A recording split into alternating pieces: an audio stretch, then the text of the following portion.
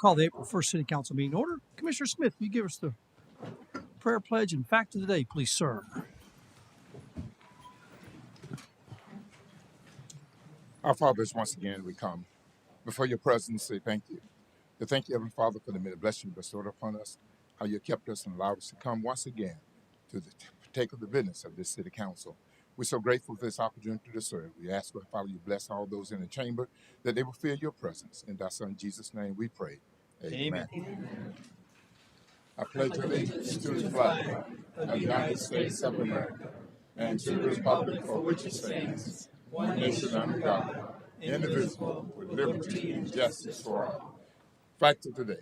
On April 1st, 1945, Allied forces invaded the island of Okinawa, Japan, and engaged the Japanese in the bloodiest battle of the Pacific War.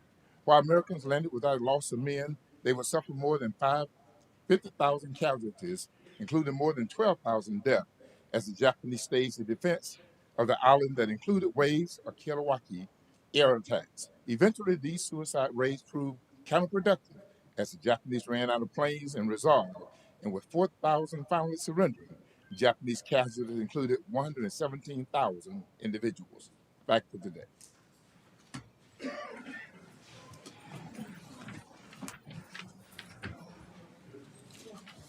All right. Welcome to the public meeting of the City Council, City Commission of the City of Apopka.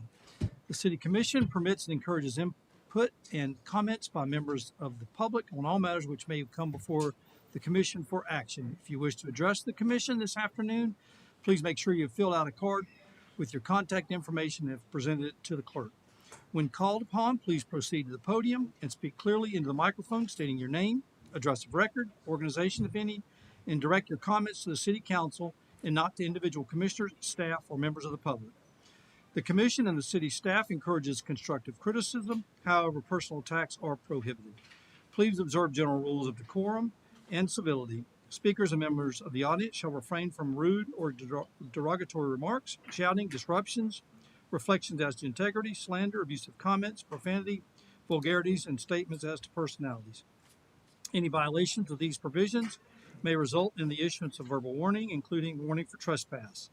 If violations persist after such warning, violators may be removed from the commission chambers. Okay, Susan?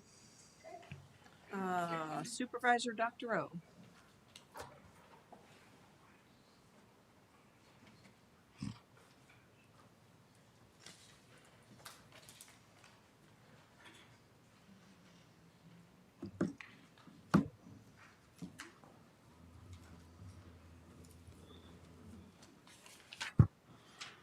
Good afternoon.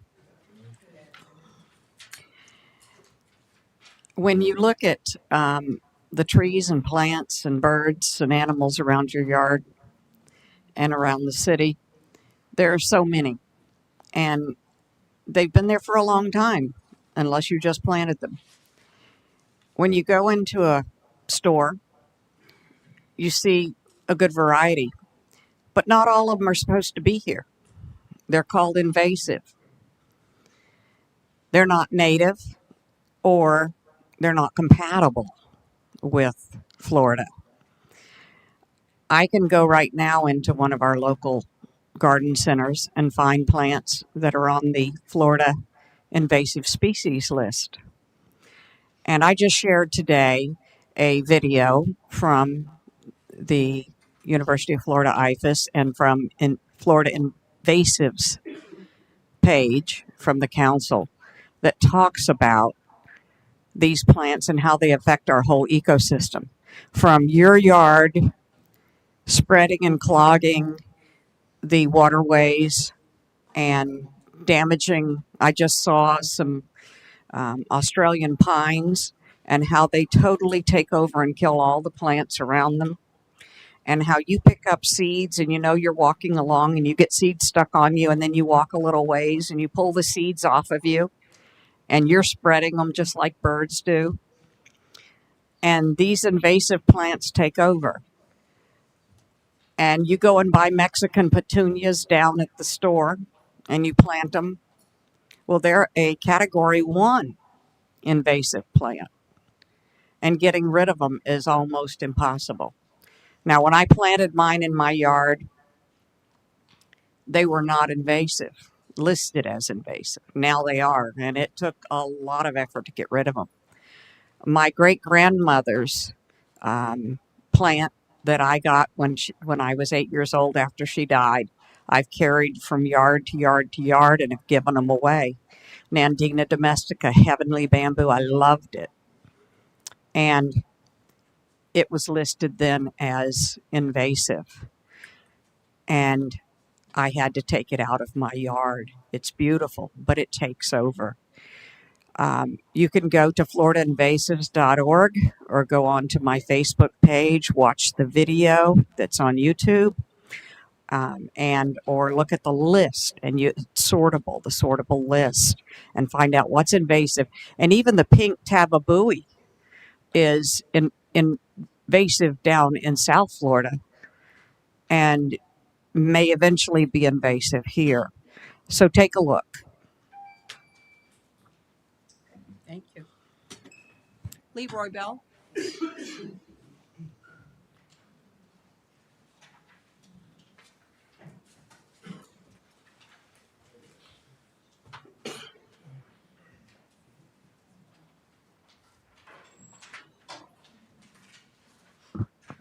Again, can we have a few moments for our soldiers that's at war and for their family that left behind?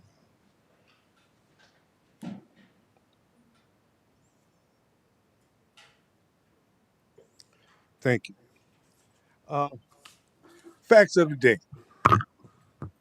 It's funny that we can praise our veterans. Facts of the day.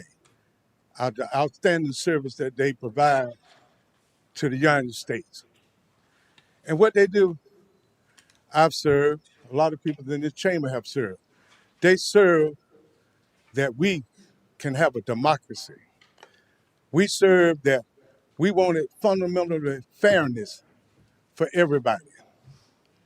But then what do we do as stewards of this service that these people provide to us?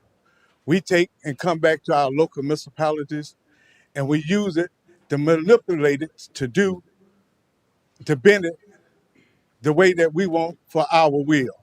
That makes no sense to me. If you ever never served, that's just disrespectful to the people that have served, have died.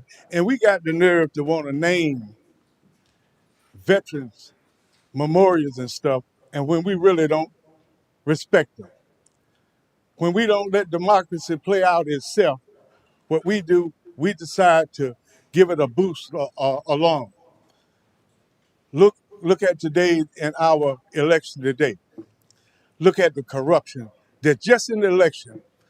Look at the people have served over 16 years on both sides. One lost and the other one still in the race and haven't did nothing. And you got all these people coming out of the woodwork endorsing these people. That's just a kick in the face to the veteran. It makes no sense at all.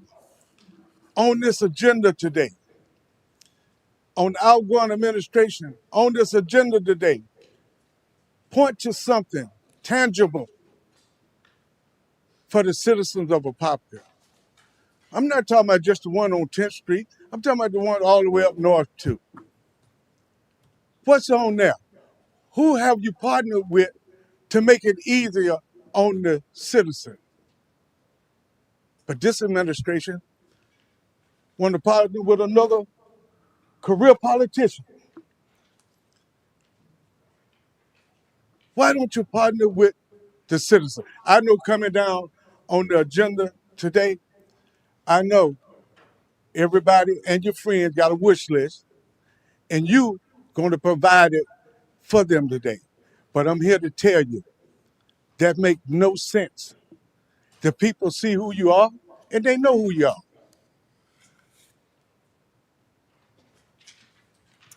Albert McKimmey.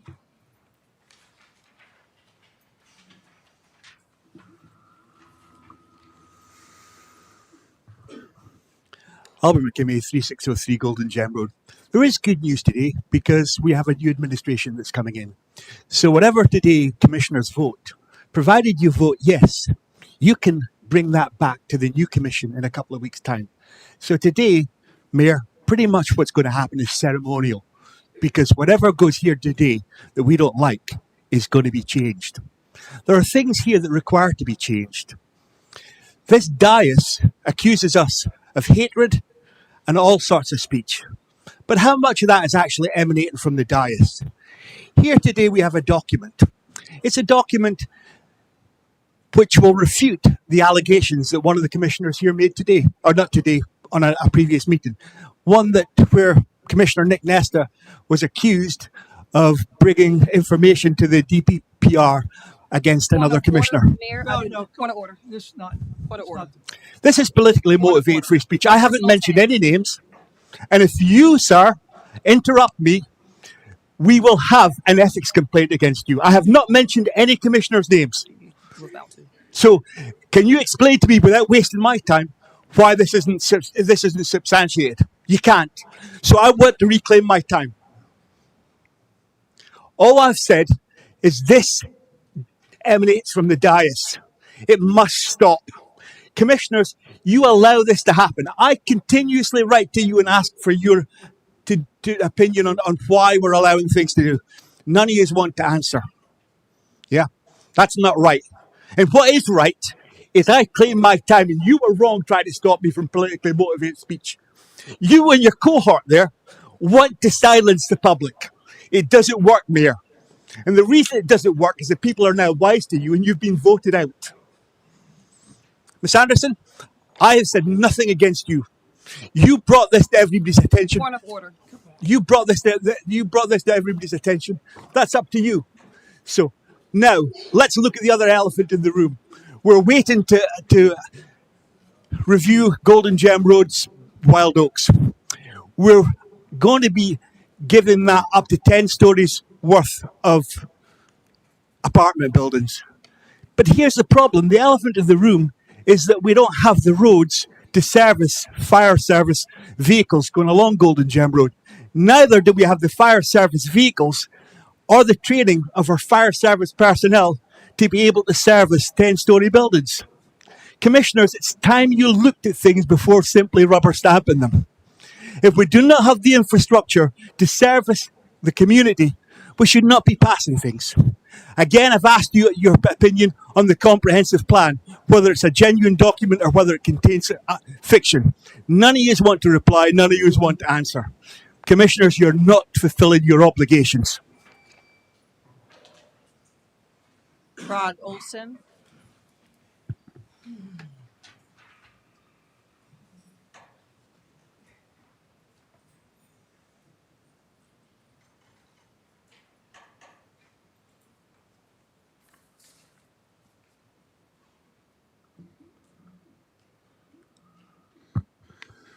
Rod Olson, 3156 Rolling Hills Lane. Good afternoon, Mayor, Commissioners, and Apopka residents. On Thursday, April 9th, a week from tomorrow, the Orange County Transportation Advisory Commission, or TransMAC as it's called, will be holding a meeting at 6 p.m. at our John Bridges Community Center. The Transportation Mobility Advisory Commission was created through a charter amendment from the October 2024 general election. 7 citizens were appointed to hold public meetings, public hearings, and to make recommendations to the Board of Commissioners regarding proposed expenditures, transportation, and mobility innovations, reviewing past transportation expenditures before inclusion in the proposed county budget. This is built around Vision Zero and includes, but it's not limited to, roads, traffic, pedestrian lights, sidewalks, bus, rail, vehicles, bikes, scooters, skateboards, and anything to help people move more safely and better, more expeditiously throughout the community. Since January 30th, 2025, to date, the Commission has met regularly at Orange County Administration Building. Starting in 2026, we are holding these meetings out in the field or in various Commission areas. This will be the District 2 meeting at John Bridges. This represents an opportunity for everyone in the community to address any transportation concerns in Orange County. At the public comment, early one of our meetings, we had an Apopka resident come up who's a regular Lynx travel. And she described what she has one of my favorite shows, Gilligan's Island, how the millionaire is treated versus Marianne. Well, the millionaire has bus stops every 15 minutes. They have a sheltered bus stop. And here in Apopka, she left at 3:30 in the afternoon to make a meeting at 6 o'clock and had to leave the meeting early at 7:20 to catch the last bus home. Now, we can't build everything around one person, but it's just an example of some of the things that come up, and any transportation needs to come before this commission. I hope you all will join me at the John Bridges Center at 6 p.m. next Thursday. That's the 9th for this meeting, and we appreciate your input. Thank you. Dr. Moyer.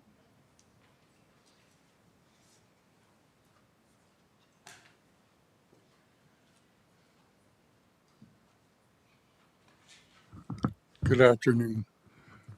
My name's Dr. Jim Moyer. I'm the elected Orange Soil and Woodard Conservation District 2 supervisor. Prior to coming here, I was a judge at the FFA contest for horticulture and three-person team. And I had to honor the two other members. One was a Coe High teacher and one works for the district, but used to be a Coe High teacher. So that was a great honor for me. As I put in an email to the commission here, I'm very proud to serve District 2. Our particular district has contributed more funds during the last year, significantly more funds than any other of the 5 total districts.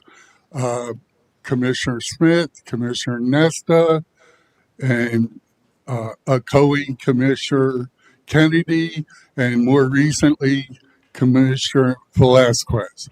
So I want to thank the people of Apopka, the Apopka Commission, and everyone for all you're doing to support soil and water. I've been doing a little research, as I always do, and since the last meeting, I realized that in South Florida, Dania Beach, Fort Lauderdale, an event roughly 3 years ago was what they referred to as a 1 in 1,000 year event. Just a year or two ago, year and a half, something like that, in Hillsborough, there was a 1 in 1,000 year event. Yet everywhere I go, the the people that actually do this kind of work say, "Oh, our criteria is 1 in 100 year storm." Does that make sense? Is that adequate? And experts globally are saying what's coming is unprecedented 10,000 years. So I'm just asking everyone, please be prepared for to protect our land, our water, our buildings, and most importantly, our people. Thank you for your time, and God bless you all.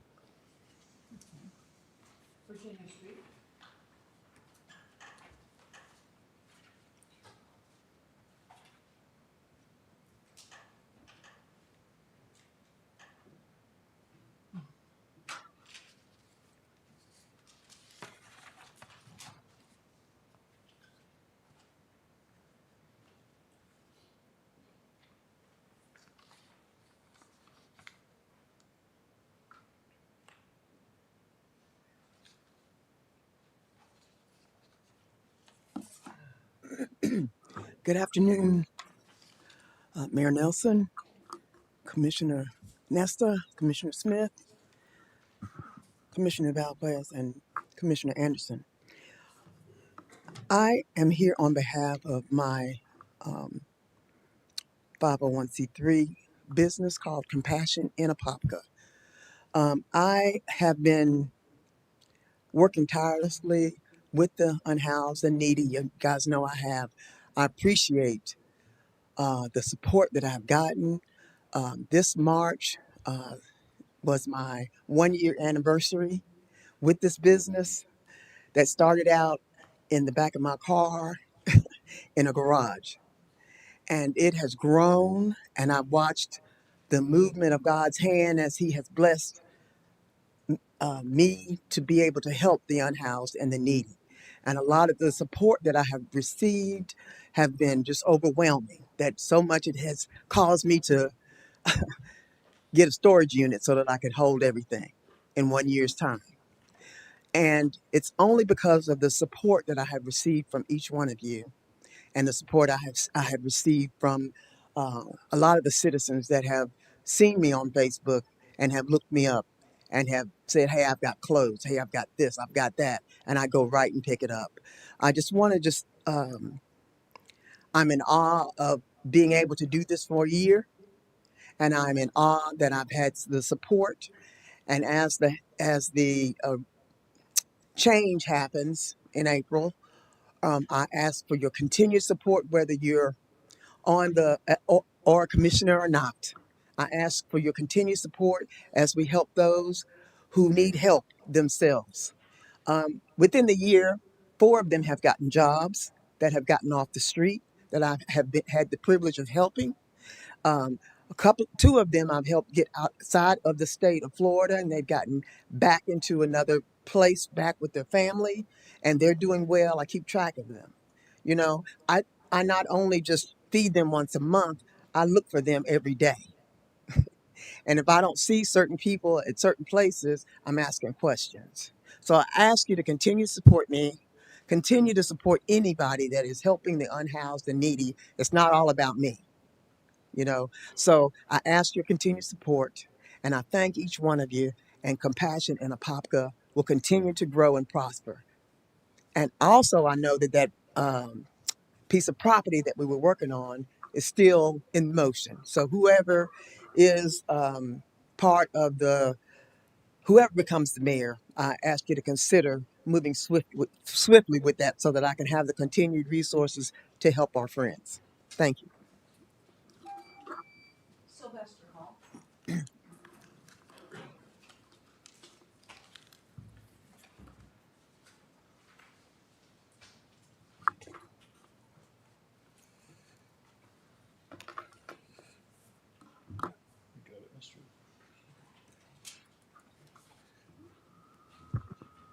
Good afternoon, Mayor Commissioner Sylvester Hall, Rock Springs Ridge. I come to you today with a sad heart. It's a sad heart because when I look around the country and I see what's going on, and I realize the problem is not with the politicians. The problem is with we the people. When I looked at the mayor election, I look at the turnout. Over 33,000, 34, 35, somewhere, over 30,000 registered voters. And we had a little over 8,000 people come out to cast their votes.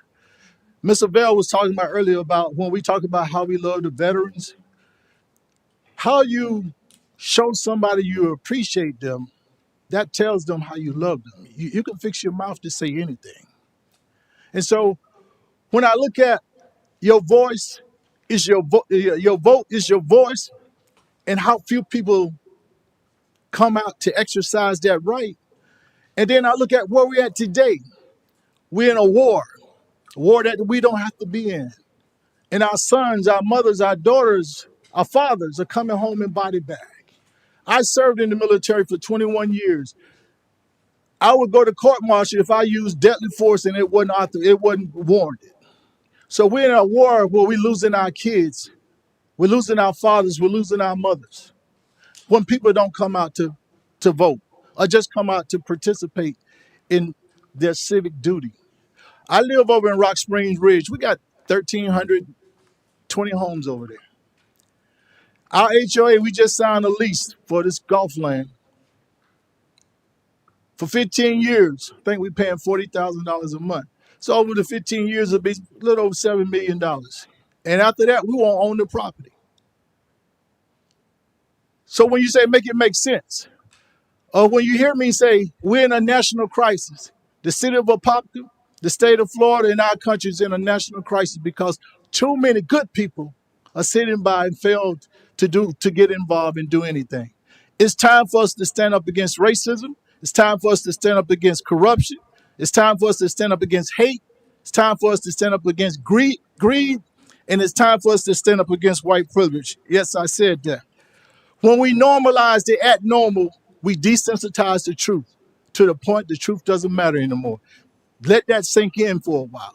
And so when we say the truth matters, laws matter, morals matter, ethics matters, leadership matters, character matters, integrity matters, principle matters, rules matter, facts matter, procedures matter, honesty matters, accountability matters, responsibility matters, justice matters, and all God's people matters. Thank you. That's it. Okay, thank you. All right, got a set of minutes. Look for anybody from the public or from the dais need to make any changes to the minutes. If not, look for motion to approve the minutes from March 18th. The only thing that needed to be corrected was the appointment of the P and Z Okay. from 3 He's years gonna, to. he's gonna, right, he's gonna I bring know. that. So, but it should be corrected in the minutes also. Okay. Got it, Susan? Okay, okay. We'll make a motion. Yes, make a Motion motion by to approve the minutes. Commissioner Velasquez with those changes. Second. Second by Commissioner Anderson. All those in favor? Aye. All opposed? Motion carries unanimously. Agenda review. Radley, any changes? No changes, Mayor. Thank you. All right. Next up, proclamations. Got it. Our ladies in green here with us today. Women's Club. Thank you. Thank you. Coming out. It's coming up the 64th annual 69. 64th annual festival. 64? Oh, okay. I thought it was 69. Yes.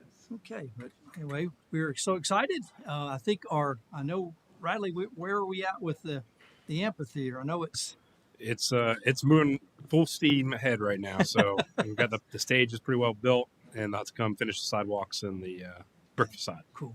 Anyway, we appreciate what the Women's Club does for Apopka, not only for the Art and Foliage Festival, but what they do year round for our community. So anyway, with that, I want to read the proclamation, and it states, whereas the Apopka Women's Club was organized 69 years ago and has been instrumental in sponsoring the Apopka Art and Foliage Festival for many years.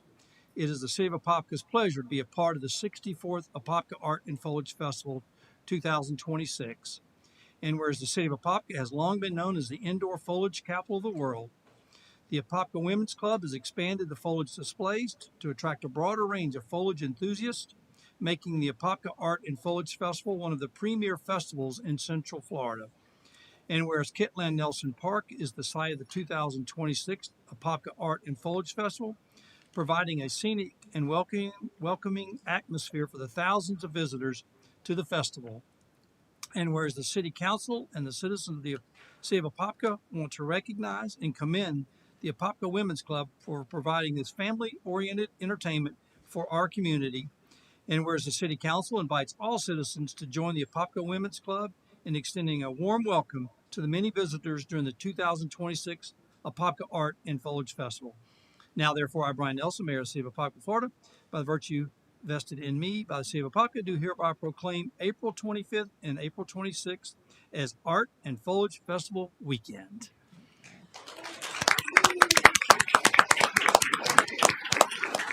Anybody would like to come up and give a few words from the...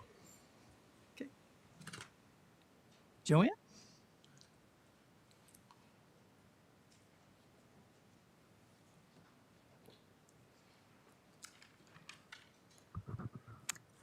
I want to thank, first of all, the City of Apopka, Mayor Nelson, and the entire city staff for all the help that they give us for the festival. This is our 64th annual festival. That's pretty good, I think. We have artists and crafters, foliage specialists, school art, conservation, a wide variety of food and entertainment. We'll have plant doctors there to answer your questions. And by the way, our crazy hats will be back again this year. We've made 100 of them, so come early so you can get your first choice. Look for the green shirt ladies. If you've got any questions, we'll be out and about in the park all weekend long. Thank you again to the mayor and city staff. Thank you. All right, can we get a picture with all the ladies? Come on down.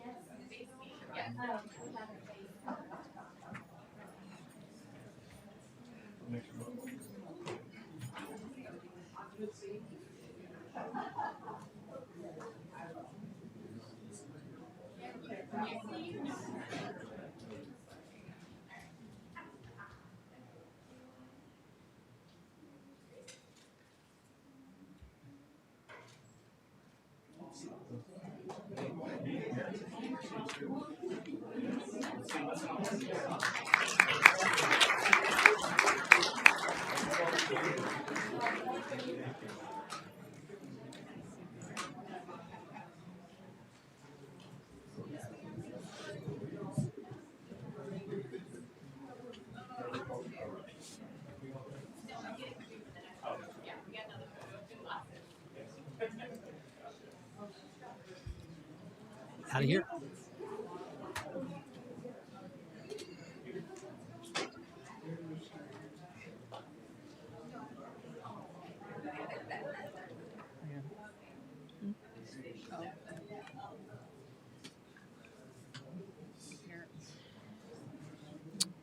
All right. Next up, we've got proclamation for Water Conservation Month, and so we want to read that. And we got some distinguished guests here from St. John's Water Management, and also Dr. Jim Moyer, and I guess Phyllis Olmsted. You can come up and say a few words, just very, very, very short.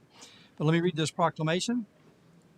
Whereas water is a basic and essential need for every living creature, and whereas the state of Florida water management districts and the city of Apopka are working together to increase awareness that the importance of water conservation, and whereas the city of Apopka and the state of Florida have designated April, typically a dry month, when water demands are most acute, Florida's Water Conservation Month, to educate citizens about how they can help save Florida's precious water resources.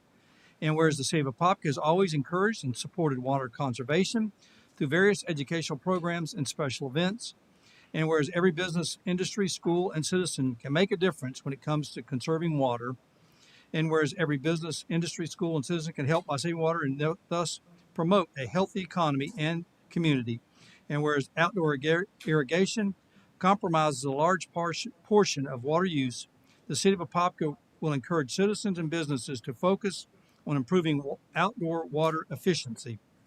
Now, therefore, I, Brian Nelson, Mayor of the City of Apopka, do hereby proclaim the month of April as Water Conservation Month. So, Deidre, you want to come up and Good afternoon, Mayor Nelson, Commissioners. I'm Deirdre Irwin, Water Conservation Coordinator with the St. John's River Water Management District. The district has partnered with the AWWA, American Water Works Association, for 28 years to make April Water Conservation Month. So I'm just here to thank you very much for participating, to thank your staff who are here today for all they do. We work closely with them, and especially this year in our extremely dry conditions, to continue to promote conservation outdoors in particular. So thank you so much. thank you. Dr. Jim Moyer, want to come up?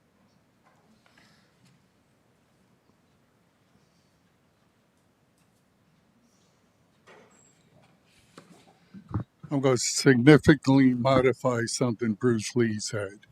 If you love life, don't waste water. For water is what life is made up of. Thank you. Thank God you. bless. Phyllis, you want to say anything?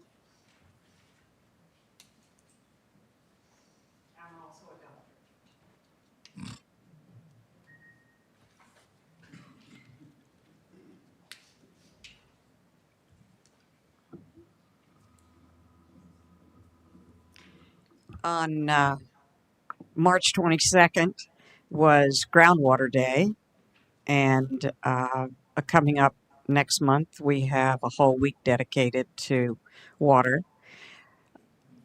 Where 60% of our body is water, and if we don't conserve it, we're not going to have it. And I've spoke about it before, and just think about the effect not having good clean water has on your life and how easily dehydrated you are. So if we don't conserve it, we don't exist. Thank you for the opportunity. Thank you. Okay, we'll get a quick picture.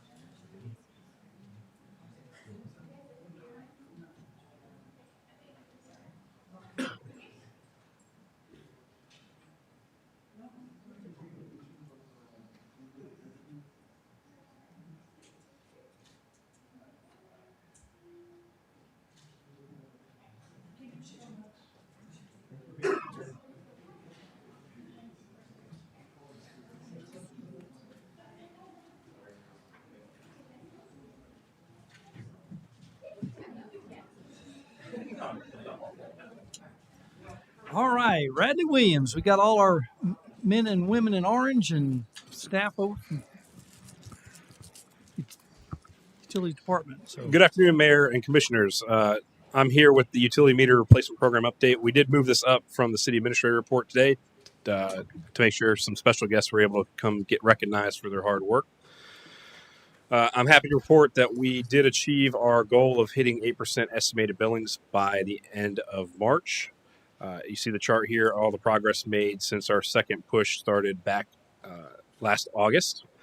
And that work doesn't get done without the hard work of our teams, not only in the offices of the UB Utility Billing Office, but also the teams that are out in the field every day, making sure those meters are corrected and fixed and operating and functioning the way they should be. So just to put a highlight on the work done out in the field and in the office, between the period of August 2025 and March 31st, 15,063 work orders were processed. So that's each one of those work orders had to have the hands of one of our team out in the field working on those throughout that period. So, and our no reads, again, were reduced to another 465 this last month. So I know the mayor and I, back in August, when the mayor tasked us with trying to get this under control, we were very aggressive in the goals that we laid out for the team, and they hit every single one of them. So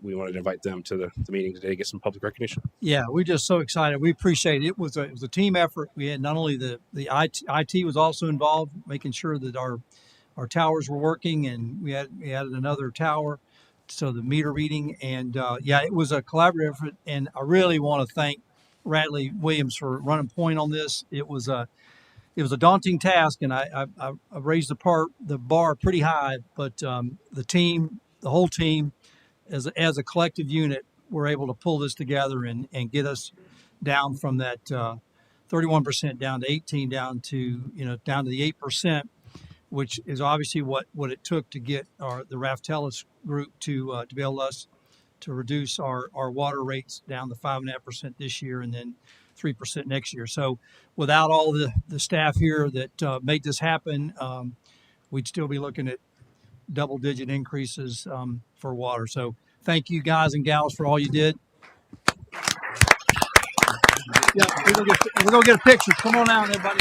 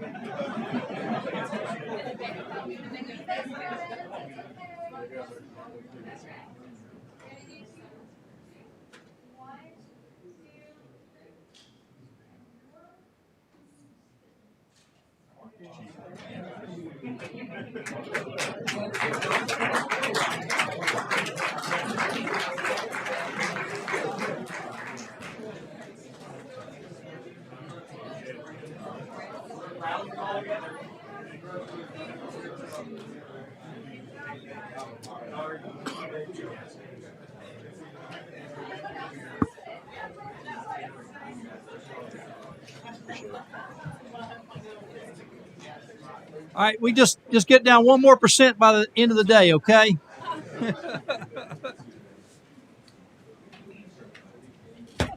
Tell me this stuff campaign. Come on. I'll get a little bit. Okay, now so you can.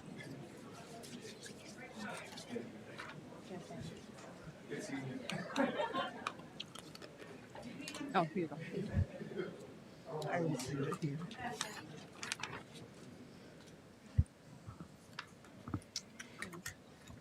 All right, next up, City of Apopka strategic plan. Radley? All right. As promised, when the strategic plan was approved back a couple meetings ago, we have received the final beautiful version of the strategic plan that has the images and graphics added. So I just wanted to bring this forward, kind of give a quick presentation of it. I did print out copies for you all as well, and we'll work on getting some hard copies printed up as well, just to have on hand in case anybody would like one. So I'm just going to roll through this here.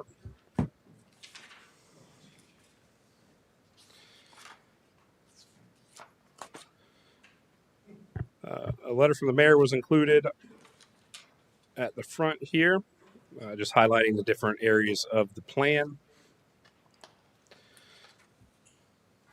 Information about the city itself and the revenue expense summary from the budget. The city demographics was put into the plan, and then we get into the meat of the plan itself. Delete that there. With the mission, vision, and core values. Again, the mission that was approved was we deliver accessible, high-quality programs and services, ensure public safety, and strive to enhance the quality of life in our community. With the vision to be Central Florida's most cherished hometown, celebrated for our vibrant community and beautiful natural environment. Core values identified through the planning process were community first. We provide high-quality services to all residents, working to ensure that every decision reflects the values and needs of our diverse community. Accountable, we are transparent, open, and honest stewards of public resources. Professional, we earn confidence through ethical conduct, expert service, and a commitment to respectful and meaningful dialogue with all community members. And committed, we cultivate a culture where all are empowered to take initiative, act decisively, and stay the course to make sure progress to our shared vision for Apopka. And then it dives into each of the areas. So quality of life, the objectives that were identified, along with the performance measures, infrastructure and transportation, same thing. The objectives identified, along with the performance measures. Organizational health,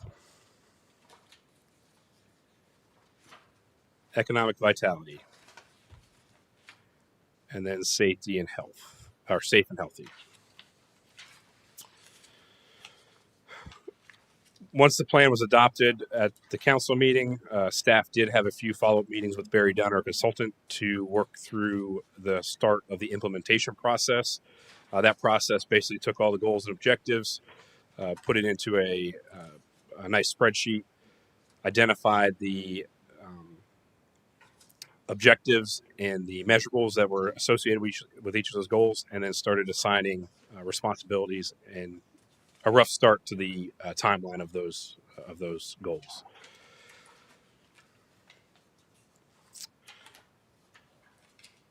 And the last thing, just acknowledgments to the residents, city staff, and city council for participating in development and review of the plan.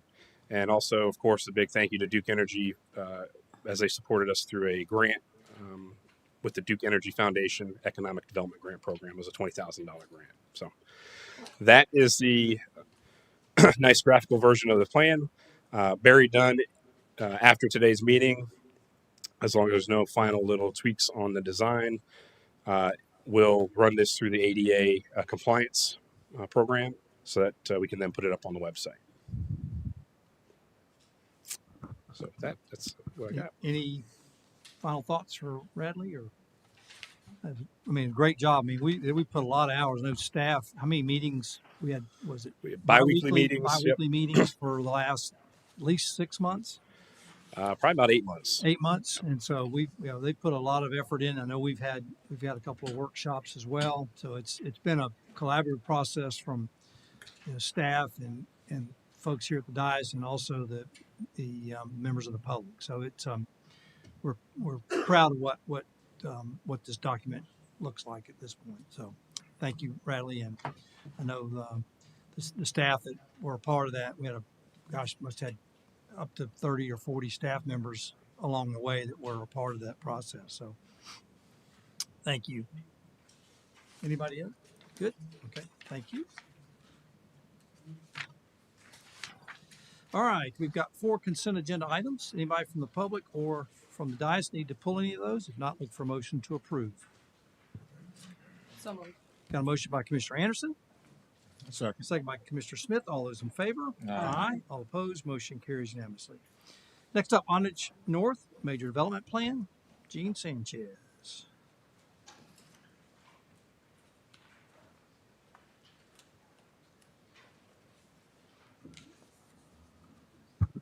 Good afternoon, Jean Sanchez with the Community Development Department. This is a request to approve the major development plan for Ondich North. The site is located at the northwest corner of Ondich Road and State Road 453 and 429. It's approximately 196.8 acres in size. It's characterized largely by rural and agricultural lands, with the Ondich South subdivision located to the south. The future land use designation is residential estate, which allows 1 dwelling unit per acre, supporting lower density residential development consistent with their surrounding rural character. The property is zone PD, which allowed the city to regulate development through a master plan and PD agreement. The development uses a cluster design approach, allowing approximately 50% of the property, so about 98 acres, to remain preserved as open space. The plan also includes a central amenity area, which will serve as a gathering space for residents. Amenities includes a resort-style pool, cabana with restrooms, covered mailbox kiosks, recreation lawns, and a multi-purpose trail system integrated within the preserved open space areas. The development may be constructed in 2 phases, with the amenity center required to be built as part of phase 1. Landscape plan illustrates how existing vegetation and tree preservation areas are incorporated throughout the development. Perimeter landscape buffers are provided along the edges of the site that help maintain the rural character of the surrounding areas and still allow residential development consistent with the adopted land use designation. As mentioned earlier, open space plan shows large preserved areas located primarily along the northern and western boundaries, which provide buffering between the subdivision and neighboring agriculture uses. The open space areas accommodate tree preservation tracts, stormwater management facilities, passive recreational areas, as well as the community trail system. The DRC recommends approval at its meeting on March 10, 2026. The Planning Commission unanimously recommended approval, so therefore the recommended motion is to approve the major development plan for Ondich North. Staff and applicant are available for questions. Any questions for Gene Sanchez? I just have a couple quick questions. The total site is just under 200 acres, correct? Correct. And so the density is 1 per acre? Yeah, technically Approximately, just under? 0.99, yes. Okay. And then, if I'm reading this correctly, the minimum open space, so the green space in some capacity is going to be around 50%? Correct. Okay. And then these roads that are in here, are they going to be city maintained roads or will they be private roads? This is intended to be a private subdivision. I can tell you that at the time of planning, because that's when we memorialize if it's a private or public infrastructure. But as far as during the review of this is meant to be private roads. Well, let's just hold that thought. Any other questions for Gene? If not, we'll bring the applicant up. Any other questions? Just two questions. Who does our landscaping? Who approves our landscaping for the developments? It's under planning review. It's at the planning review? Yes, ma'am. Oh, with your staff, with the city staff? Yes, correct. Okay. Yep. And do we have an arborist on board? That was the Not a question that certain, was no, asked. No, no, ma'am. As far as I know, we have a third party consultant. you have a third party consultant. Okay. And then the other question, because I sit on the Lake Apopka Natural Gas District, Hmm. is is that offered? Do we have that service available in that area for natural gas? Well, okay, any other I'm not questions for aware Jean? if Lang D is out there. Yeah, Um, so I think Luke, when it's his yeah. time to answer your inquiries, you may have some information on that. No, because what I'm trying to understand is that we had passed an ordinance to offer that or to let the developers know that it is available to them. So I'm just trying to figure out when do we offer it to them? And I mean the city staff to say we have that capability out, in wherever they are So developing. because it's part of our ordinance, the Right. onus really is on the applicant to know what kind of utilities are available to them. We do include, however, Lang D representatives in our email distribution for DRC items that went through this one obviously went through that process. So if they choose not to choose that, if the developer chooses not to provide that service to their new homes, do we actually document that? Planning does not document those items, no, ma'am. We don't document utilities. I'm not sure if Public Works does, but gas is entirely a different utility entity than the city. So I don't know if they do. Okay, I'll I'll discuss that another time. But Yeah. I'm just curious because when I sit at the board and I see that they are providing different developments within the four Claremont, Winter Garden, and Apopka, I rarely get to see Apopka on board with wanting the service of the Lake Apopka Natural Gas District. So I'm wondering, I know we passed an ordinance. Are we offering that to the developers? That's not part. So city staff, particularly planning staff, Right. our job is to review it for our code, right? For our site design guidelines. We are not there to offer utilities like that. I'm not sure if Public Works does it, but we coordinate with Lang D as much as we can. Now, whatever conversation between Lang D and the applicant has, it's I think the onus is on them to set up that utility option. Okay. Any other questions for Jean? My only question is, which school are they assigned to? 'Cause I see two different ones listed. It is um, Zelwood Elementary, Wolf Lake, and Apopka High.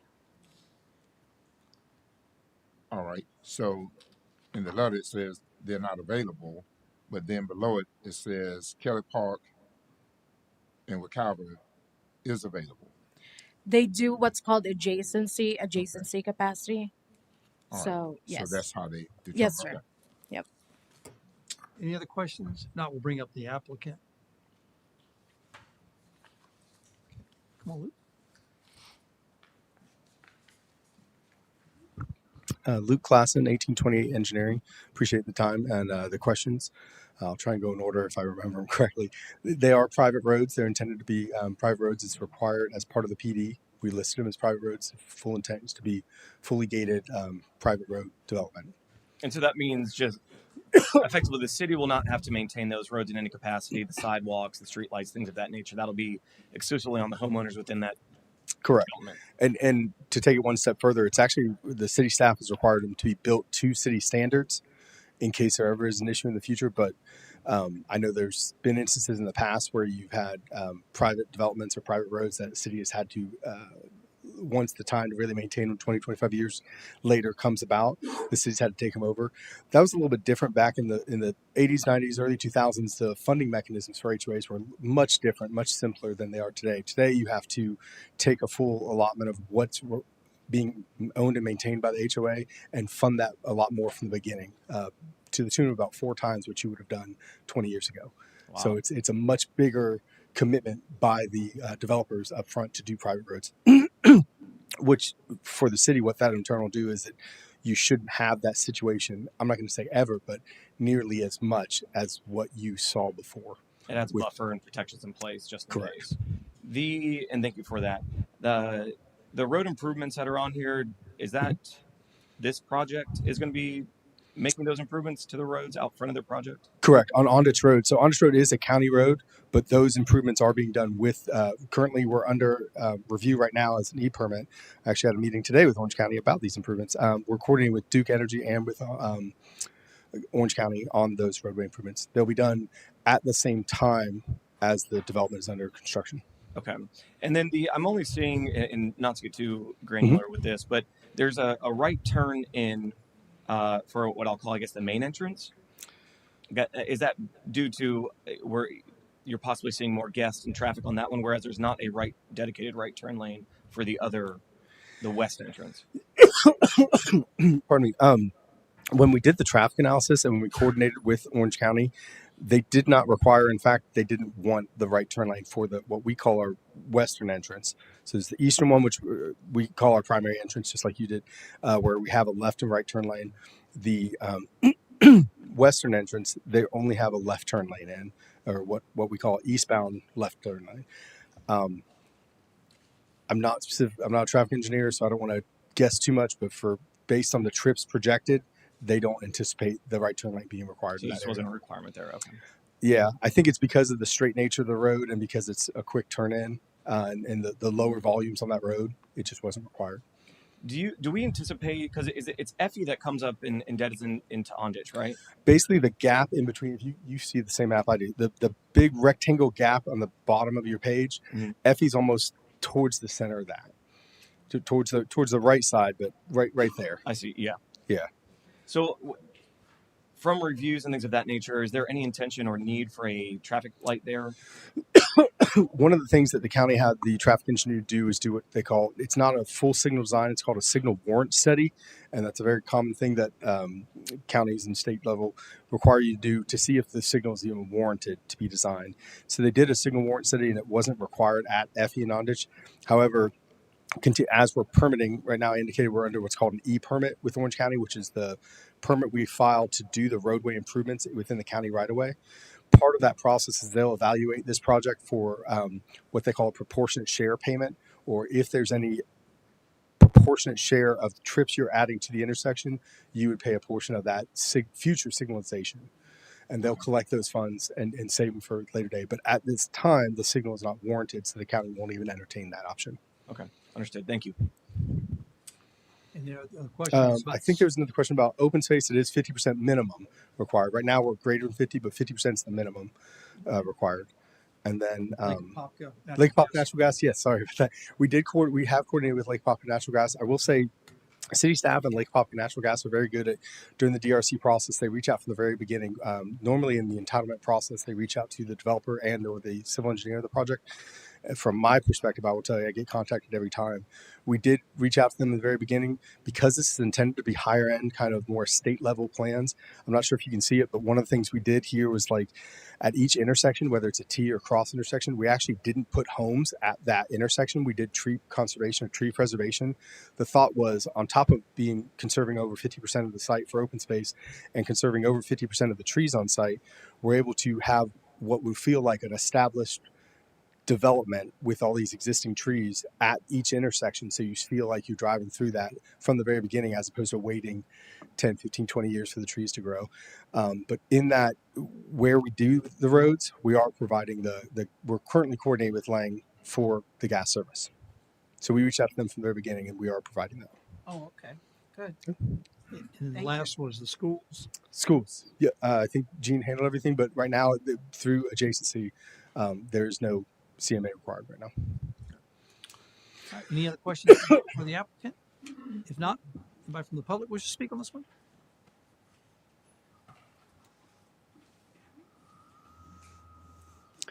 Albert McKimmey, 3603 Golden Gem Road. This is the sort of development that I like to see. The developers work really well with city staff to provide something that we should be proud of. What I'm not happy about is how the city deals with the roads issues. We have a road on ditch which belongs to the county. What contingency are we going to make sure that the same thing doesn't happen to on ditch as has happened to Golden Gem Road? Because we now have Golden Gem Road which belongs to the county and we can't do anything about it. So there's a problem that the city has to appreciate, that moving forward with developments, we need to be much more in touch with what the county do and what contingencies we might have if the county don't act in a way that's timely.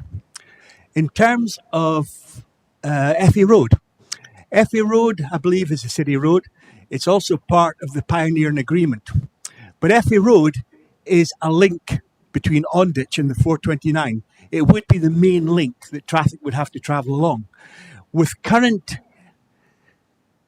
information that we were given at the last meeting, whereby the pioneering agreement funding members no longer are totally in agreement, and that the total sum of money that was available originally, which was $65 million, is now substantially less than that. What have we got in terms of any comfort for the residents that any upgrades to Effie Road isn't going to come out of city pockets? Because at this particular point, it is a problem. Anybody else from the public?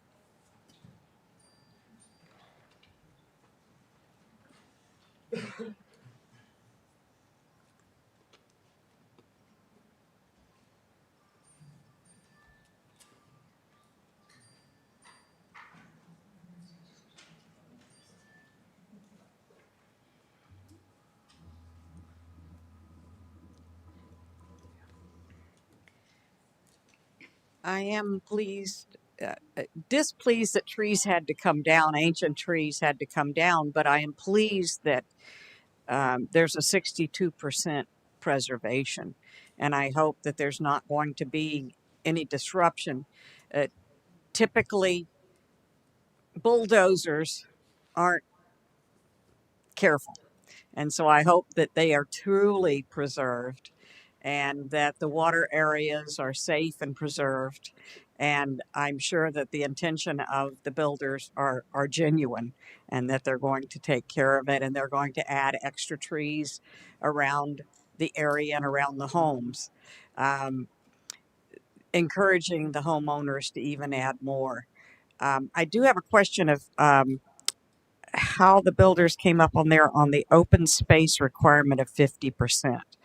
I'd like to know that, how that was calculated. But the 62% is admirable. Anybody else from the public?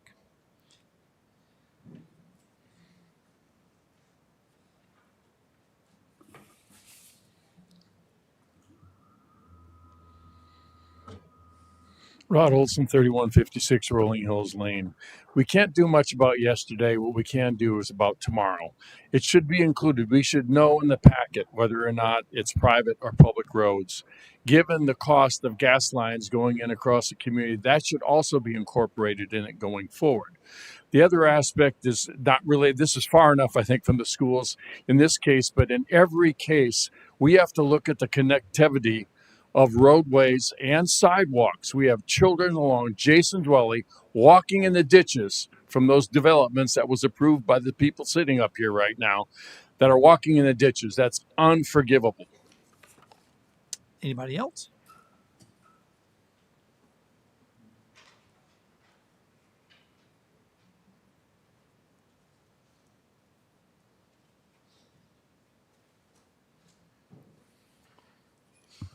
In this plan, and I'd like to know, have that been, this used to be like farmland or orange grove? If so, have there been any studies for Brownsfield or flooding before you send this to the planning for them to do anything? That we need to have a report back from the developer saying that this land is clear of all brownfield, uh, if there are any contaminations or any sort. And if so, if they're going to build it, it need to be cleaned up and need to be certified and gave to the plan and development that the flooding study have been done and also a brownfield study.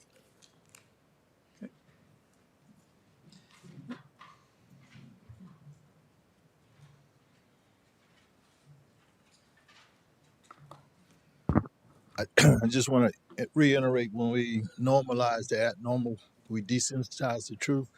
The things that you hear the public come up here and ask about and ask you guys question on, soon as the individual leave, we move on to the next topic. And nothing is never addressed. Nobody really gives a goddamn. And so what we have here, just a dog and pony show. That's why when I say we the people come out and we don't get involved with this process is what's going on because everything that the public is asking, it should be presented, period, when it comes before you to make a decision on. And it's simple things and it's just not happening. And so you ask yourself why. But here again, you are going to be who you are. We the people, we elected you. We elect you and we give you a blank check and we give you blank oversight and blank accountability. And to that point, these things always lead back to a casualty somewhere.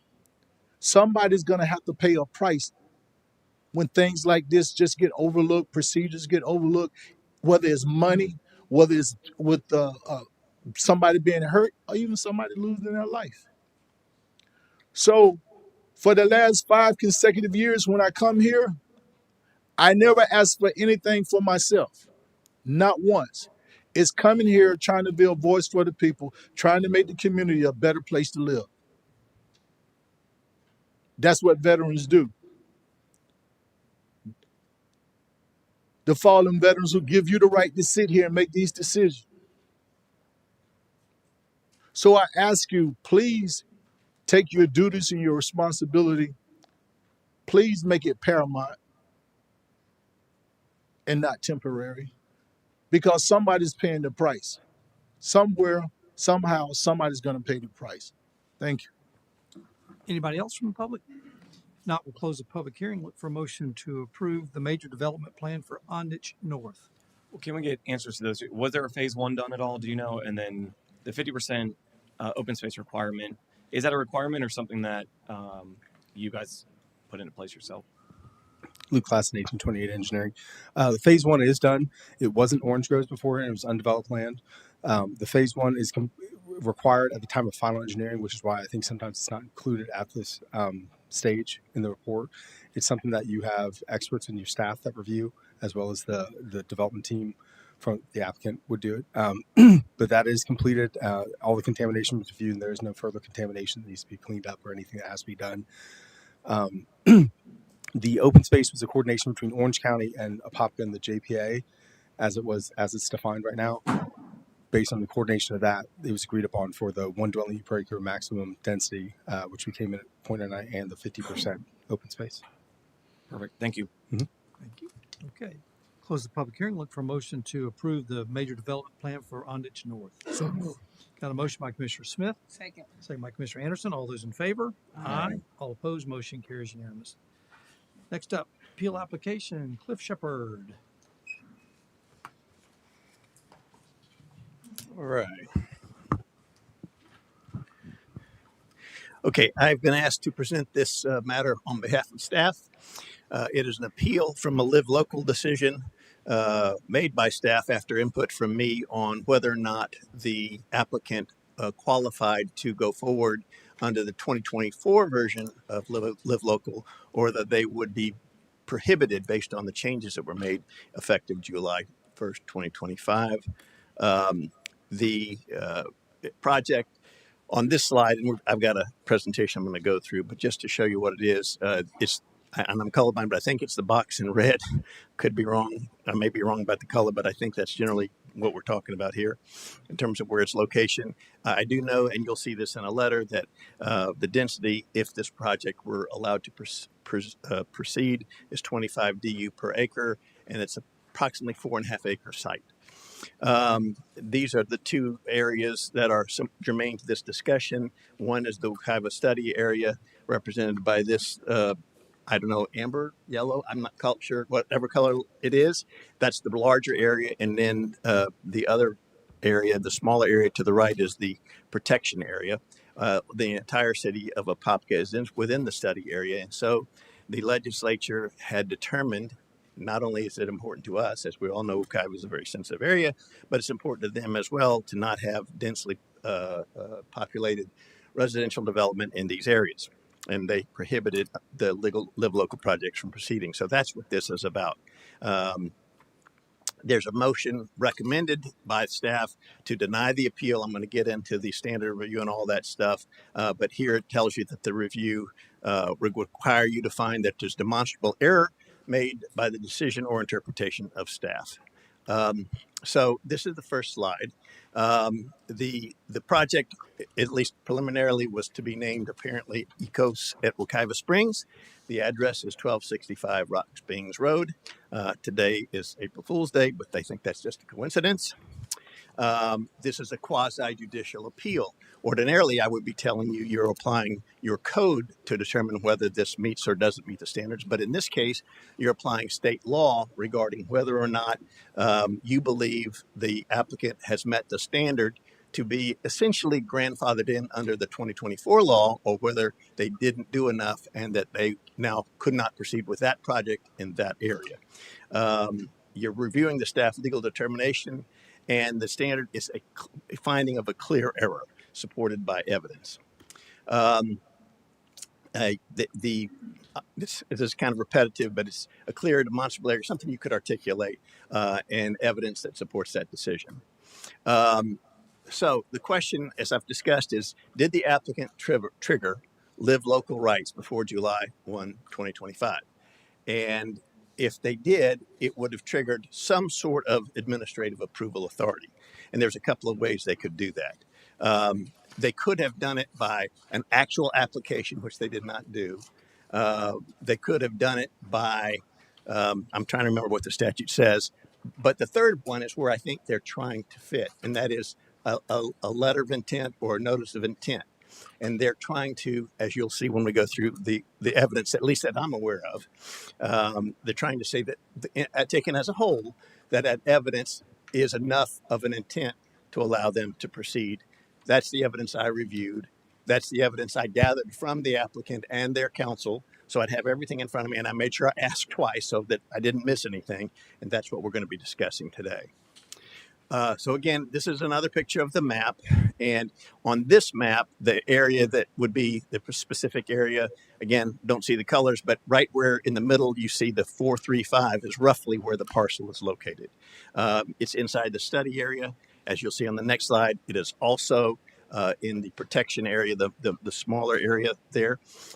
Live Local excludes any Live Local projects in that area after July 1, 2025. The only a transition provision, i.e. that they had filed an application, they were in the pipeline, so to speak, or had said a notice of intent that triggered administrative review, would be enough to get them to the next level.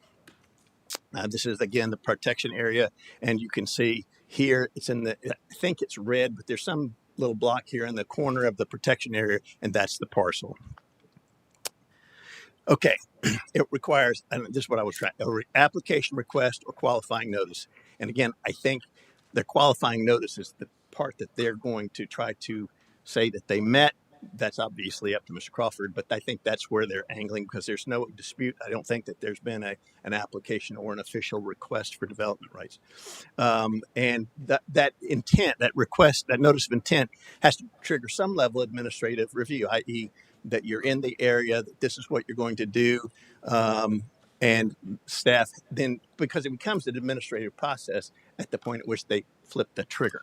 And one of the things that staff would tell you if asked is that this becomes more art than science sometimes because staff is frequently asked questions about parcels like how much DU per acre can be developed on this property? What are the setbacks and other things for projects that never happen? So what you're going to be asked to determine is whether what happened here is enough to say, no, this went beyond that. This went to an intent, okay? What they're essentially arguing is that informational activity, where they're requesting information, means they have expressed the intent that they needed to meet the requirements. And we believe from the staff perspective that that is not a legal submission that gets them over that hump. Intent does not equal entitlement. So here's the timeline, the brief one that matters. In 2024, December, they ask the staff for 2 letters. You're going to see them in the packet, and you've got legible copies because they won't be as legible on the PowerPoint, but you have legible copies to verify both the zoning and that the project area would be suitable for a live local project, again, under 2024 rules. There was staff verification of both of those items signed by Mr. Howell in December. I'll show you those letters in a moment. Between May and June of 2025, there were discussions via email with staff and the applicant. And the June 24 email, I believe, is what they will tell you is their strongest support for getting over the hump and saying that they crossed the magic threshold to go forward. But again, you'll see that and make your own decision. Because on July 1st, the law changed. And we know for sure if they came today, the answer would be no question about it. All right, so the position of what's missing is there's not been an application again, that we know. There's no big request for approval or anything, that we also know.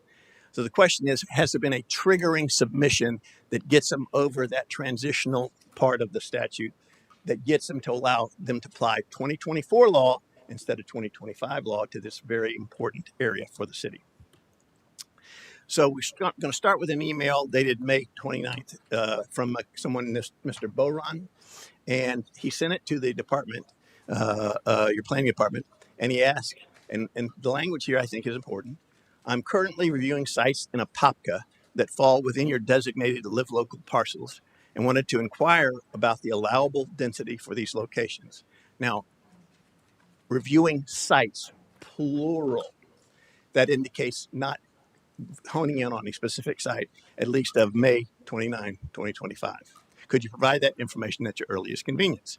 It shows a request for information. It does not request approval, does not trigger an administrative review.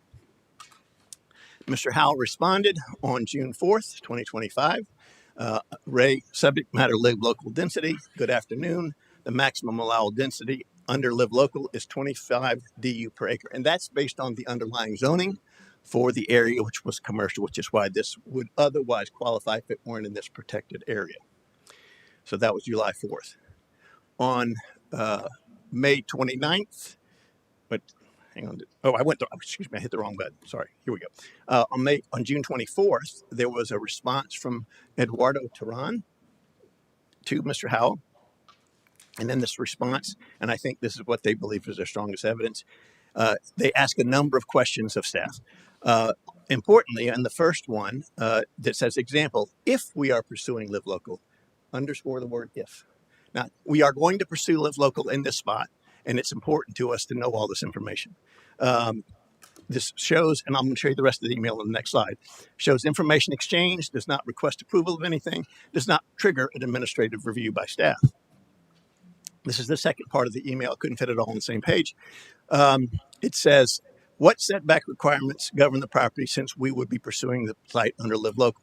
It's asking about setback requirements. You'll see it ask about parking ratios. It says about FAR, open space, minimum unit sizes, heights, and so forth. And they ask to set up a meeting to discuss those items. Those are the very same questions that any developer would ask preliminarily before actually making a decision to pull the trigger on anything. They are not a notice of intent to proceed. They are general fact-finding questions.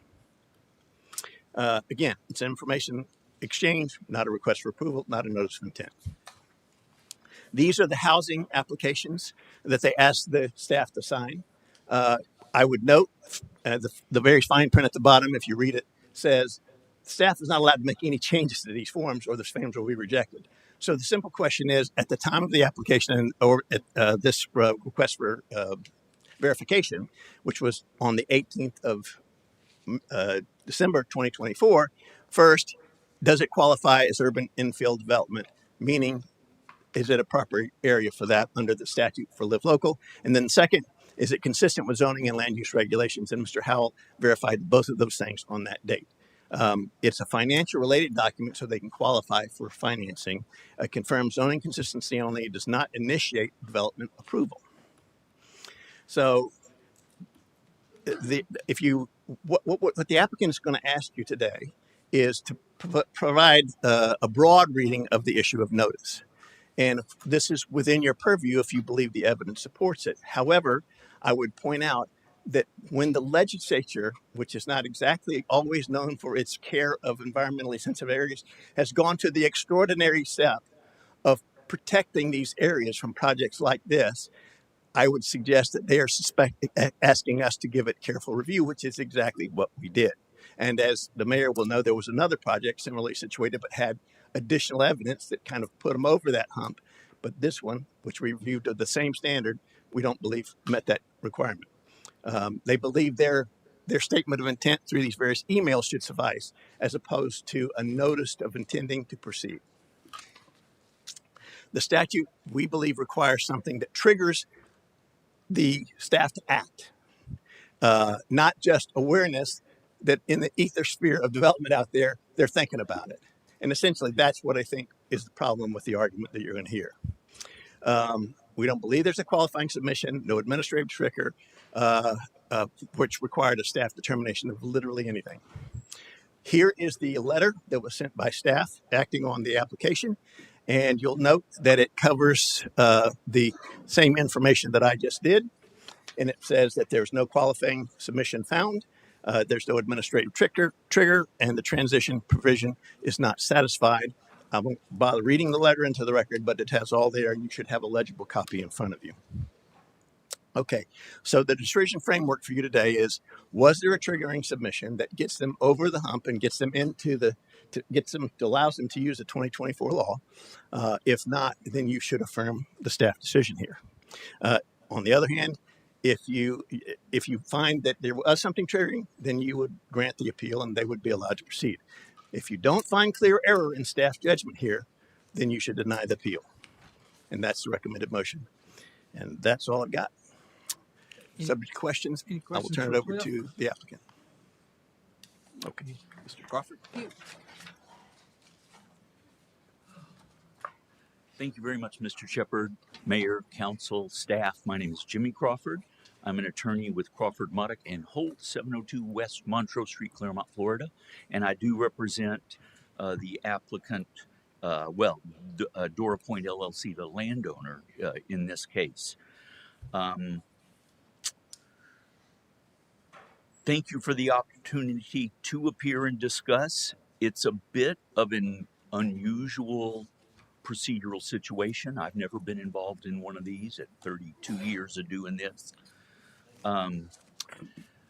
But I think the directive and the statute, given the emails and the affidavits that are in the record, show clearly that we do meet the requirements.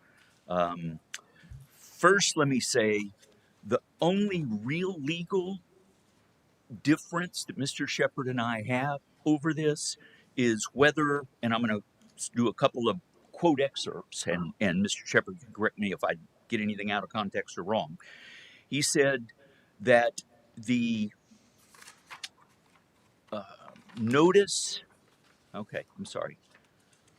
application, written request, or notice of intent, that's what the statute says, those three things, must invoke administrative approval authority. He said another time it must initiate approval. He said another time we have to request approval, and the notice has to require staff to act. I would submit that none of that is in the statute. The statute says just exactly what it says, and I don't know if we have a slide for it, but I know it is in your backup on page 172 of 320. There's a highlighted portion. And unfortunately, this project requires all of y'all to make a legal determination. Which Excuse me, is that section 3 that you're referencing right now? Is that section 3 in the statute? Yes, section 3. I'm sorry. Yes, right at the top of page 172. I'm sorry, before we get into that, let me do one aside. The other thing that I would disagree with Mr. Shepard on is that staff made a recommendation that you deny it. That's not correct, and it's not allowed. The staff report which is on page, I'm sorry, 135 of 320. I'm sorry, I just needed to get this in first. Under the middle of that page, recommended motion, it says exactly what the staff recommended action is, and it just recites the code provision. It does not say, now I don't expect staff to come in here and say, yep, we made a clear error, we support revoking it. I don't expect that. But there also is not a recommendation for denial. There's a recommendation that you follow what the code says. Then let's go back to page 172 for just a second. At the top, that's section 3. An applicant for a proposed development authorized under either of the live local, county, or municipal statutes who submitted an application, a written notice, or a notice of intent to use such provisions. That's really the excerpt that is so important. The rest is all, if they did before July 21st, then they can proceed under the provision. So I checked, and if I'm wrong, I hope somebody in the city will correct me. I have checked the city website in their applications for an application for a live local project. There is none. I asked for a written request form regarding Live Local Act. There is none. We asked for a notice of intent form that we could submit to the city that says we intend to use Live Local. There is no form. The city had specific knowledge that Dora Point intended to utilize the Live Local Act to build an affordable housing project on its property. Very clearly, the December 18th affidavits, let's look at those. Okay, page 155 and 156 of your backup. They were characterized correctly by Mr. Shepard. The first is an FHFC application, not an application, it's a form that you have to submit with your application. Verifies that we qualify as urban infill development. And the second one verifies that the development is consistent with zoning and land use regulations. But let's look at what Mr. Howe, whom I've known for 20 plus years and is really good at his job, and I respect him to death. I just think they made a mistake. Sorry. The undersigned local government representative confirms that as of this date, the above referenced developments, number of units, density, and intended use, 1, are consistent with the current land use regulation and zoning designation, or are approved pursuant to Live Local Act, or are consistent with Live Local Act. And the last sentence doesn't apply. The land use and zoning for the property is commercial, community commercial. It doesn't allow multifamily units. So we know for certain that the application, the undersigned, the above referenced development proposed number of units, density, and use are not consistent with land use and zoning regulation of Apopka. We had not been approved pursuant to the Live Local Act, which is the sub 2. Sub 3, that they're consistent with the Live Local Act. That's what Mr. Howe had to be signing for, because the other two are simply not true. So if that's not notice to the city, to the planning manager of the city, that we intend to use Live Local Act provisions, I don't know what is. Then the June emails we went over just briefly. I want to emphasize one part that I think was shown but not discussed. This would be, it's on the top of page 151 of your backup. And it is true that, well, on page 150, the developer confirmed the site address in question is 1265 Rock Springs Road, Apopka, Florida. That's not sites in Apopka, which he referenced several months earlier in an email. It's a very specific address that's the subject of this appeal. And then correctly, he stated that the first question is, if we are pursuing live local, do we still abide by the CC zoning requirements? But the second one says, this is the beginning of page 151, what setback requirements govern on the property since we would be pursuing the site under the live local guidelines? Again, I don't know how clear you could be, because there is no application. All you file is a site plan application if you qualify. That requires hundreds of thousands of dollars of engineering to do. No developer's going to jump into that without some assurances from the local government that they can build their project. Let's see. And the project ID'd in the affidavits was 114 units on 4.56 acres at a density of 25 units to the acre. Again, the only way to do that is under the Live Local Act. There is no, it was inconsistent with the land use and zoning. We talked about the June 24th email. There also were more communications between the city and the owner between December of 24, the city and the developer more, between December 2024 and June of 2025. But the email string that is in there is the clearest evidence, as Mr. Shepard said, that we would be used. Here, we believe the clear and demonstrable evidence, which is what the code says must be, competent substantial evidence, that there is a clear and demonstrable error in the staff's decision. The city knew in December 2024 we were seeking a live local approval by the signature under oath of the planning manager. That notice was reinforced in June by specific emails for the specific property between the developer and the planning manager. Those communications leave, in my opinion, no reasonable doubt that the city had a written request and that the city had a notice of our intent prior to July 21st that we intended to utilize the live local provisions. Now, I've been a land use lawyer for 30-something years here, and I learned early on that every case depends on a could and a should.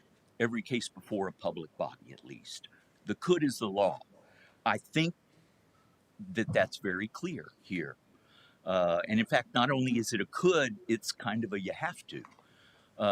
But you swore an oath to protect and serve the citizens of Apopka and to uphold the law, both. So I believe in this instance, both point to the same conclusion.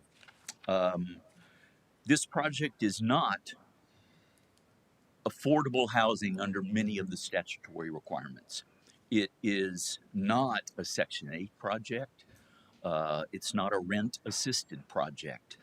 Under the Florida Housing Finance Corporation requirements for the loan, which is the only way this project gets built, it requires 100% of the occupants, the renters, to be between 35% and 60% of the area median income, and it requires that they be working individuals with those salaries.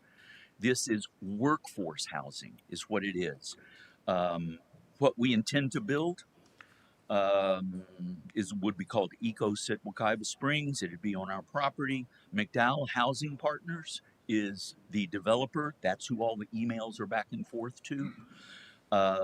They're an experienced builder and developer of multifamily projects, both workforce housing and primarily they do market rate housing. They have 3,000 units built and more in the pipeline. They are proposing on this property 87 units, not 114 that we would be allowed. It's a 4-story indoor access elevator served building. We're going to have 48 1-bedroom, 32 bedroom, 9 3-bedroom to try to serve again the single people and the single mothers out there that need it. The amenities we're not going to skimp on. There's a 2,500 square foot clubhouse, a fitness center, community room, a tot light. Uh, the finishes are granite countertops, stainless steel appliances, luxury vinyl plank flooring, washer dryer hookups, and LED lighting throughout. The estimated rent range right now for a one bedroom is $650 to $1,150. For a two bedroom, $760 to $1,400. For a three bedroom, $890 to $1,630. That's around $500 to $600 less than the market rate currently if you Google and check it out. It serves teachers, healthcare workers, police officers, first responders, young, a whole bunch of the people that are left out because there's no missing middle. They are the missing middle, and that's what we're going to try to provide. I think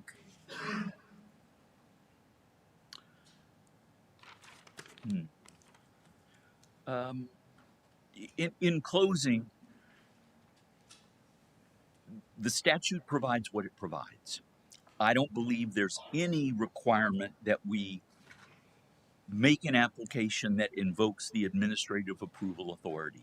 An application is one of the ways to get there, but not the only one. Notice of intent and written request. We feel like we've satisfied both of those. Your code says that before we go to court over an argument, we need to come to you on an appeal basis, which is what we're doing. We very much hope that we can solve this issue amenably. That is absolutely what we want to do. But it's our one and only chance to avoid litigation that involves everybody. We are prepared to continue if we have to. It's too important of a project for us not to. And I would note that there is a statutory attorney fees provision in the statute that the prevailing party, be it you or us, would get their attorney's fees paid by the other side. We don't want to do any of that. We think we provided the notice that is required, the notice of our intent. I mean, the email actually says that it's our intent. Since we would be pursuing the site under the Live Local guidelines on the same email with our address in it, I don't know what other conclusion you could reach. We would be happy to try to answer any questions that you might have. I do have owners' representatives here as well. The owner has owned the property for 30 years. He's a local person. It's not somebody coming in from out of state, out of county, out of anything, trying to do this. And we think that the community benefit favors us and the law favors us. If there are public comments, I don't know how this is going to proceed. We'd like the opportunity to address those and, of course, answer any questions that you guys might have. Any questions right now for the applicant before we go to public comment? Mr. Anderson? So just a few questions. I'm glad you actually, because I want to, so the first email that was sent May 29th, and the first thing I did, I actually went and looked up and I actually saw the property was purchased back in 2008 because I want to see if the property was recently purchased, if they were out looking for property. So it was, and then further, as you look at the other emails, it does actually confirm the actual address in question. Yes, so that was another thing that I looked at.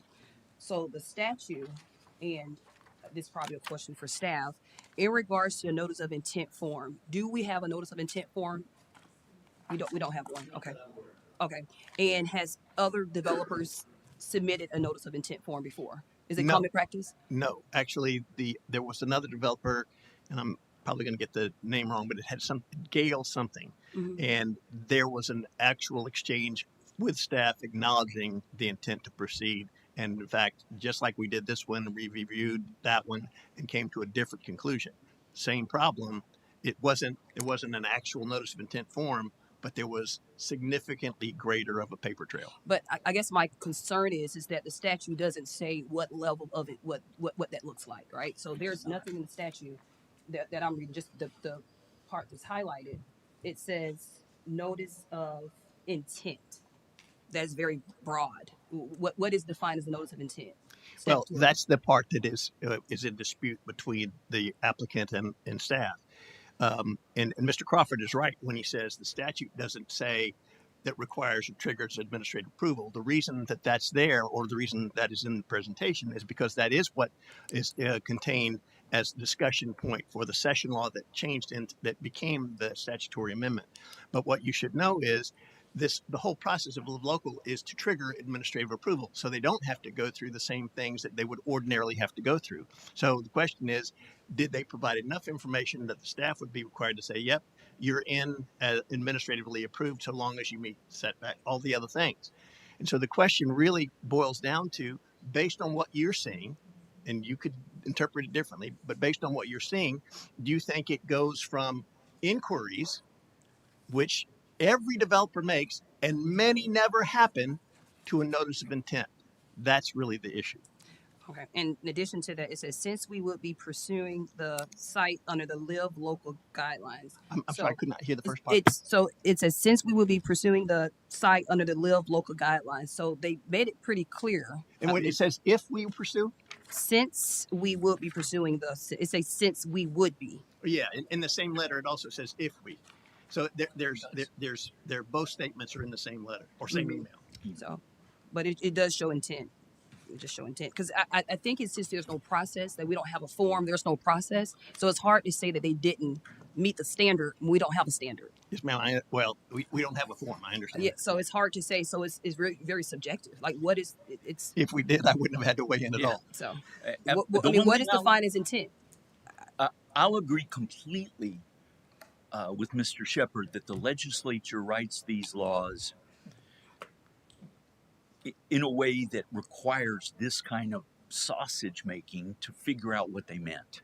And I'm sorry about that. We do the best we can with it. I know Mr. Shepherd does, and we do. But in this case, they left it up to you guys or the judge. I might also respond that reading the statute, it would be reasonable to expect the developer to write a letter that says, this is our notice of intent to develop this project, and be grandfathered in before the new statute takes in effect. It's not like the new statute was sprung on anybody and they didn't see it coming. And I think I would actually agree with that if it didn't give you two options. They say a written request or a notice of intent to use. So, it gives you an option to have written or intent. So is it a verbal intent? Is it, it doesn't really define what that looks like, because it gives you another option. If you only said written intent in written request, then I would understand, but it doesn't say that. And additionally, another email, June 24th email, that is the FHFC verification form. Is that a form that we completed? I'm kind of confused by it is a form that's provided by that organization that is sent to planning directors all over the place if certain developments qualify for that kind of funding. And then the whose desk it lands on, this case was Mr. Howell, verifies if it does or doesn't qualify based on the questions that are asked there. But I would point out again at the small print at the bottom, even if Mr. Howell wanted to make changes and said, but, or whatever, that's not allowed or the form is disqualified. So this form shows that, so we were engaging. We did complete this form, so we were engaging as well? Yeah, Mr. Howell completed those forms in December. So there was engagements as well between staff. So there was engagement. Yeah, there was, but again, there's engagement with every developer and staff all the time for things that never happen. But I guess the question is, well, intent. How do we define intent? How do we define intent? Correct. Yeah. Well, and I think we can go back to the affordable housing complex right down the street. That's Bobby did sign the agreement, or no, it would have been Jim Hitt signed it. Right. Obviously, we went to court over that and lost that one, but they did the same thing, exact same form. What the intent was is 192 units, and so we lost that battle. Different circumstances, but we lost that battle in court over. But the form had been signed by Jim Hitt. It's a matter of fact. Is it approved for that or not? That many units or not? Right. It doesn't mean they're going to build or even have to build anything. But yeah. When the legislature passed the Live Local Act, was there something within there that said it did not have to come to the city council? Oh no, this is a matter of your own code, and in fact, to be very transparent, your code calls for appeals of decisions made under the Land Development Code. However, as Mr. Crawford pointed out, and I agree, which is why we're here, is if we don't let you weigh in as the elected officials, he has no choice if his clients tend to pursue it but to file suit to get this adjudicated. So this is a chance for you to weigh in and decide whether you think, I guess they would say, the lemon, the juice is worth the squeeze. Because again, if you don't weigh in, and we had told him, which I think is probably accurate, that it doesn't really qualify for an appeal here, then he's going to go to court if he's going to go to court because there's nowhere else for him to go.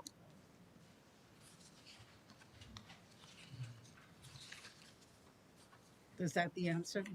Well, yes, that is the answer. In other words, I didn't hear the answer. well, ask me the question again. Maybe I misunderstood you. The question was, when the Live Local Act was passed by the legislature, I think it had restricted us from even approving or disproving. That's right, administrative approval. It was not required to come before the city council. That is correct. Okay. The issue here, that is correct. The issue here is staff said no, and so it wouldn't come here. So then Mr. Crawford and his clients look at, okay, what are our options? They decided to pursue an appeal. We looked at it, maybe not appropriate under the Land Development Code, but if we tell him that, he goes away and files a lawsuit, and y'all never get a chance to even know what's going on. That's why we're here. It's not something the legislature did. It's a decision based on the problem that is confronted here. I didn't want you to be in a position of being sued and not ever have an opportunity to understand why you were being sued. Okay. Mr. Mayor, may I? Oh, were there further Well, questions? I apologize. When I looked at the two forms that were signed dated December 18th, 2024, it triggered the same thing that happened with the facility apartments that's been built by the Hilton Garden Inn. And we went to court and we lost. And so I don't want to go to court again and don't want to lose again. And so looking at the date of the documents, and to me, that's intent of what they intend to do. And I understand that, yes, there are other developers that send forms in and they never do anything. But the only difference is these developers are before us today. So their intent is to do something. So that's where I am. Commissioner Nestor, any questions? No questions. Just reading the statute, it doesn't just say intent; it says intent to proceed, and so it's not just intent; it's intent to proceed. And the point that's being made is that there was intent provided, but not intent to proceed. I'm not seeing that in these emails or in any documents that have been provided to us. So that's my only comments there. Okay. Any other questions? If not, we'll open it up to the public. Mr. Mayor, may I pontificate You'll on something come for back 60 after. seconds? Mr. Attorney. I don't want to No, argue. I just want to say one thing. Yeah, please. It's a quasi-judicial. There's no public. Okay. Okay. No Oh, public. okay. Well, that's Oh, there's certainly no up to the public. city attorney. Just a 60-second aside. I promise I won't. I tried to say this whenever I'm before a dice and this issue comes up. I'm on a campaign to eliminate the word grandfathered or grandfathering from all of our codes and statutes. It's in thousands of them in Florida and across the nation. Its history is terribly racist. After Reconstruction, which I went to school in the South, I was taught was called radical Reconstruction. In the 1890s, the Democrats took back over federal and state legislatures everywhere, and they started passing voting literacy laws designed to keep black people from voting. They don't say that in there, but that's exactly what they were designed for. And they worked. The problem is a whole bunch of whites could not pass the literacy test. So most states, Florida included, adopted a literacy test statute that said if your grandfather was registered to vote, you don't have to take this test because all of the grandfathers of the black peoples were slaves and couldn't register to vote. it's an easy word to use. I vested. There's a whole bunch of other words, but I try not to speak it, and I that's my 60 seconds. I'm sorry. I'm kind of a little confused. I don't know what that What meant. was the? Yeah, what was that? We didn't quite understand your. Yeah, but there's no public There's no. comment. No, There's no, no. no, no public comment. No There's no public public comment. comment. Nope. Do you understand what he's saying? This is let me just explain so everybody understands. This is an appeal based on evidence, and so the public may have opinions, but that's not evidence. That's what we're here to decide. Yeah. Okay. Okay. But it make no sense. They're gonna get it with Allison. Okay. You make me say that. That's what you do. Order. Okay. Can, All right. so, I mean, you are speaking on behalf of Bobby Howell. Is there any way that we can ask Bobby Howell some questions? He's a part of the stuff that you could examine. I mean, an ordinary course in a trial, we're not in a trial, we're in an appeal, and his staff report and the letter he wrote would be his testimony. But I am not going to stand in his way from talking and answering questions from you. He's at least provided the evidence which you may wish to question. Okay. So you want? Yes.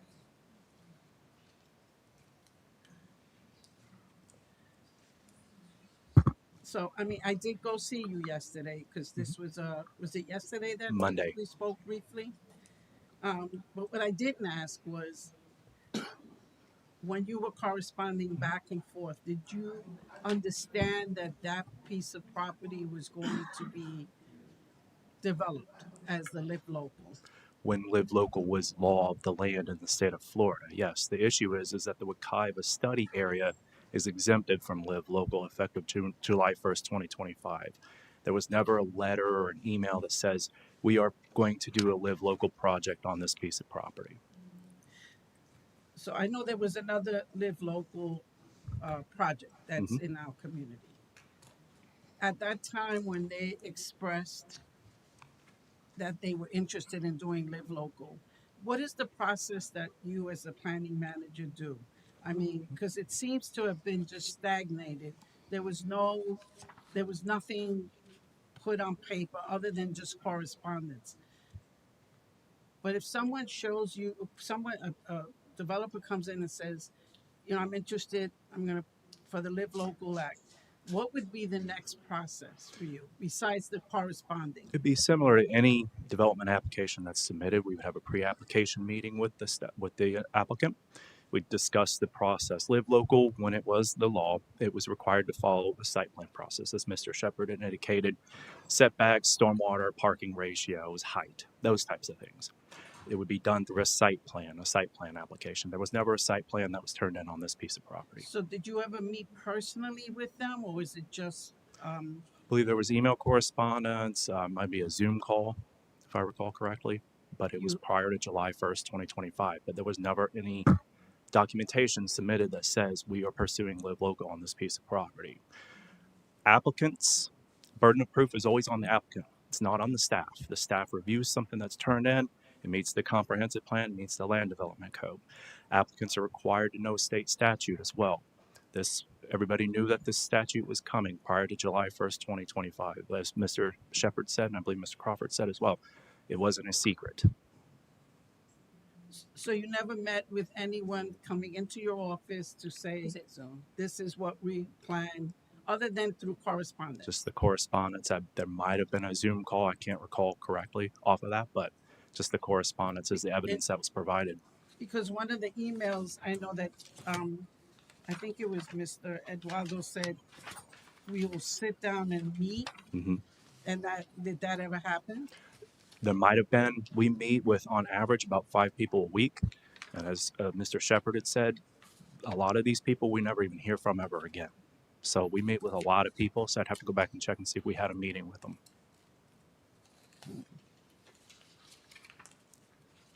I know one of them said. A lot of people meet with us. They do their fact-finding I'm missions. asking specifically with this Eduardo Taran. In one of them, I know he said set up a meeting. that he wanted to meet. It's right here. 151.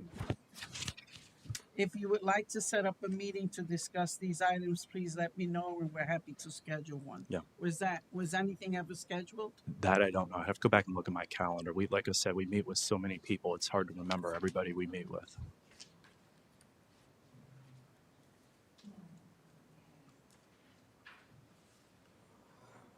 Okay, so this one is a question mark. You don't remember if you sat with them I don't at recall. all? Okay. All right. Thank you. Mhm. Okay.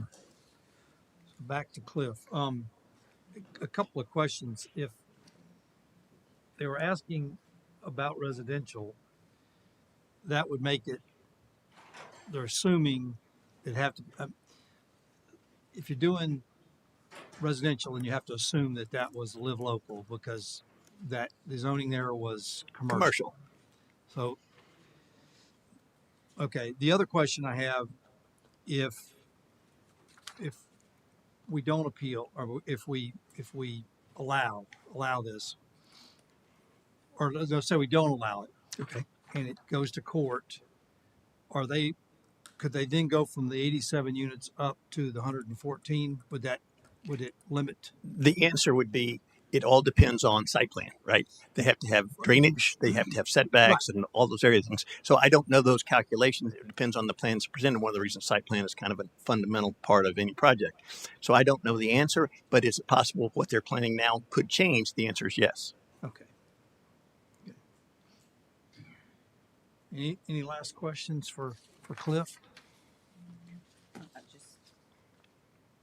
The intent is just having me. The intent, I guess, we just really don't have a definition of clear definition of what intended. So I think It certainly would have made my job easier if it said this is what it has to be, and here's the form. I know. But the question is, again, I represent a bunch of cities. I represent a bunch of government agencies, and I think you all know intuitively, if not directly, developers ask questions all the time. They write emails all the time.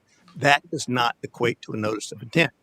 But if you think it does, then it does. Because there's nothing I can point to other than that.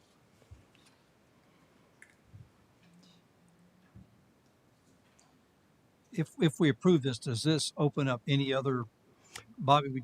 Not for that area. Okay. And all of Apopka, since we're all in the study area. So no, it would be a second project in the area. But that one was a much clearer record than this one, which is why we said, yeah, it's got to go. Okay. Any last questions? I just have the meeting. I mean, that one email caught me with the word meeting. So that's why I'm asking, did they sit down and meet with him? Other than this correspondence going back and forth, because it does show that they are interested in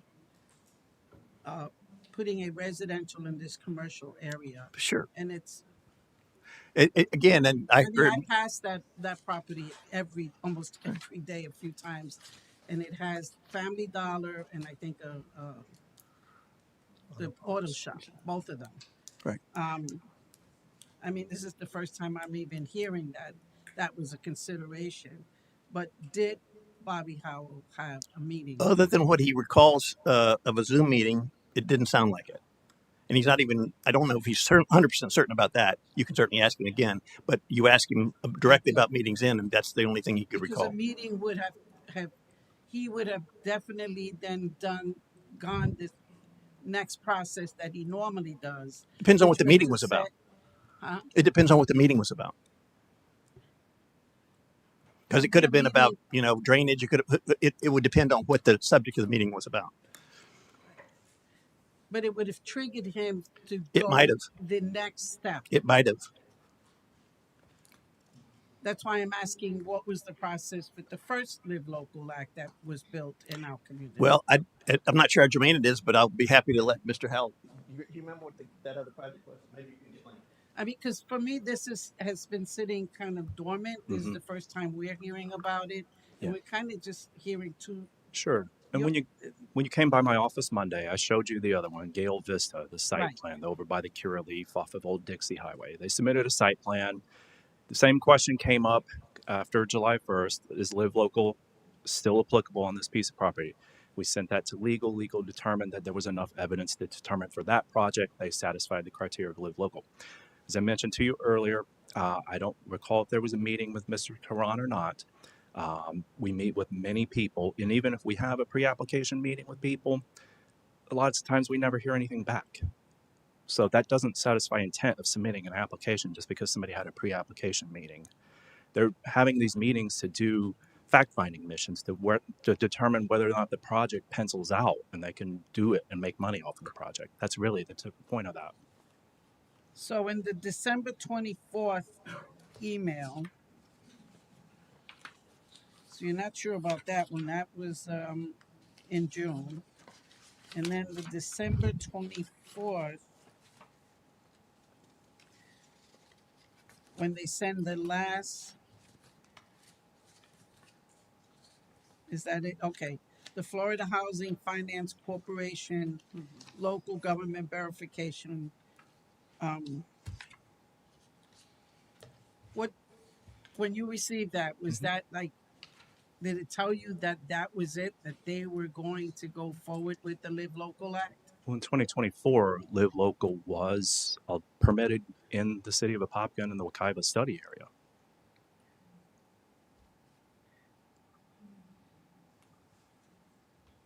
And at that time, you still hadn't met with anyone. Might have been No, some all email it's been is exchanges. I just don't been totally email. recall. It's just been emailed back and forth. Yeah. It's like I said, it's no different than meeting with people and we never hear from them ever again. And that happens quite frequently.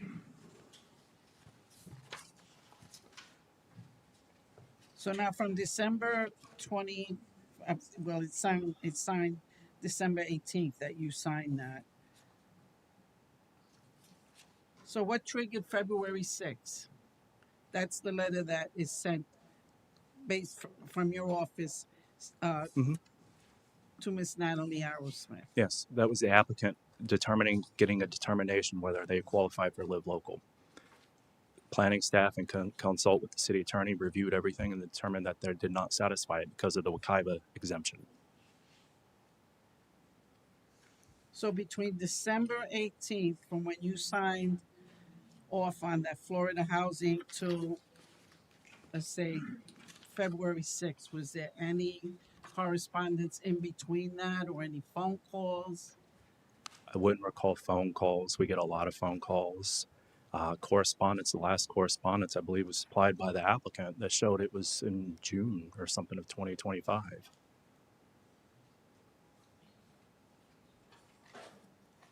So even that time period kind of, Yeah. because all of January there's nothing for January. Commissioner, I think we wouldn't be having this discussion if the legislature did not exempt the Wekiva study area on July 1st, 2025. That's really the issue here. Yeah. And the applicant is requesting you to provide a determination whether or not the staff made an error. That's really what this is about. If the staff made an error. Yes.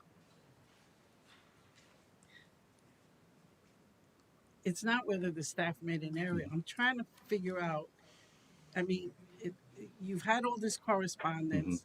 December 18th, we get something. They send you this form and you sign it. But then there's nothing from December 18th.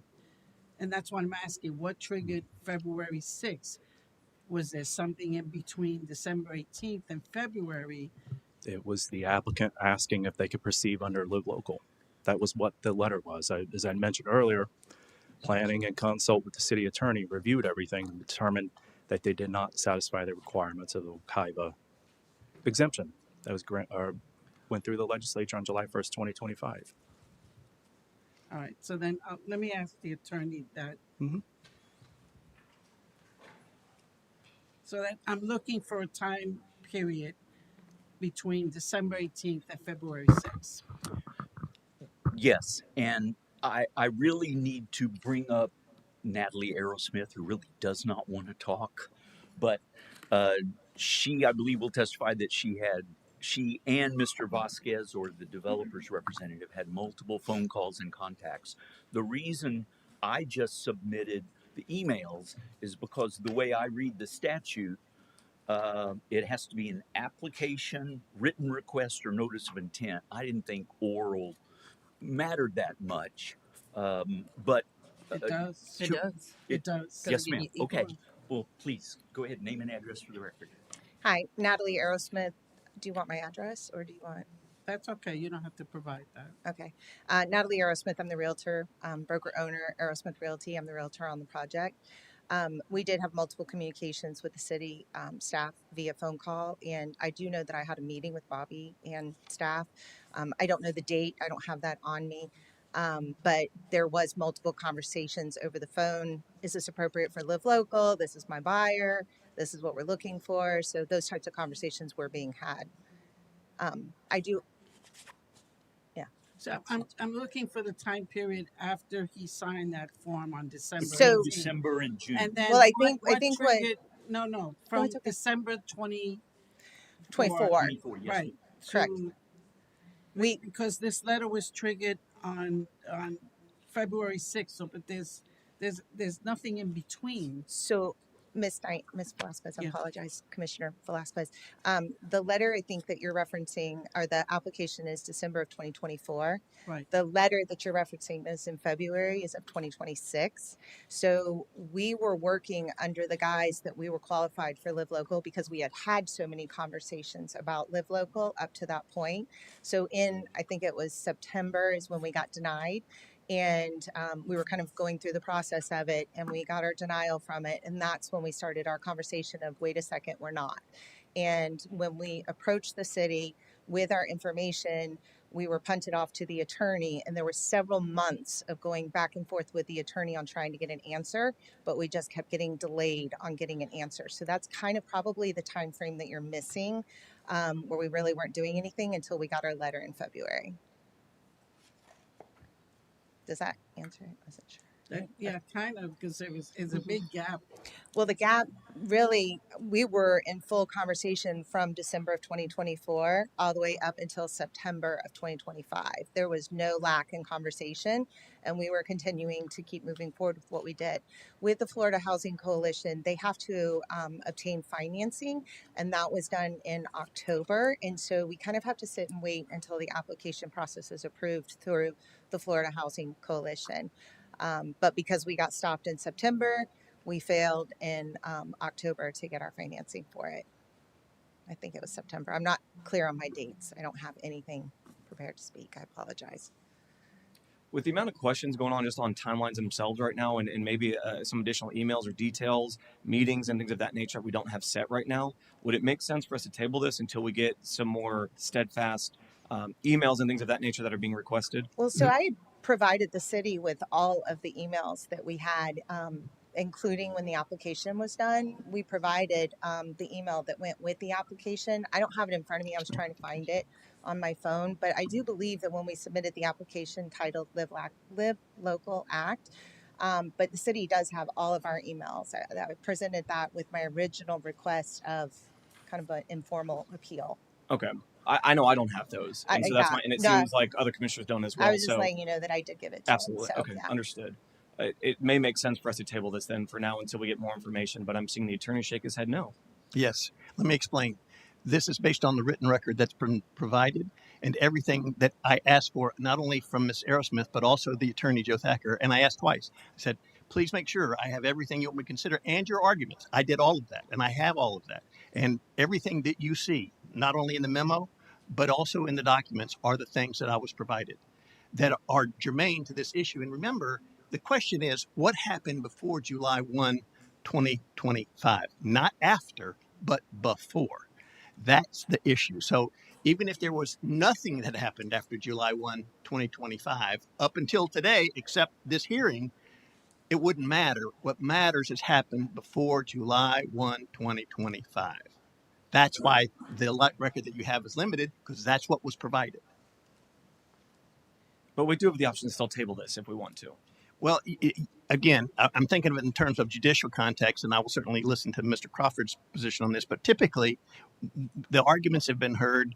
The evidence shouldn't change because we have everything that was prior to July 1, 2025. But if you said we'd like to further deliberate, even though you can't do it together. I guess you could do that. You could continue or something. I don't know. What are your thoughts, Mr. Crawford? Um, we want to do what gets us the best resolution. So what you're saying is all the documents that we provided to staff and all are all included in the backup? That's Or the information. I don't know what if I got everything, but I know I asked for everything. okay. I don't know. One thing I would like to quickly say is that Commissioner Nesta, I'm going to respectfully slightly disagree with him when he said that the notice has to be notice of intent to proceed, I think was what the words were used. And that isn't what the statute says. It says an application, a written request, or a notice of intent to use such provisions provided to the county or municipality and received by the county or municipality. So it really doesn't even matter what Mr. Howell thought. It just matters if he received those notices and if those Where are notices. you reading that from specifically? Okay. I'm sorry. Well, let's go to the section 3 of on page 150. Nope, 171, 172. Mm-hmm. The orange part at the top. At least I hope that's orange. I'm colorblind. That's what I read. So I'll just read it for context. It says, who submitted an application, a written request, or notice of intent to use such provisions to the county or municipality, and which application, written request, or notice of intent has been received by the county or municipality as applicable before July 1st, 2025, may notify the county or municipality by July 1st, 2025 of its intent to proceed. So that's where I got that. I didn't make that up. I wanted to make sure that Okay, you understood where I was see. getting that I from. didn't read far enough down. I completely get that, and we. So would that's where I was certainly- pulling that from. Thank you. You are completely correct. I'll withdraw my objection, and we would stand on the June 24th email that specifically says we intend to proceed. No, let me just read it. Let me not paraphrase it. There we go. What setback requirements govern on the property, which the address is in the email, since we would be pursuing the site under the Live Local guidelines? I don't see how that cannot express intent. But I'll hush and just answer questions. I'm sorry. Okay. You repeat this for us. What's the pleasure of the board? I still, just take the position that we have not order. I can't. All the noise in the back. So I take on the position that because we have not really defined what intent is, and we don't have there's really no clear guideline on how we approach intent, and because of that, it's subjective to. I mean, each of us can look at it and have a different, opinion about what the intent is. So, and so I will just have to, and I know that recently also we had a lawsuit, but we actually lost, and I don't want any more lawsuits that would cause, taxpayers to have to pay for us really not defining what intent is. And maybe this is a lesson where we probably do need notice of intent forms, and so that way we won't have, an applicant saying that, oh, I intend, because I wouldn't honestly know as a layperson, what really defines intent. So that's my position on it. Okay. Any other thoughts? If not, I'll look for a motion. And what should the motion be if we're going I'm sorry, I could not hear you. What should the motion be if we're going to accept or deny this appeal? If you're going to accept the appeal, the motion would be to rule in favor of the applicant / appellant and make a finding that the staff made an error in its decision that a notice of that the city had not received an adequate notice of intent. That based on, essentially, without going into details, based on the record evidence that was submitted to you, that would be your finding. The reverse would be true if you had the alternative motion, which is you deny the appeal and say that based on the record, you uphold the decisions of staff. So then my motion would be to grant the appeal to the applicant based on the information that's been presented to staff.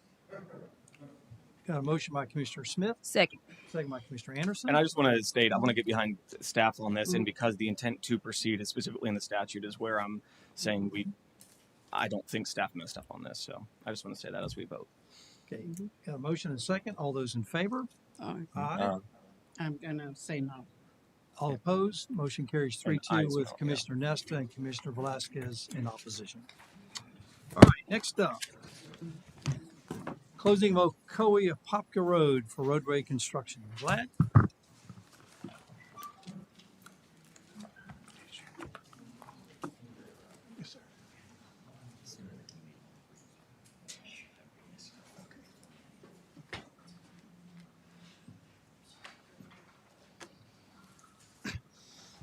Vladimir Simonovsky, Public Works Director. Good afternoon, everyone. Mayor, Commissioner, Public Works bringing two business items to you today. Business item number 3 is the temporary closing of Ocoee Apopka Road for roadway construction. The request is to approval of a temporary road closure for Ocoee Apopka Road between Keene Road and Alston Bay Boulevard from April 27, 2026 to May 15, 2026. Okay. In summary, the roadway improvements associated with the shops at East Shore development include the widening of Ocoee Apopka Road to accommodate additional turn lanes and intersection enhancements necessary to support increased traffic demand and maintain safe and operations along the corridor. These improvements are required as part of the development's transportation mitigation obligations approved by the city. Under typical construction conditions, roadway widening can be completed in phases by maintaining traffic on one side of the roadway while reconstructing the other.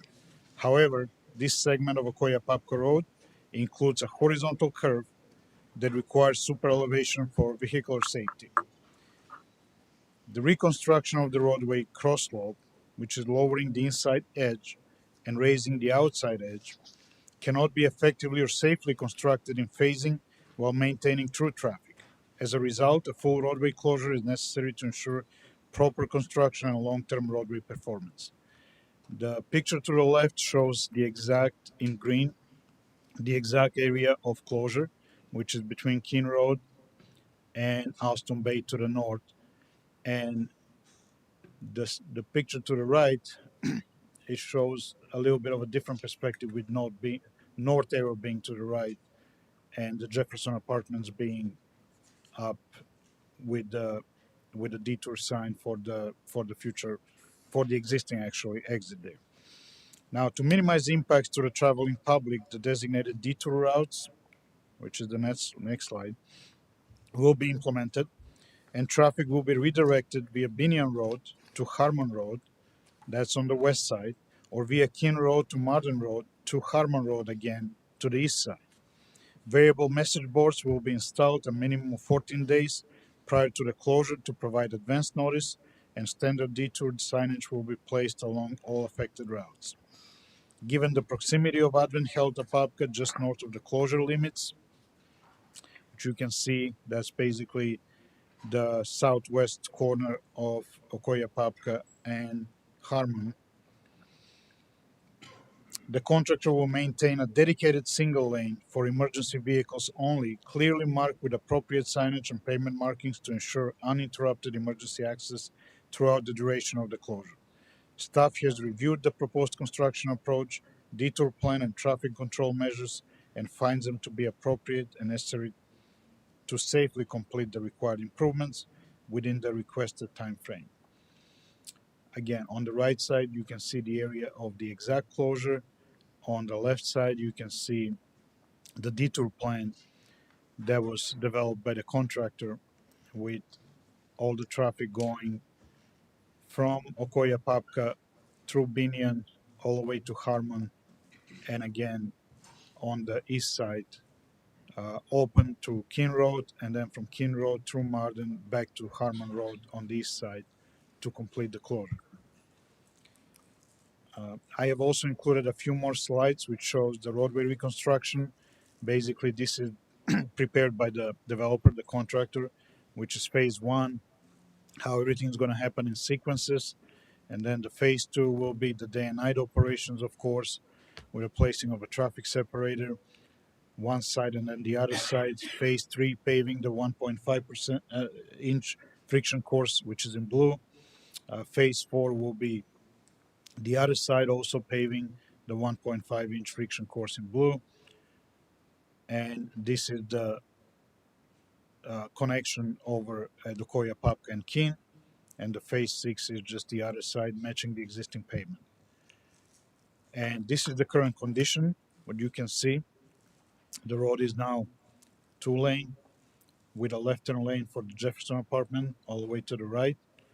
And this is the overall layout of how it's going to look once everything is completed, including the turn lanes, which is the right turn lanes to the new development, the new Publix Plaza there, and the new mixed use on the east side, and also the right and left turn lanes for Jefferson Apartments and Keene Road. And I'm available to answer any questions you may have.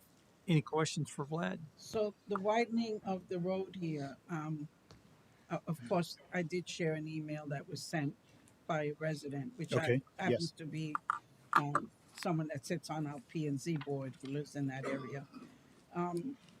Is the Publix, is that whole development, has it been done, or is it near completion that we need to do this road like right now?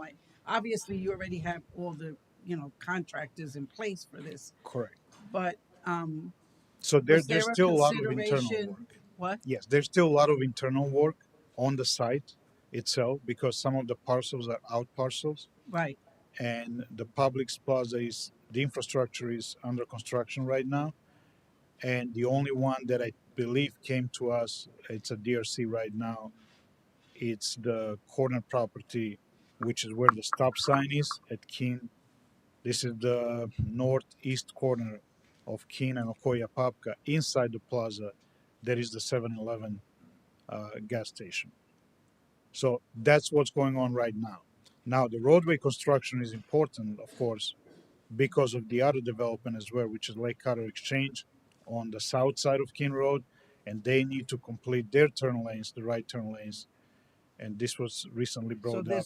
So you needed to do this road. Correct. This is part of the For which of their development was that? improvement. It's not necessarily only for Lake Carter Exchange. It's just to the south of Keene Road, which is the southeast corner of the intersection. And we are in the middle of constructing the traffic signal there. So Okay. we try to combine So you were trying everything to to happen at coordinate once. everything Correct. so that. Correct. And the developer also worked with Orange County on the improvements on the Keene Road because they had to provide a right turn lane there. So that was already completed. That was basically the first phase, and now the second phase will be doing the Ocoya Apopka Road and the turn lanes and the improvements of the road on that side. Okay. And So- I did inquire, was it possible for us to just work Mhm. after 6 o'clock at night? But I understand because you have to. Yes. It's okay, Susan. It's okay. Yeah. Because you have to even out the road, so you can't do it. Yes. Yeah, Yes. you have to close because it we all have off. two curves and they need to have super elevation, and the road needs to be raised on both sides so we can have a proper drainage. So I mean, the fact that it's even on the agenda, I mean, we have no choice. We have to move forth and say, okay, Yeah, I mean that's the yeah, it should have just been probably just a presentation Mhm. rather than us saying yes or no, because it makes us look like that we don't care about the inconvenience. But it should have just been brought as a. That's my suggestion. It should have been brought as a presentation because it's something that we have to do. I think because it's a roadway closure, we Yeah. always bring the roadway closures for Okay. even if it's for a day or two. Yeah. I believe that's the policy. Oh, We that's always a bring them as a policy. business. We do them from all road Okay. closures. Okay. Any other questions for Vlad? Yeah, the detours themselves, they're not.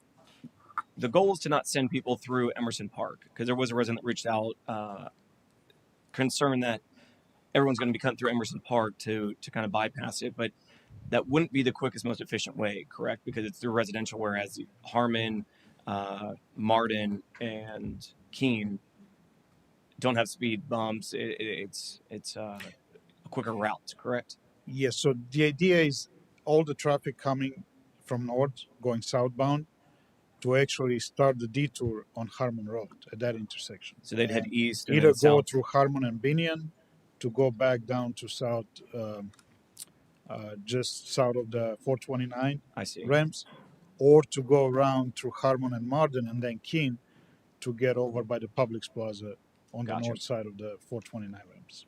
Okay. Understood. So Thank the you. good thing is there are two alternatives, right? Yes. And they can both follow the same path. Because we didn't So have that on some of the Binion. traffic will be dispersed. So Yeah. When we did the Binion roundabout, that one was a little more problematic. Yes. Closing that road down because we didn't have many access roads around that. So yeah, this one works out really well. Okay. Any other questions for Vlad? Anybody from the public wish to speak on this one? If not, we'll close the public hearing. Look for a motion to approve the temporary closing of Apopka Road for roadway construction. So moved. Got a motion by Commissioner Velasquez, second by Commissioner Smith. All those in favor? Aye. All opposed, motion carries unanimously. Next up, utility upsizing agreement. Okay, we're moving. Oops. Okay. The next item is business item number 4, which is the utility upsizing agreement for Ridgebrook subdivision. The request is to approve the utility upsize agreement between the City of Apopka, Lennar Homes LLC, and TPG AGEHC Multi-State 5 LLC, authorizing the developer to construct oversized water infrastructure in exchange for water impact fee credits. In summary, the Ridgebrook subdivision is a proposed approximately 40.71 acre residential development located within the city's utility service area, requiring potable water, reclaimed water, and wastewater services. As part of the development, the developer is required to construct potable water infrastructure to serve the project, which will typically consist of approximately 1,275 linear feet of 8-inch water main.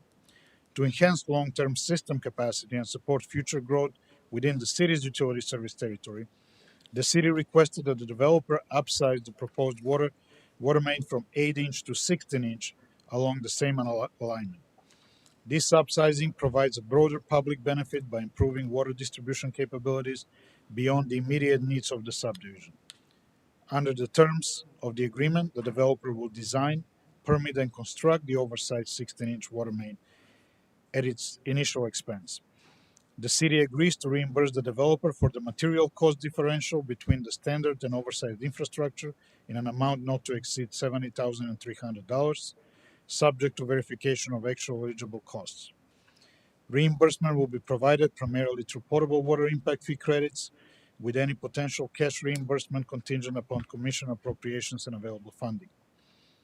Upon completion, inspection, and acceptance of the improvements by the city, the infrastructure will be dedicated to the city, and the city will assume long-term maintenance responsibilities following a 1-year warranty period.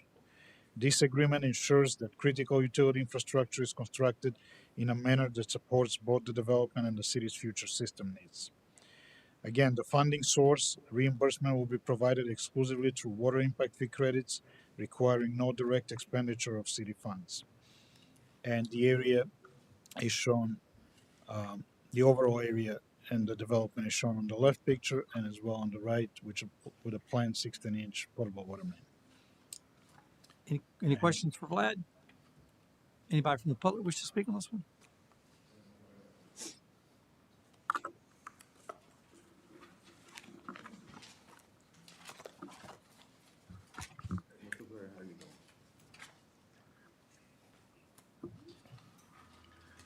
I just want to restate again and again and again. If you look at the package just came out, it said offset fees for the developer, reimburse the developer. We just went through it a few minutes ago. They just walked out. We don't say nothing about the citizen. Whatever they do, only fees that we get to pay is we get to pay back what that you offsetting for the developers. This is the reason that they fired you. It's nothing. You got to have a certain name, like Aerosmith. You get what you want. You knew that when you came in here. You knew that when you put it on the agenda. I know you don't like me. I don't care. I wear it as a badge of honor. Yes, I do. But let me tell you, you ain't gonna fool the people all the time. They'd have caught up with you. And just because you endorsing this other corrupt politician, she's the same as you is. Now, no, just hold your thought there. You out of a job, so I can miss a couple of meetings. But anyway, when are you going to start putting fees back in the citizens' pocket? When you going to stop lining the pockets of the development with you and your two little cronies?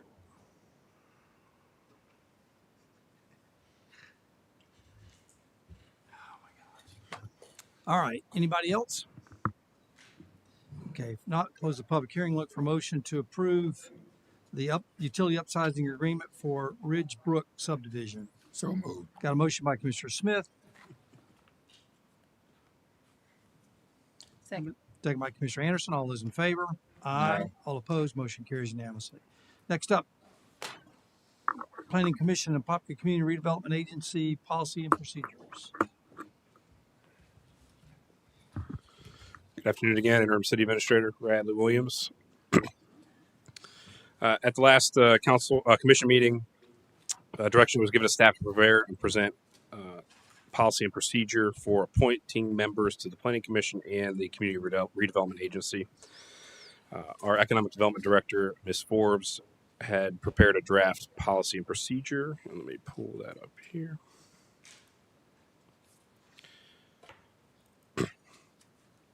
And upon reviewing it, staff are recommending utilizing the draft policy procedure for both the CRA and the Planning Commission. I have the policy has been attached, or the draft has been attached in the packet. I also have it up on the screen. Looking for further direction on any adjustments or changes to the draft policy, and then staff will get with the city attorney and develop either the resolution or ordinance to bring back. Also would like to get direction on whether the commission would like to have this policy directly inserted into the ordinance, code of ordinance, or whether you'd like it a policy by resolution. So if we look at the document here, this one is specifically for the CRA. Purpose of this policy is to establish a consistent and transparent process for appointing members to the Community Redevelopment Agency board in the event of vacancy. This policy ensures appointments are made in a manner that maintains continuity of governance and supports the goals of the community redevelopment area. It provides the authority, establishes eligibility requirements. Applicants must reside within the city of Apopka. A resume must be submitted as part of the application process, and preference will be given to individuals who own or operate business within this community redevelopment agency district. Additional preference listed include real estate development, urban planning, architecture and engineering, design, construction, and project management. Additionally, business ownership or management, or commercial development or investment. Community leadership, nonprofit leadership or service, and any other qualifications deemed appropriate by the City Commission. For the appointment process, a vacancy on the board may occur due to resignation, expiration of term, removal, death, or any other circumstance that results in an unfilled seat. Upon confirmation of a vacancy, the city clerk or designated staff shall notify the City Commission and initiate the appointment process. That would include a notice of vacancy. A vacancy must be publicly noticed on the city website, social media, public bulletin boards, and any other appropriate communication channel. The notice will identify the board name, function, and meeting schedule, qualification or residential requirements, and the application deadline. Solicitation of interest. Interested individuals shall submit an application, resume, and all other applicable documentation to the clerk within a time frame established in the public notice. That would include the completed application form, a resume or statement of qualifications, conflict of interest disclosure form, acknowledgement of public records disclosure, and optional letters of recommendation.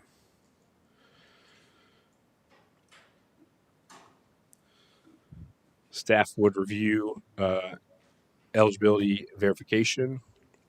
That would be done in the clerk's office. Incomplete application would be returned to the applicant. A departmental screening would review eligible applications to confirm technical or professional suitability. The candidates may be interviewed by the commission subcommittee or the city administrator. And staff would complete a ranked list of qualified applicants consisting of primary and alternate candidates.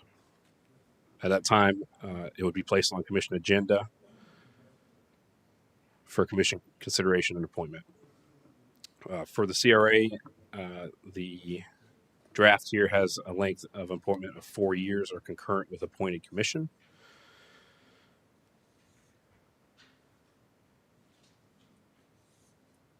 There'd be an oath of office, ethics training requirement, financial disclosure requirement, and the city clerk's office would be the maintenance of records.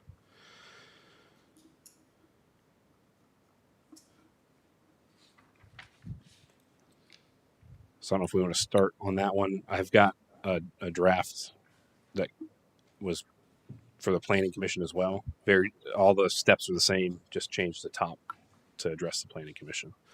So if there's any questions, concerns, adjustments to the steps process, I can take notes of those, and again, just looking for further direction on how you'd like to proceed. Any questions for Radley? Well, we did discuss I'm going with the CRA first, is that I kind of, the terms of appointment, the length should be, I suggested 3 years, which is the same as the Planning and Zoning Board. I know we talked about it yesterday, and then the only other thought that came to my mind from our discussion to now is, with you all being part of the CRA board as well, Right. you do serve a 4-year term. So it might make sense to keep that consistent. Okay. I'll agree with that. I forget that we sometimes we sit on the board here. I do like that you are including that they would be required for the 4-hour ethics, which would mean that the city would be paying for that that conference.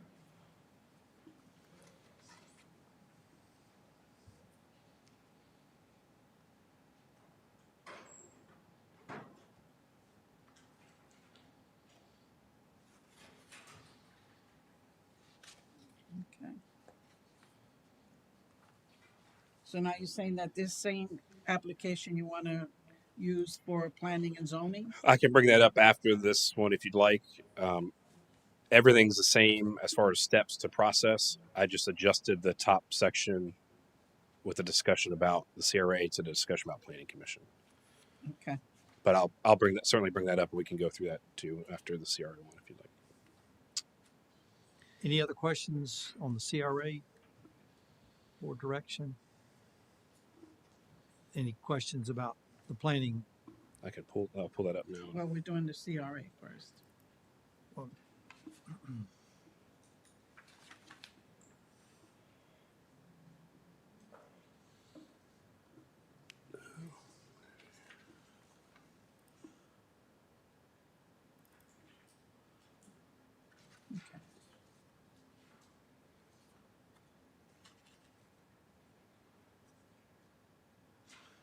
I do apologize. It looks like we loaded the CRA one twice. I can run through the notes here, though. I changed the Community Development Agency to Planning Commission.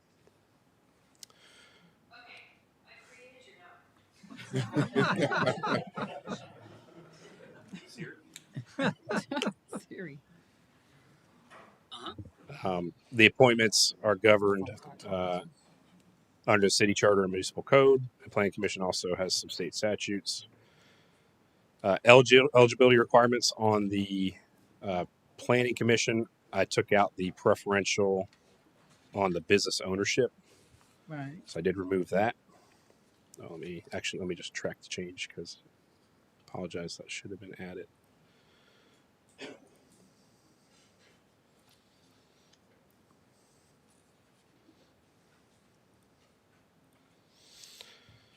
The preferences I left in. The code currently does provide some guidance on if available.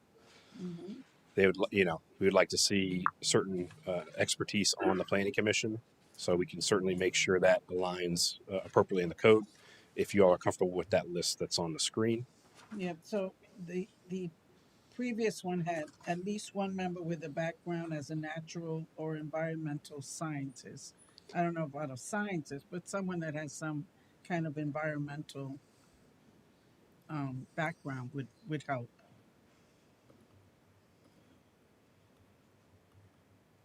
You know, especially Are they may or concerning. shalls?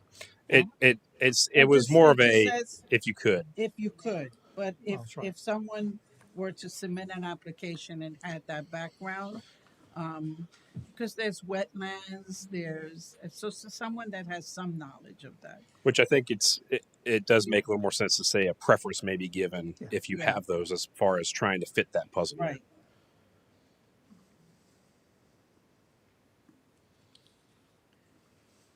And the only other concern that I had was their attendance at P and Z board.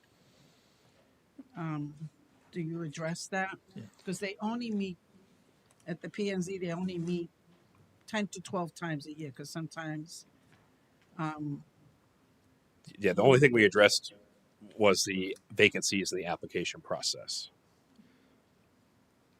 It does reference, I believe, in the bottom here Twice. about twice. reappointments. I mean, I had some concern from some members So it does this that pop. had, Oh, you sorry. know, Go ahead. Sorry. that had absences that just didn't show up.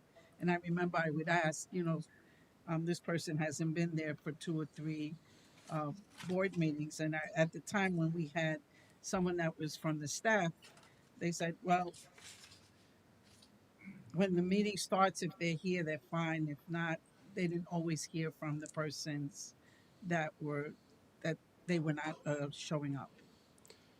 So we did. Are you saying when you're saying 2 absences, they have to be back to back, or I mean, what's I'd the have to limit? look in the code. I didn't specifically look at that part Yeah. of the code. I will say in the draft policy for this appointment process, there was in the term of appointment, there's a note here for consideration of reappointment, performance, and attendance are reviewed before reappointment consideration. So Right. at the reappointment time, you could do that. And I believe the code does Yeah. currently allow commission to remove somebody from the planning commission at will. Okay. And you also have listed someone from OCPS, and they said they've never shown up. So why would we even consider to continue to show them as being part of the P&Z board if they never show up? I believe it's just common practice to provide that opportunity to the Orange County, to the school board. So I believe we send them notices of all the meetings, the agendas, and they have the opportunity to come. They're a non-voting member, but they do have the opportunity to come and participate if they like. Okay. Do the other P&Z planning and zoning boards for other cities have? Don't know. I assume it's probably standard practice, but I don't know that. You don't know, Bobby, do you? I was planning director at Lake County. The school board was an ex officio member. They never showed up. When I was with the city of Winter Springs, we'd notify the Seminole County School Board. They never showed up. So it's kind of typical. Yeah. Let's look at. Okay. Any other questions for Radley? Not public comment?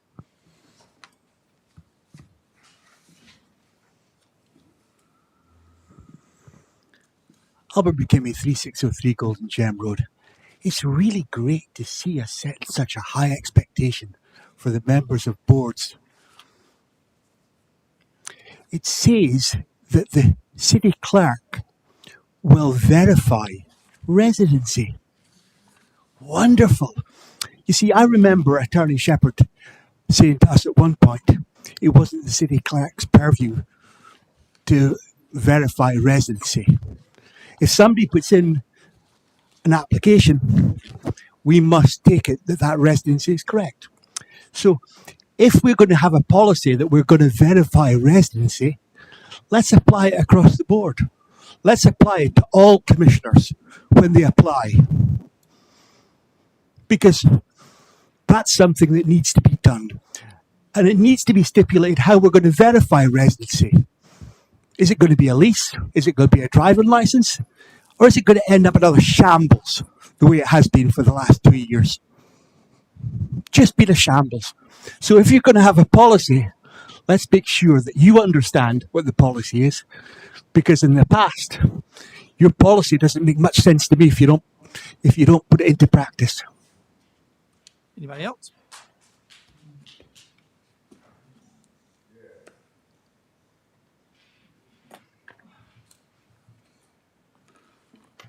Sylvester Hall, Rock Springs Ridge. I'm just curious, what brought on this criteria for us to have this procedure for the CRA and the planning board? And Mayor, why did you wait for 8 years to do it? You've been an officer for 8 years.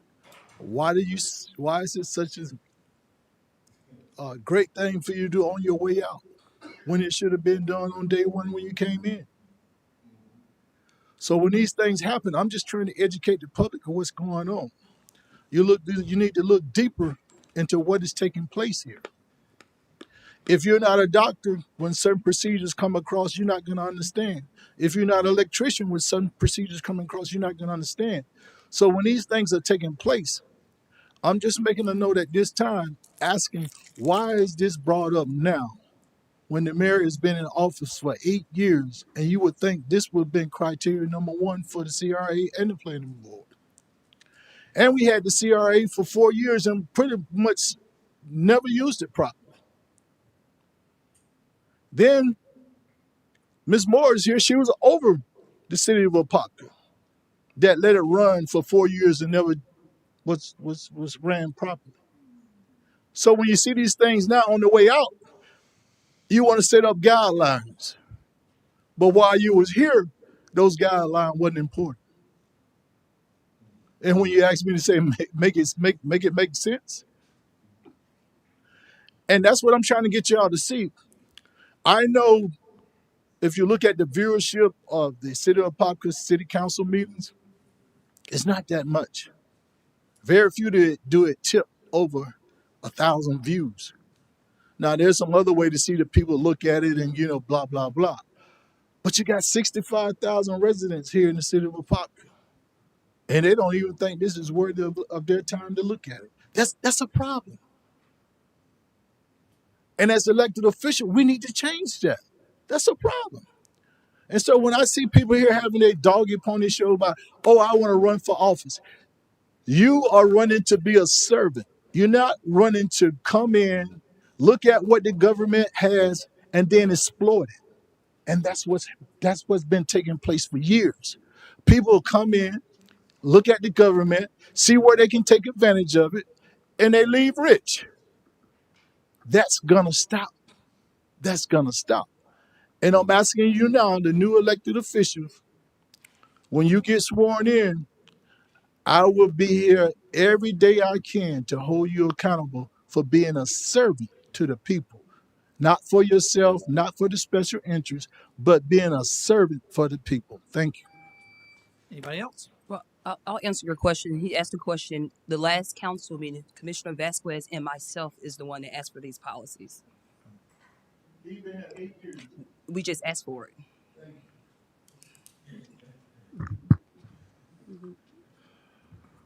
Rod Olson, 3156 Rolling Hills Lane.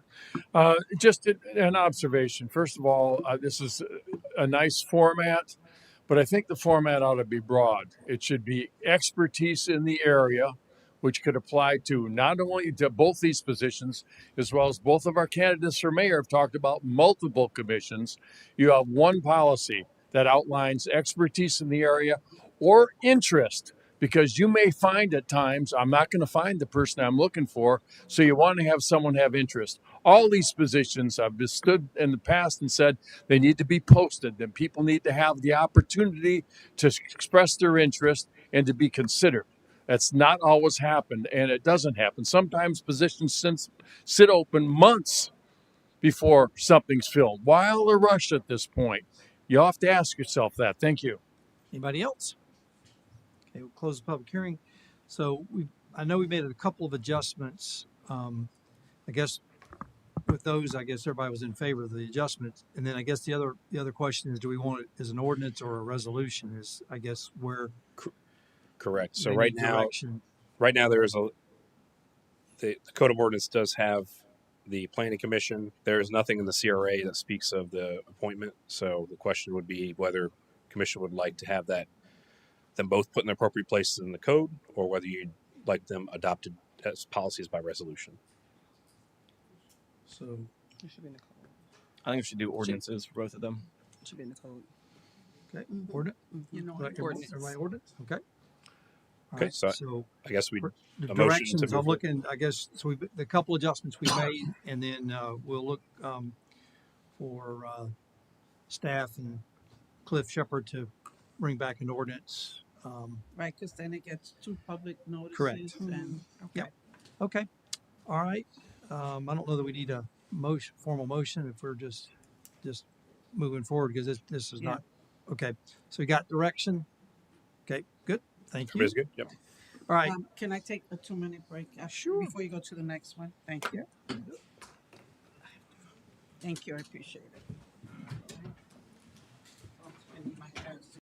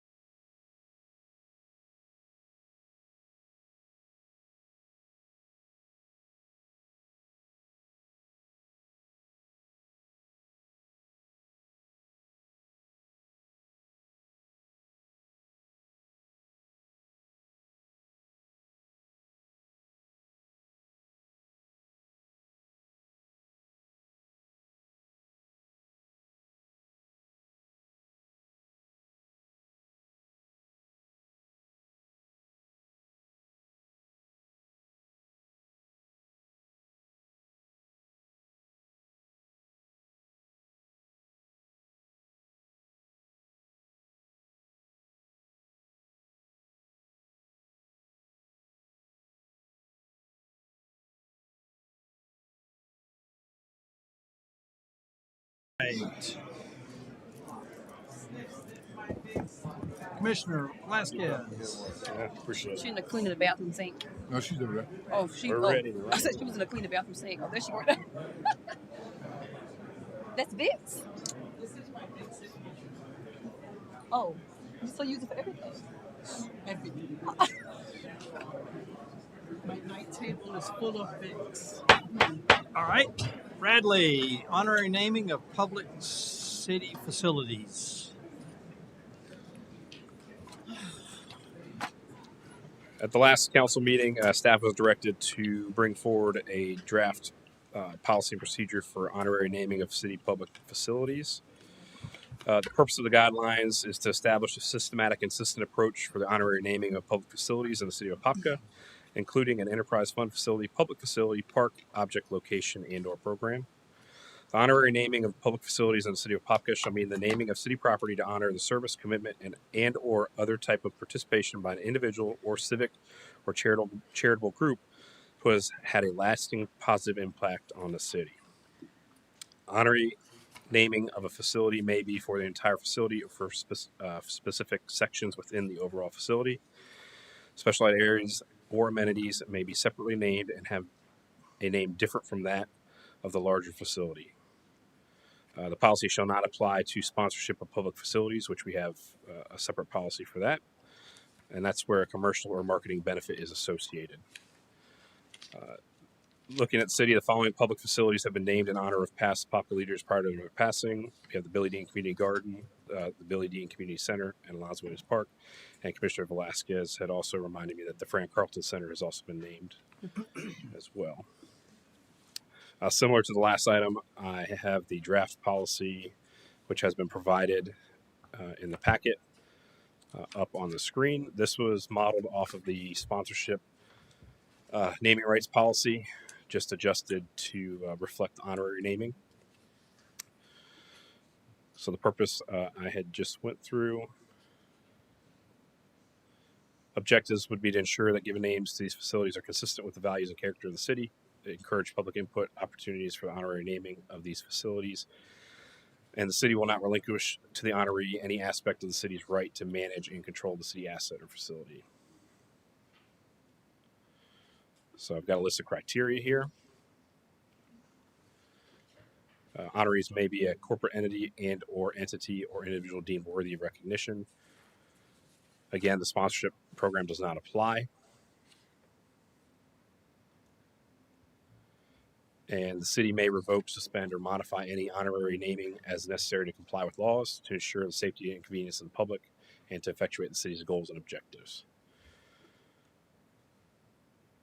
The draft procedures for this policy include the steps for nomination of an individual or civic or charitable group who has had a lasting positive impact on the city are as follows.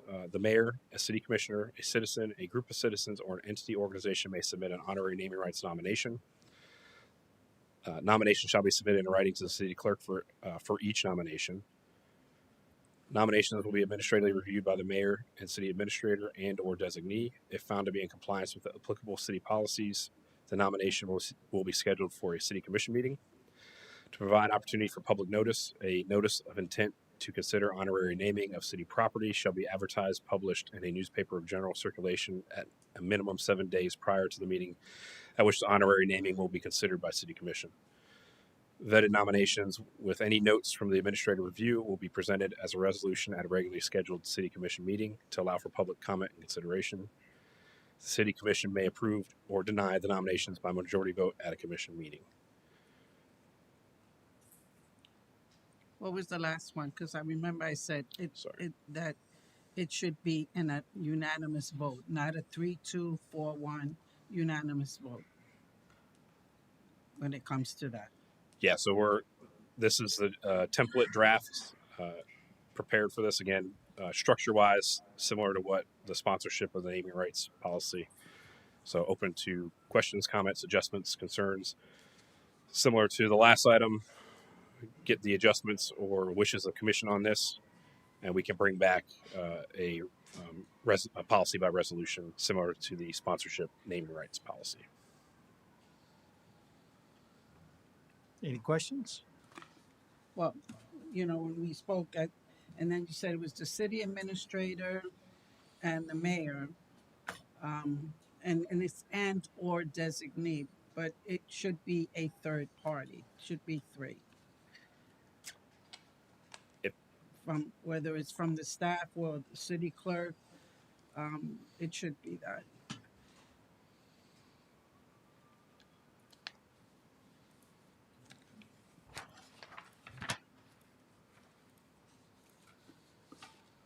so, that's step one. Yeah, Oh, I'm because you sorry. have and or. That's step 3. So I just need direction on how you'd like to change that. If everybody's in agreement with that change. Just take out the or.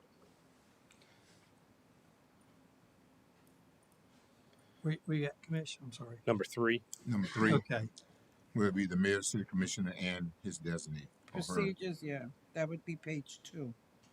Nominations will be administratively reviewed by the mayor, city administrator, and a designee.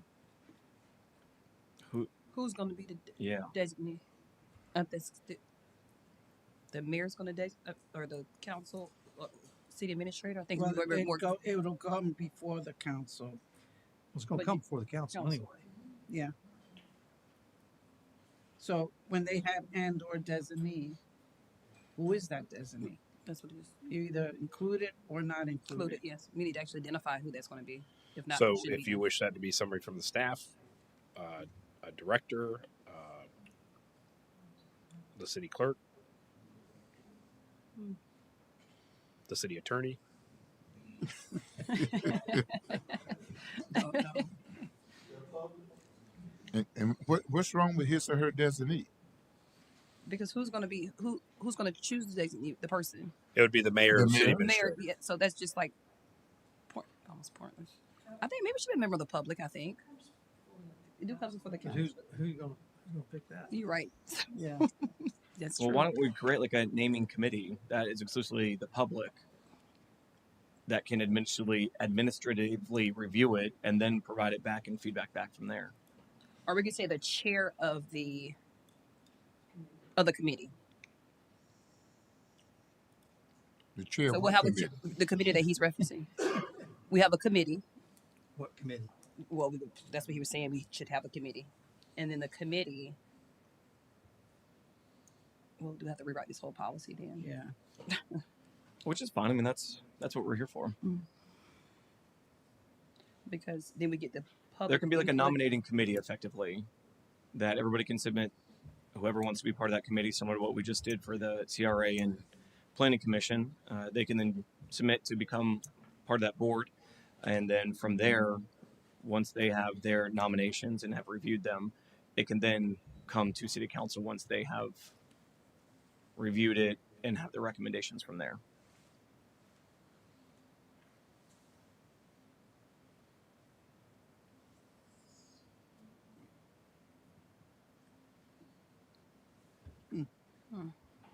So I mean, we have an advisory committee for the grant program, right? We And excuse me. Yes, it's a selection, nonprofit grant selection committee. yeah, but because I actually wrote advisory committee, I put a question mark, and I thought maybe that would be it would help to have some resident feedback. Yeah, Because have we it be may get resident led. someone, you would get someone from the Apopka Historical Museum that can be part of the advisory committee. I kind of agree with that as well. Advisory committee. That would allow for public input, and then as Commissioner Anderson said, then the chairman would be the one to present the consensus of that advisory committee. But it would just be what would be the total number of an advisory committee. And who's gonna set who's gonna The board. Yeah. The board. Like we did the same thing we did for the last time, right? Well, why don't we do it like CRA and Planning Commission, to where people can submit who wants to be on that Right. advisory board, so there's no But what would view of be- impropriety how many at all. Would it be 5? Would it be 4? Well, it needs to What be an would odd number, number, so- so 3, 5, 7. Yeah, 5 would be 5. Okay. Everybody good with that? So you're saying an advisory committee of consisting of five? Of 5. We're good with 5. Yeah. So one appointed by each of the commissioners and mayor. Commission. Right. Okay. No, I don't think we should appoint them. I think it should be whoever wants to apply. Keep it open to all the public. Whoever wants to apply for it. Well, then we still have to do a review process. Yeah. And then we have Correct. to set guidelines on the review process. For I just don't want to complicate it too I'd rather much. just have each member I think pick each somebody. should pick Okay. someone. That'll be more simpler, yeah. Because you still get public input. Yeah. Yeah. Mm-hmm. So just take out 3 and I guess put committee comprised of Advisory committee. advisory committee that each member of the commission would appoint one person to that committee. Okay. Right, because we That- did that with the grant. And it worked I mean, really they well. did apply. And it was good. Okay. So is that Right. Okay. good with that, Bradley? I put a note up there if that Yep. meets the Okay. will of the Yep. commission on that item. All right. Everything And else then- okay with that? Yeah, and then number 4, the city commission may approve or deny the nomination by majority of the vote. When you're naming a park, naming a street, renaming a street, it should be unanimous vote because we're changing the landscaping of the city. It should be a unanimous vote. Do you agree or disagree? I disagree with that. Yeah. Why? I just think if you have a majority of the commission that everything else, agrees, otherwise, then we need to change everything and make it all everything Yeah, the only issue with that will be is that if whoever the person wants and they'll just keep voting no, then we can never name it. So we have that was the issue. Okay. All right. So You that's- convinced me. Okay. That's Priority. so that's the Okay. only change. So Yeah. y'all come back, Bradley, with a policy then. So bring back a resolution for a Yep. policy. Okay. Thank you. All right.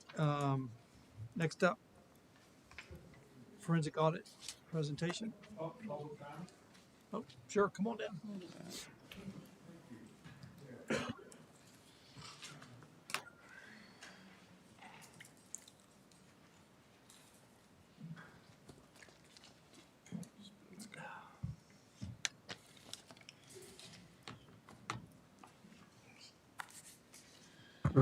Rod Olson, as you know, I submitted to all of you a policy recommendation, which I think is far better than what you're looking at right now. In all fairness, I put ideas down, threw it at ChatGPT. They kicked back something that came back. But what struck me is almost everywhere you look, in looking at Michigan, excuse me, I'm planning my trip to Michigan to see my youngest grandson's first birthday. State statute 267.062 indicates that you cannot name a park, a street, a building after someone while they're still living. I dug further. I thought, well, that's interesting. It's a state statute. It refers only to state-owned, operated properties. This is not a state-owned property, owner of property. But it hits some things in doing it. When I did some further research, I couldn't find one community, although there indicates in the search there are some communities that have something while people are still living. And part of the emphasis is looking at saying what you want to do for the version is to protect against politically motivated or rushed naming, ensures fairness and transparency, balances honoring history with practical needs, and gives the city council final authority, but with resident input. It's important to note that, and this reference to this rush to judgment with regard to, and unfortunately he's not here anymore, Bill Aerosmith and the process. The fact of the matter is he did dedicate 39 years of his life to the city, and it's so important to him that he moved out of this community. We need to be looking at all those criteria. Big difference, but almost every city, every county, every state ordinance, someone is deceased. You have to have some definition. Thank you. It does. It says individuals must typically be deceased for a minimum of 2 years. Where says that? Where did I get that from? Go back. Did you have that? I don't know why That's they in this gave me this. document we have today? Huh? From your office, right? Was that Mr. Olson's email? Yeah, that's Mr. Olson's email. Oh, this was Mr. Oh, Olson's I email. was gonna say. Oh, you see, Rod, I printed out yours thinking that was just because it said city. Okay. All right. This was okay. Yeah. This was Rod Olson who said that. Okay. Cool. I'm sorry. Go ahead. That's all right. Leroy Bell. First, I thank you, Bradley. I really like this outlay that you brought, and that brings me to Officer Clark and Officer White. You see, I want to give a shout out to Apopka Police Department. These guys came up. I had a fender bender, and they came up and they were really professional. They did a great job. But back to this, uh, and I'm speaking to everybody on the diocese, but it's kind of funny that you're going to put this out for people to consume it, for people to be able to make a decision, and you want to reach as many residents as you can. So this 7 day waiting period. Yeah. So I'm not the sharpest knife in the drawer, but I'm not a butter knife. And to Rod Olson's point, yes, this lines right up with the next meeting if you pass this, and this way you get a chance to vote on what you've been trying to push through, Aerosmith. But here's my thing. Let's put it out there for 30 days in the process. In the 30 days, resident, if you're not going to put it out in 30 days, if you don't want to put it in the newspaper, won't cost us no money to put a small paragraph in the bill when you send out the water bill. But let's get rid of this. Let's get rid of this 7 days. 7 days is just a means to an end for this nominee. Let's bake it into it for 30 days that every resident get a chance that we can reach out, that they can be a part of this process. And secondly, I don't agree with everything people say. Even Rod, you said people need to be dead. I know a lady that's kicking well and alive, Miss Gilmore. Well and alive. And we got a road named after her over on the other side. We got other people that passed away. But they passed away in the city that the name was named for. I agree with Rob. If we're going to nominate somebody, let them be a resident, not used to be. Eustis is 30 miles up the road. If we're going to name a park, a building, or a city, I know it's hard for you to stay away. It is. Yeah, working up under Rod Love. So what I'm saying is this. Let's do 30 days, and let's make sure the nominees live in a pocket.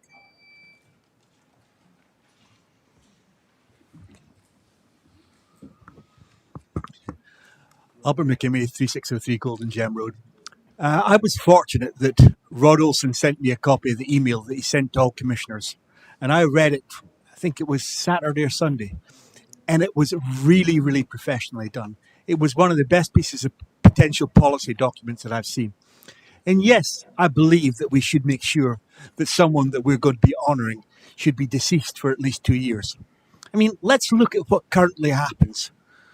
I can look at members of the royal family in the UK who suddenly have been stripped of their title and are now potentially facing prosecution. That can happen within a very short space of time.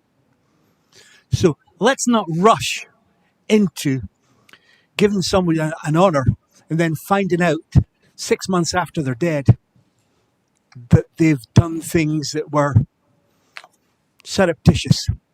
Let's look very closely at what Rod Olson provided you with, because it appears today that nobody really had much of a look at it.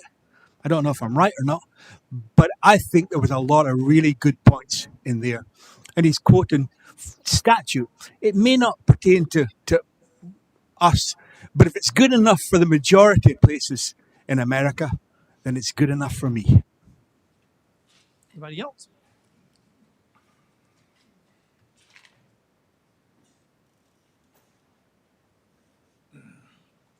And this is real, Sylvester Hall. This is real quick. I don't want to beat a dead horse, but I agree. It should be a unanimous decision because if we're gonna dedicate this person, that person should be worthy, and it should be a unanimous decision. Period. Also, I agree that the individual should live in the city of Apopka. If we're gonna give you that recognition, why are we gonna? You're gonna be living somewhere else. It don't make any sense. And thirdly, you guys really need to look closely because the last thing you want to do, and I just piggyback off that, if you get somebody an award and they come back and they shame you, because we don't have to look too far to our elected officials who come back and they shame the city. So when you do this, be mindful of that. And if we come back next city council meeting and we rush to judge this through, then we'll know all what the purpose was for this whole thing. And that would be a shame on you, Mayor, going out. Thank you. Anybody else? All right. So on policy, so what's the pleasure? Some other ideas that have been brought back, but Yeah, I mean, it seems like the 30 days was something that residents pretty consistently felt was appropriate. So I think that would be appropriate to get resident feedback when that comes up. And then I guess, so the plan here is to kind of bring back a actual policy that we would approve either next meeting or the meeting after that. And then from there, it would be implemented and things of that nature, correct? Yes, I also attached with the item the very simple nomination form to try and standardize that nomination process as well. That can be developed not only in print but also online as an online form. Okay. So, but yeah, if it's direction to wishes of the commission, we would bring back the updated policy as a resolution for final adoption. Okay. And understood. Thank you. I don't agree with 30 days. I think 30 days is too long. I think 14 days would be better than 7.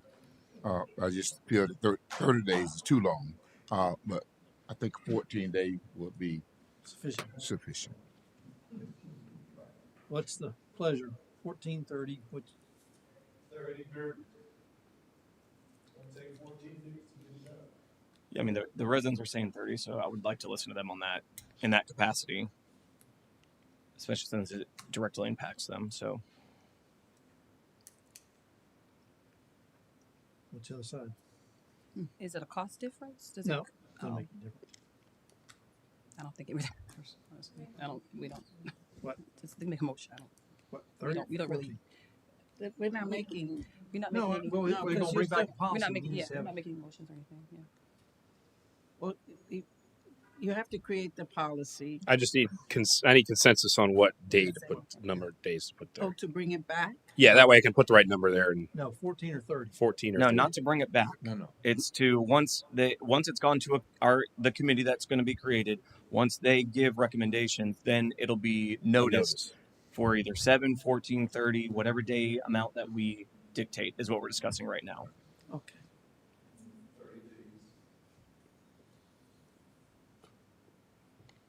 30 calendar days or just 30 days? 30. Yeah, 30. It'd be 30 days prior to that. It's either 7 days prior to the council meeting or commission meeting, 14 or 30. So similar, like we have to have a proper notice for an ordinance. It fall into line with that. So What's you the And what is proper notice for ordinance? 7. what's the notice for the ordinance? 15 days. 15 days. 15. Okay. We'll just follow on those 15, guidelines. Put 15 days. 15. Yeah. Right. 15 days. 15 days. 15 days. All right. Just follow what we already do for 15 Okay. days. All right. 15 days. 15 days. Yep. Okay. All right. Next up, Oh, and Blank? the committee, the advisory committee. Yes. Should the next meeting, should we all have someone email like we did last time? I can reach out, and if you'd like to email a member, I can Okay. bring that as well when this Okay. resolution comes. Okay. If that's what you'd like to do. Yep. Mm-hmm. All right. Thank you, Radley.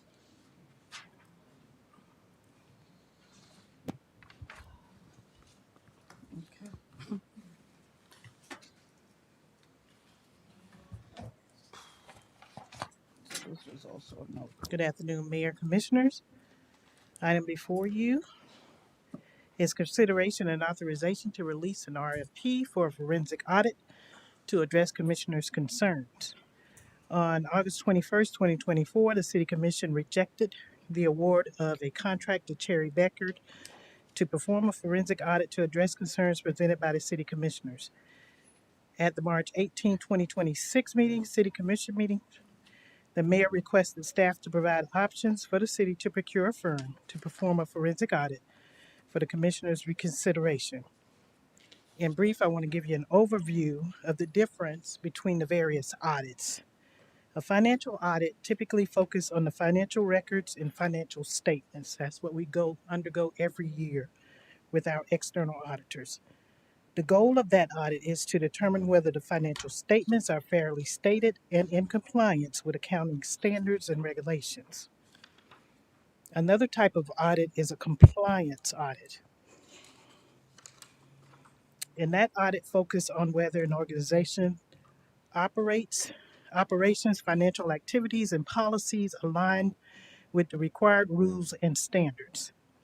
In regards to a forensic audit, the focus is on detecting and documenting financial wrongdoing, such as fraud, embezzlement, and misuse of assets. Forensic audits aim to trace specific transactions, calculate losses, and identify the irregularities. Information provided to you in your package provided you with the details pertaining to the previous scope that went out for the RFP that was rejected. All the information is there. And in addition to that, during that time, up to when that RFP was released, staff provided you with various information pertaining to the revenues and expenses for Camp Weewa, City of Apopka reserve balances, opioid crisis payments. You get the monthly disbursement reports, the mayor's expense reimbursements, various land transactions, Farm Workers Association payments, various grant transactions, interest income earnings between One Florida and Synovus, and an analysis on the attorney fees. As mentioned before, the forensic audit focus is on detecting and documenting financial wrongdoing, such as fraud, embezzlement, and misuse of assets. The previous RFP that was rejected for Cherry Beckard was in the amount of $1,360,620, including transactions from 2018 to that time, 2024. In order to minimize the cost of a forensic audit, staff is requesting that the commission consider narrowing the scope for a reasonable period of time to specifically identify the areas of concern where they believe fraud, embezzlement, or misuse of assets has occurred.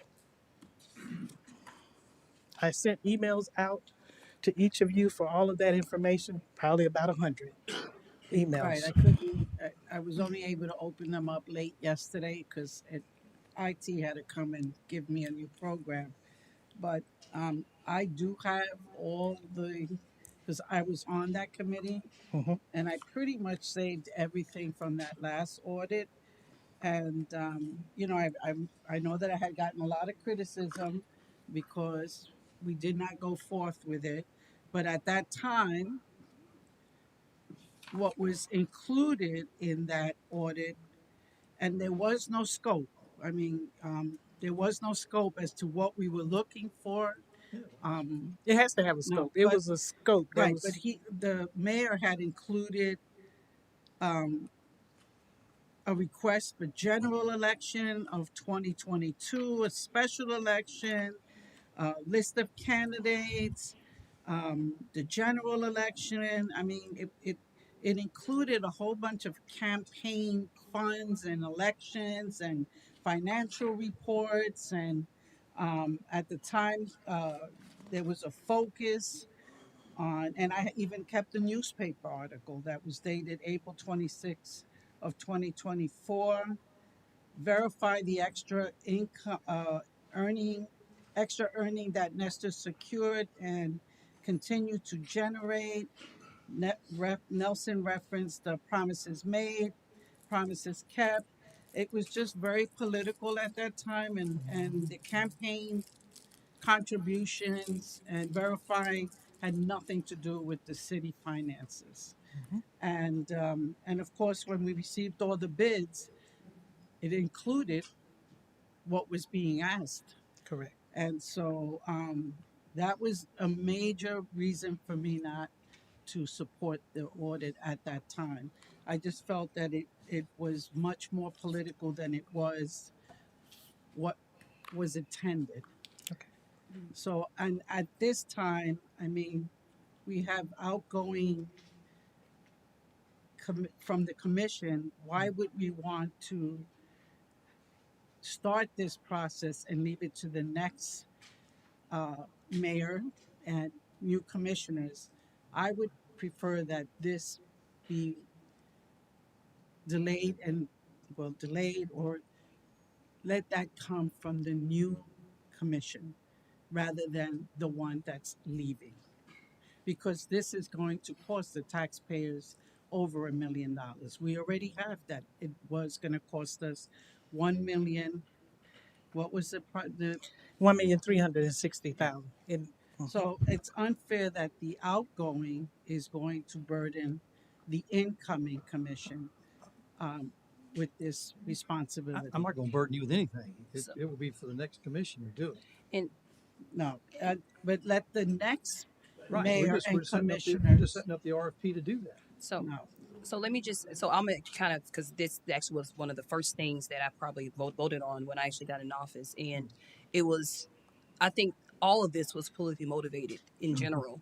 Because when I was asking about the forensic audit and really getting to understand, I sat down with you and said, what is the difference between the forensic audit, the compliance audit, the financial audit? And from my understanding, a forensic audit is used to usually when someone has identified some type of wrongdoing, right? And they want to look into it.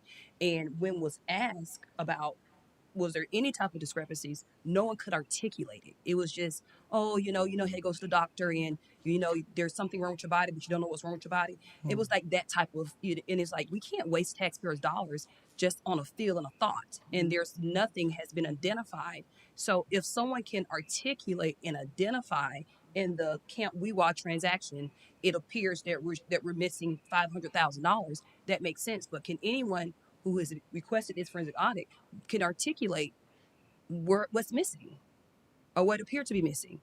So I still stand, like, I still don't understand why we're doing a forensic audit. Understand? Mm-hmm. Mr. Smith? Nope. Mr. Nesta? Yeah, I just want to be clear on this. And we've discussed this yesterday. The staff report itself, it says commissioners' concerns. I didn't ask this to be brought back up. None of the commissioners asked this to be brought back up. Mayor, you brought this back up and had staff work on this. No one else requested it. So this is just another distraction from what's really going on in our community right now. So if you're making a motion to do this to the next council, it's concerning. So I guess the question is, who were, and I'm just asking because this forensic audit thing was going on before me. So is there any commissioner that's currently sitting on this dais that asked for this forensic audit? To bring it back, it was the mayor made that who request. initially asked for this forensic audit? Who initially asked for it? Yes. The original one? I Yes. think it came from you, right? Correct. Commissioner Nestor? So Commissioner Nesta, you no longer want an audit anymore? Oh, there'll be an audit. Okay, It's so just what's not in this capacity. so that's, to me, that's politically motivated, because it shouldn't matter if you feel strong there should be an audit. Are you making a motion forensic for this? audit. I don't understand what we're doing. I'm not here, making a then. motion, I'm making a statement. Please don't interrupt me. So if you feel that it's in the public best interest for transparency, you can't control when the transparency happens. If you really feel there's some wrongdoing, it shouldn't matter if you vote for it today or vote for it tomorrow. If you truly feel, unless it's truly politically motivated, If I'm running a campaign saying I want a forensic audit and I'm able to get that right now, why would I wait until it's that's politically motivated? Okay. It continues. Because if I want a forensic audit, I don't care who's coming in, who's going out. I'm going to ask for it, and I'm going to stand on it. I understand. And to Commissioner Velasquez's, point, if you want to take out those items, and take those items out. But that's of the 1.3 If you want million. the I think audit, we you had don't it want the down. audit. It was $60,000. It wasn't. No, they Yeah. never showed me anything It was like 60. different. Yeah, they did. It was, did they, at the committee, did they show? I remember I asked, even at the sitting committee, I kept saying, No, you can't change it. You You can't couldn't change change it then, but what he's saying, in a new scope, when we develop a new scope, if we would choose to release another RFP, you have an opportunity to develop a new scope. And what he's saying, if you take that old scope and remove those items, you can do that now. That's what he's saying. I mean, if that's the reasons you didn't want to vote for it, then you take those out. You could do an RFP based on that. no, I just feel I'm not for a forensic audit or an audit, not for the commission, not for the commissioner, for the mayor and the commissioners that are on their way out. I'm not going to burden the incoming with an audit at Understand. all. So it was something that was brought forward several years ago, and now it's not needed. So what's changed, Commissioner Nesta? Can you give me I'm trying to scratch my head. I'm not. This is just games. This is all politically motivated. My thing is, if you want a forensic audit, it shouldn't matter when the forensic audit comes. And if you vote against a forensic audit today, that means your intentions was not pure and it was completely campaign motivated. If I wanted an audit and I'm able to get my audit right now, I'm going to say, please give it to me. But if you don't, then that means that it's politically motivated, and it's very dishonest to the public. Very dishonest. All right. Any other questions for Blanche? No. Public. Just playing games. You pick your gavel. Albert McKimmey, 3603 Golden Gem Road. In just 2 weeks' time, the public will tell you exactly what they want. They will vote based on what their belief is. If we want to honor the public and the people who come here, we're going to wait until see what that vote is and how it goes. What we're asking today is not to have whether or not to have a forensic audit. It's whether we want to define the scope of the forensic audit with the existing commissioners sitting on the bench and the existing mayor, or whether we want to put that into the hands of those people that we have now duly elected and will elect. So let's just wait and allow the new administration to decide what the scope of this forensic audit should be. Because we saw exactly what happened the last time, the games that were played, and how the RFPs were biased to cost way too much money that we decided not to go forward with them.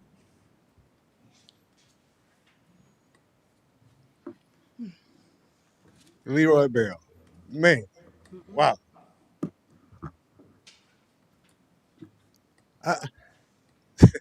Man, you can't make this stuff up. We should package this up and send it to Tyler Perry so we can make a movie out of this crap. This makes no sense whatsoever. We had an incoming commissioner. Oh, I don't want to spend no money on no forensic audit. Commissioner Velasquez. No, you're putting all this stuff in there. It don't need to be. Back then, all you had to do is take that out and we could have the forensic audit. So, but then at the same time, here, the question was asked, well, we don't seem to want one. Yes, we got somebody talking about politically motivated. Yes, it is. Right there in the middle seat. The reason he brung it back up because it's politically motivated.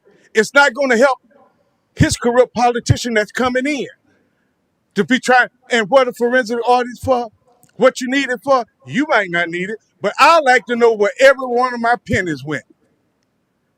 When the incoming Administration came in, they came in with a lie, lying on the last administration, talking about the city was broke. That was a lie. Where are some more lies at? Instead of people trying to be transparent, what transparency means is open it up so the public can see it, instead of you guys standing behind this man right here. He's going to jail probably. He's probably going to jail, along with his CFO. Probably going to jail. And this is what he's doing. His last-ditch effort to keep the people from seeing where he took money, moved money around, and especially with the ministers when he came in and said, yeah, let me see the dollars. I like the way Brian Nelson moved that money around. And guess what? If they like the way you move that money around, every citizen in Apopka got a right to see how you move it around. We need a forensic audit, and I agree with you. This board right here is not going to hold this man accountable. Wait until the next one, and maybe we'll get the right mayor and the right two commissioners that won't be holding just backing whatever he wants. We'll have some people that can think for themselves instead of being acting like puppet with somebody's finger up there behind. Yes, I said it, bro. God bless you.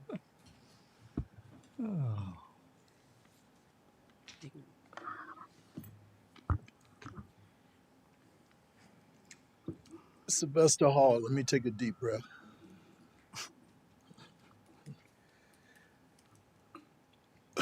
What people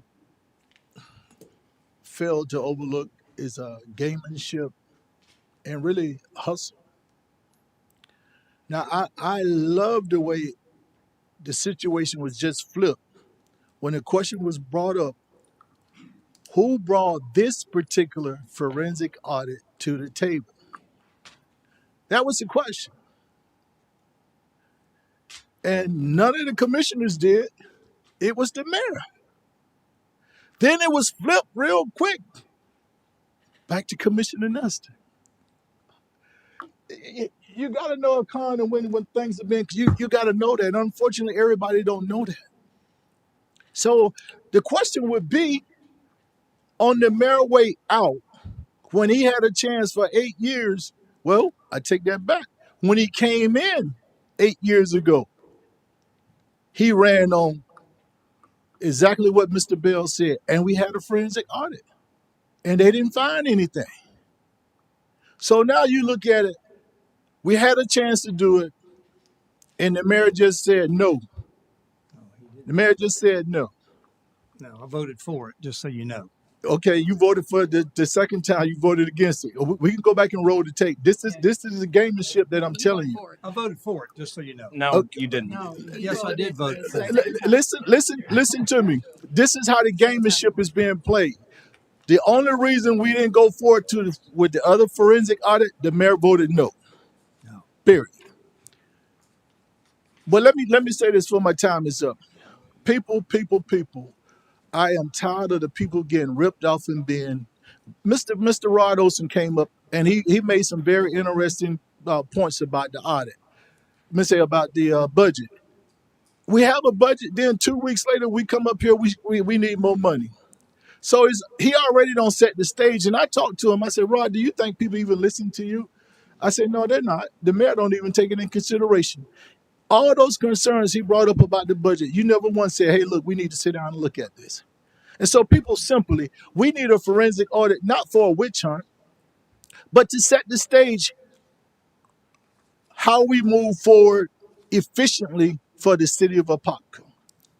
How we move forward. And then if we're talking about the property taxes being removed, we're going to have to know where all our money was going so we can refocus and prioritize what needs to be done moving forward. And please don't let this dog and pony show corrupt all that. All the mayor wants to do is get in front of the audit so he can position himself to do what's best in his best interest. That's the only reason he brought it up. The only reason. None of y'all brought it up. The mayor brought it back. So think about that.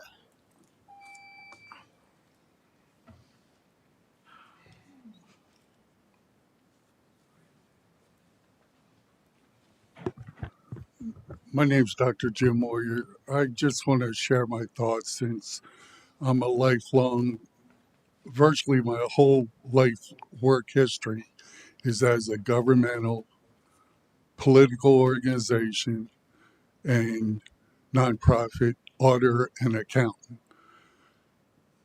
Ms. Blanche made some good points, and you have to go out to the firm, but you have to be very particular about the type of audit you want, the scope of that audit, and what I deem the most important is the credentials of the auditor. I've heard a couple terms thrown out, and depending on the terms that were mentioned, it determines what best credentials of the auditor. I personally, during my lifetime, have for decades a certified public accountant, also a certified internal auditor, which, by the way, the international headquarters for decades was in Altamont Springs. Now it's in Lake Mary, and also a certified information system auditor. And when the certified fraud examiner came out, credential, they offered it to me for free, but I would have had to pay membership into it, so I declined. But be very careful, and if you proceed with this, I would like to share my thoughts at that time. Thank you very much. God bless. Anybody else?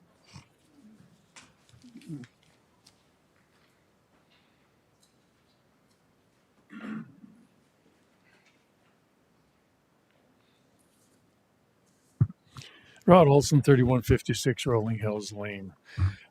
Where this whole process goes and where it's going to wind up, I think really belongs going forward and looking at it. The fact of the matter is, and I've been very critical for the last 6 years of the budgeting process, and it's either just a wing and a prayer, I guess I referred to it as the budgeting process. The fact that we're moving money every time, the fact that we had, I can't remember how many hundred thousands of dollars set aside for homeless funds. Where did that go? There's a lot of areas that we need to pursue and look at and trace it. And it may be a matter of, are there interested people in the community that be willing to step forward that have a financial background? Let's take a look at the last 8 years. Let's identify areas so now when we do a forensic audit, we've got A, B, C, D, and E instead of A to Z. And the fact that we put out the campaign, you want to talk about political, the campaign, what does that have to do with city operations? Unless funds came from the city to a campaign, there's no business for that to be in there. And that's probably a third of the audit cost. Thank you. Wow. Anybody else? Well, let's dispel a couple rumors. First is when it was brought up a couple years ago, I did vote to do the audit. And second, we did some numbers. I know that things I added to they were political, no doubt about it. They were political. But the things I added were of the $1.3 million were, we ran the numbers, they were $60,000. And I said, let's take those out of there. And I think that's fair. If you want to say they're political, then fine, take those out. But the rest of these things that were brought forward, the revenues, expenses, Camp Weewa, City of Apopka reserve balances, the opioid crisis payments, the monthly distribution reports, mayor's expense reimbursements, that's not political. The various land transactions, farm workers associated payments, various grant transactions, interest income, that's not political, and attorney fees. Mm-hmm. So of those, 2 or 3 of them were obviously put in place by Commissioner Nesta. So you want to take those? Let's take all those. I'm fine with that. If you want to take out the ones where, we asked about people that whether they paid their fines on late campaign reports, that's fine if you don't want that in there. But this we've had 2 of your big supporters, 2 people that endorsed you that want the forensic audit, and now you're waffling on whether you want the audit or not. So just have a hard time understanding what's changed in the last 2 years. So let's talk about the time frame. So when the RFP goes out, the mayor be gone, correct? Yeah. Yes. So he's not going to be here for it. So he can't. He can't influence it. So, you know,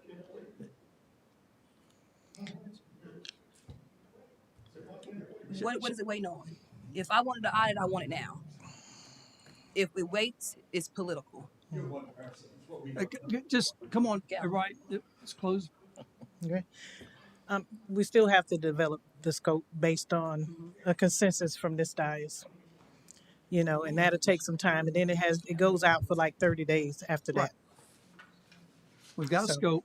I mean, if you want to narrow it down, so you don't spend $1.3 million, then go odd years, even years, go 4 years. Pick your number. But if you, hey, listen, I'm comfortable doing all 8 years, but realize that's going to be probably $1.6 million. That's what's driving $1.8 the million. cost. Forget about my stuff about the commissioners and their campaign reports. That's water under the dam. But pick something that you want to do. But what's going to happen is we're not going to do this, and then it'll just die in the night. That we didn't want to, as your supporters have just said, they want to do a forensic audit, and now you're waffling on. I'm not waffling. I very specifically said I want an audit. I just don't want you to do it. That's called I'm not going to do it. Additionally, that's control. We're going to do it in a way that makes sense. We're going to take it by steps and stages. So this audit and the groundwork that's been laid by two of the members on this board, it's been tainted already. We need to start fresh. This is a mess. It's already was a mess, which is why it got denied, and it's a mess now. So we'll start fresh with the new commission, not charge the residents an insane absorbent amount to do this, and then we'll get it done properly. So that's what I'm saying. What do you want from me right now? No, you were saying you want something. What do you want? Well, no, you were saying you're willing 2 years ago to spend $1.3 million on the audit. Now you're saying no, let's don't spend $1.3 million. Which is it? We don't want you to do it. Listen, you're order. I mean, which is it? I've already told you. My answer is my answer. So you brought this on the agenda. What do you want to do with it? I want to bring it forward. I want to vote on a forensic audit. So vote on it. Let's go. I just want to say this is very sad. This is, once again, politically motivated. It's just what it is. And if anyone can't see that, then I'm sorry. This is ridiculous. Ridiculous.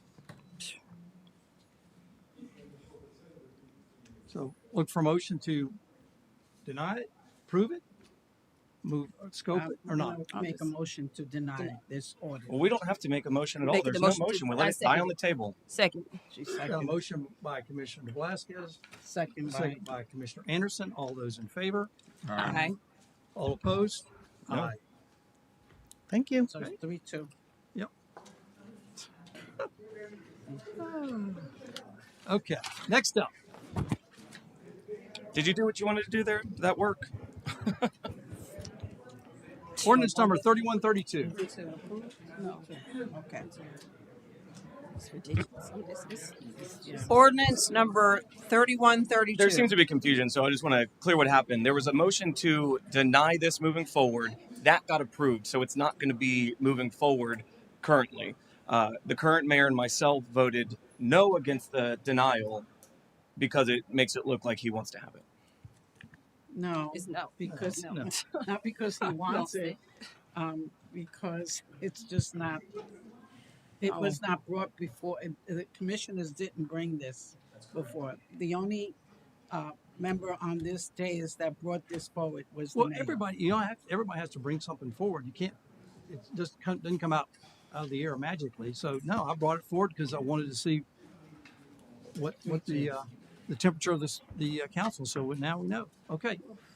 Ordinance number 3132. Ordinance number 3132. An ordinance of the City of Apopka, Florida, amending the future land use element of the Apopka Comprehensive Plan of the City of Apopka, changing the future land use designation from mixed use to commercial to industrial for property located at 606 South Hawthorne Avenue, owned by Reason for the Season, LLC, comprising of 7.6 acres more or less, providing for severability, conflicts, and an effective date. Good afternoon. This is Jun Son, planner at the Community Development Department. The applicant has requested a small-scale future land use amendment for the property located at 606 South Hawthorne Avenue. The size of the property is about 7.7 acre. The current use of the property is industrial warehouse. The current future land use of the property is mixed use and commercial, and requested future land use is industrial to be consistent with the property located at the south owned by the same owner. The change of future land use will allow the current use to be permitted and consistent with the surrounding properties. The Development Review Committee has recommended approval, and the Planning Commission has unanimously recommended approval of amending the future land use from mixed use and commercial to industrial for the property at 606 South House Avenue. The recommended motion is to accept the first reading of ordinance number 3132 and hold it over for the second reading and adoption. Staff and applicant are available to answer any questions. Any questions for June? Anybody from the public wish to speak on this one? Okay, sorry. I have one. You say the property is consistent with the surrounding area, but aren't those homes that's at the north end of that property? Those are residential in Orange counties, but city-wise, the surroundings. So the properties on the east side is mixed-use downtown area, and property on the west are all the industrial. So that will be consistent with the in the surrounding industrial land use areas. So because it's Orange County property, we don't consider them as We concern them, but The applicant is already using that as a warehouse. He's already, is that correct? Am I correct? That's what I was no, the told. property is vacant. It's vacant. it is currently used as an industrial warehouse.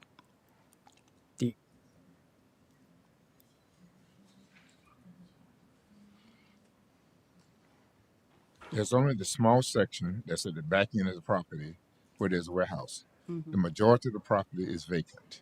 Mm-hmm. It is. Okay. Yep. And The orange is commercial. The, where you're concerned with the homes is already commercial. That's the back end of the house. So he's actually just changing the front end of the property.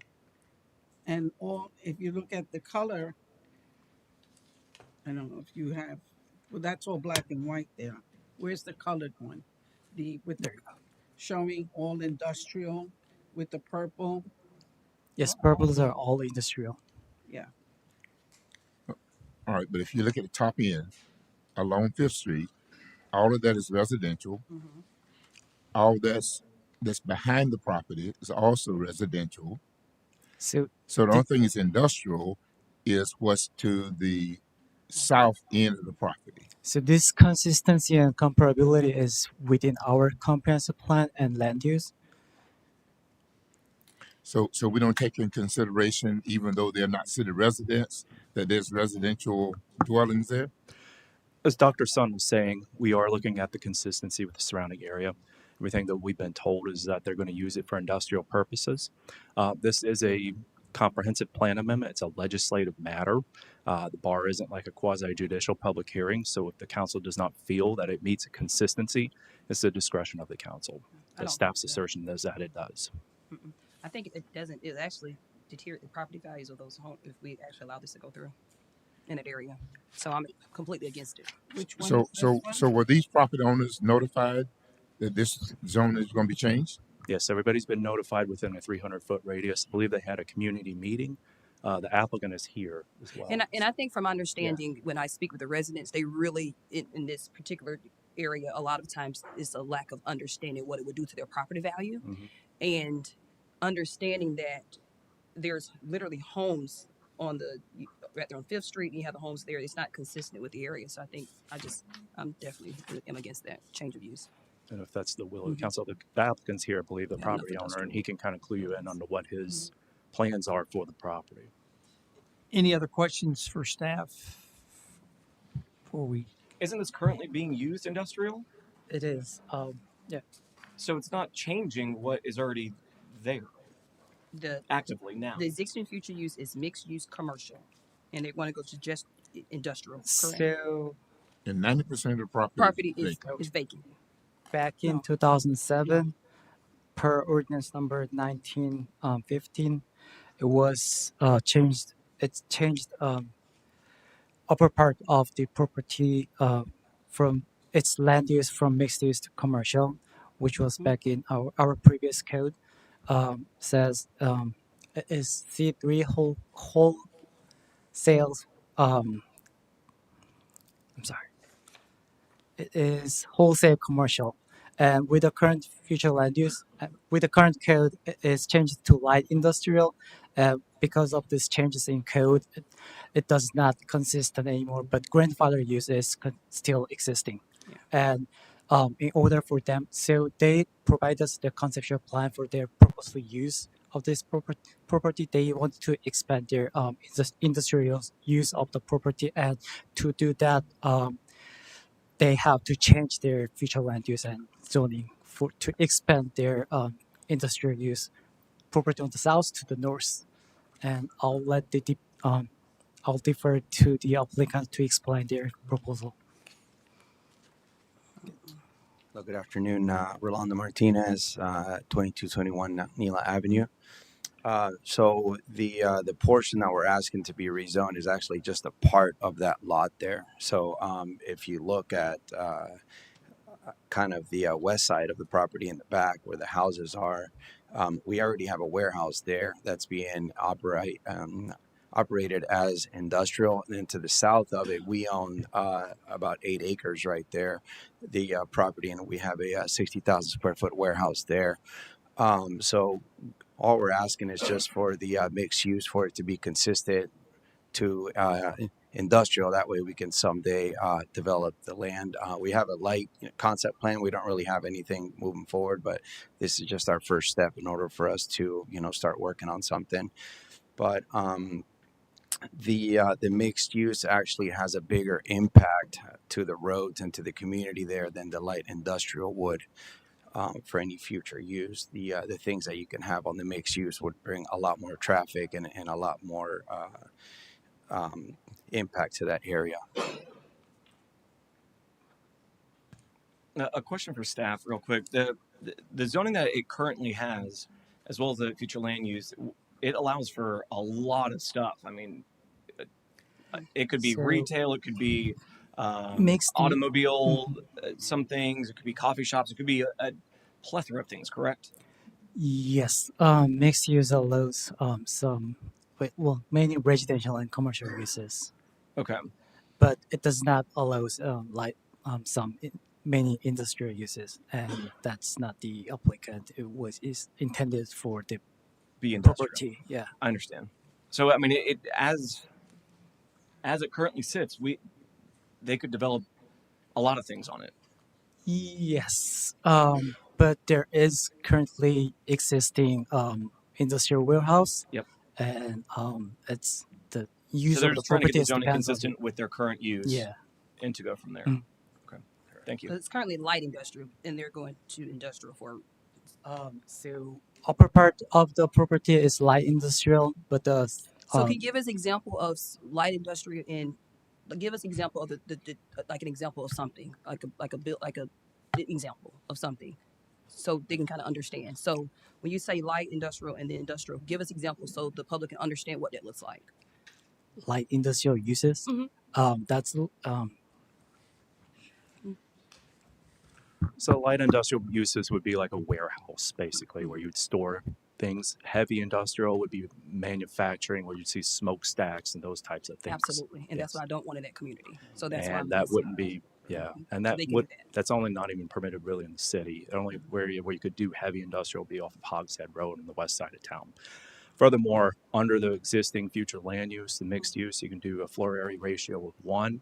You can do multifamily at 15 units an acre as well, under his existing rights.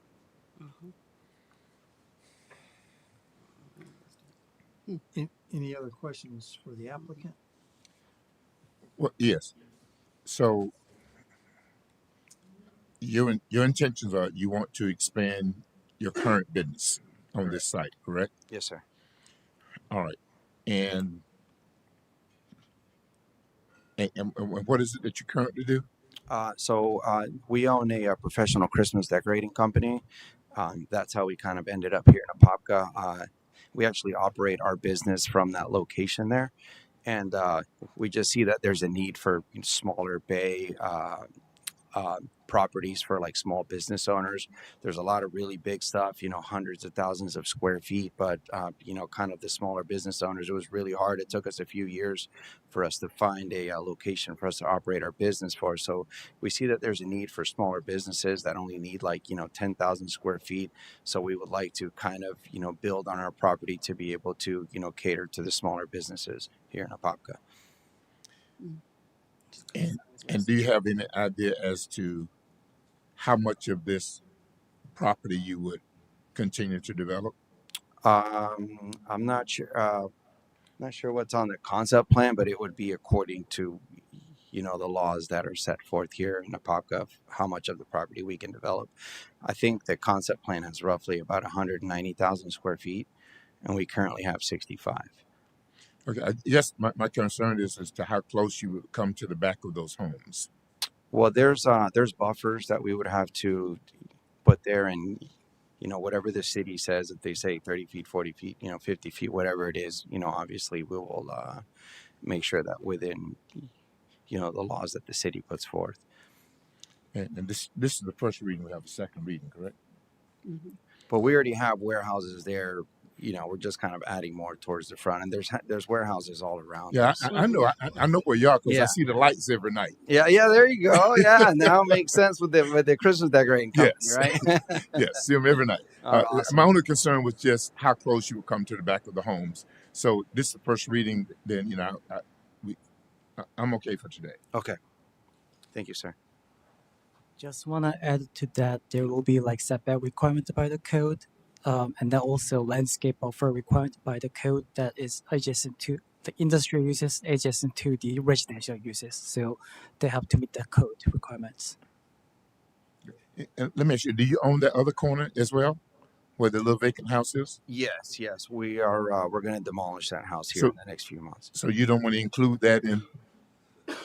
Well, from what 'Cause I I noticed understood it's- is that the future land use on that is commercial, and our engineer said that there's no need to include that in there because I guess everything falls within the scope of light industrial. Is that Okay. right? Right. Yep. All right. Any other questions for the applicant? All right. Anybody from the public wish to speak on this one? Albert McKimmey, 3603 Golden Gem Road. It occurs to me that we're always trying to encourage big businesses to come to Apopka. But when we encourage smaller businesses to come, we also encourage people to come and live in Apopka. So I would suggest that what we should really be looking to do is encourage more small business users to come to Apopka, because when you scale up in size, if a large business fails, it has a large impact. But when you've got lots of small businesses and one business fails, it has negligible effects. Anybody else? Christy Moore, Orange County Commissioner. I wanted to speak to you since those are my residents there. And so I think this smacks a little bit of gentrification. I'm glad to see that you have a light industrial zoning, which I don't have at the county. But I hope that in the second reading, you're going to look at those. If you're going to approve it, you're going to look at the setbacks, and you make it maybe even 100 feet. You got to look at the lighting. Are those lights going to be on at a certain time that are going to be shining, in the back of all of those homes? Where is the driveway going to be? You could keep that driveway completely away from these residents if you're going to approve it. But it's generally, I would tell you at the county, we generally do not approve industrial right next to residential. So if the votes are here to do it, please give these people some relief with lowered lighting, hours of operation, where the driveway is, and a larger buffer. Thank you. Anybody else? Okay. I just want to say, that if I was a resident there, I would not want industrial right in back of my yard. So I won't be able to approve that. I don't think it's in the best interest of that community. And I would agree with you, but you can also have a whole high density residential. Mm-hmm. So which is And that's Unless you better gotta than pick that. your poison. Yeah. What do they have? You could, Put under the res- current, Well, I know that didn't Orange County put a storage unit in the middle of a residential on Rock Springs Road? yep. Yeah. And I And think we can work Sebastian, with the applicant as well to make sure there's some enhanced landscape buffers and things of that nature to make sure that it's a complement to the community, not taking away. All right. Looking yeah, for I don't First want to reading. impede This is the on first his reading. small Yep, business. yep. But it's the He's first trying to reading. expand. This is the first This is one. the first This one. is the first So reading. But we can probably Yep. I tweak can on. tell you that I was on the fence because if you drive up Rock Springs Road, there's a beautiful community, Sebastian, Mhm. and the elephant sits right behind them, which is that storage unit. And that was not put in by the city. It was put in by Orange County. Okay. And so that was the concern. And although we're being considerate to the county, because that is all county. So just wanted to Well, kind of, mixed use actually has a way bigger impact than light industrial would have to that area right there. I did see that. I do see that, Yeah. that it is, that's kind of an enclave right there Yeah. with Orange County. So But if the concern is impact to the community, it would actually be better to be light industrial than that mixed use right there. okay. And let me say that the owner, he's a community partner. Okay. Uh, he don't know it, but we've had conversations before, and I've asked about using some of the property before he even knew who I was to assist the Hope when they was having events for Mhm. additional parking. So he's been a community player. So Okay. I would say that in his defense. Okay. All right. Okay. Just Looking want to for a make sure. motion to approve ordinance number 3132 at first reading and hold over for second reading and adoption. So Got a motion by Commissioner Smith, You see how I'm looking at Like- Commissioner Smith? You just finished doing that. I was waiting for your motion. got a motion by Commissioner Smith, All right, Velasquez. second by Commissioner Velasquez. All those in favor? Aye. All opposed? Motion carries unanimously. Next up, ordinance number 3133. Just the same. Ordinance number 3133. An ordinance of the City of Apopka, Florida, changing the zoning from MUESGT Mixed Use East Shore Gateway to IL Light Industrial for certain real property generally located at 606 South Hawthorne Avenue, owned by Reason for the Season LLC, comprising of 7.6 acres more or less, providing for severability, conflicts, and an effective date. For the record, this is June Zone Planner. The applicant has a request of a rezoning of the same property located at 606 South Hawthorne Avenue. Current use is industrial warehouse. The current zoning is mixed use East Shore Gateway, and requested zoning is light industrial. The rezoning will allow the current use to be permitted and consistent with the property to the south. The DRC has recommended approval, and Planning Commission has unanimously recommended approval of the rezoning from mixed-use East Shore Gateway to light industrial. The recommended motion is accept the first reading of ordinance number 3133 and hold it over for the second reading and adoption. Staff and applicant are available for any questions. Any questions for Jude? Anybody from the public wish to speak on this one?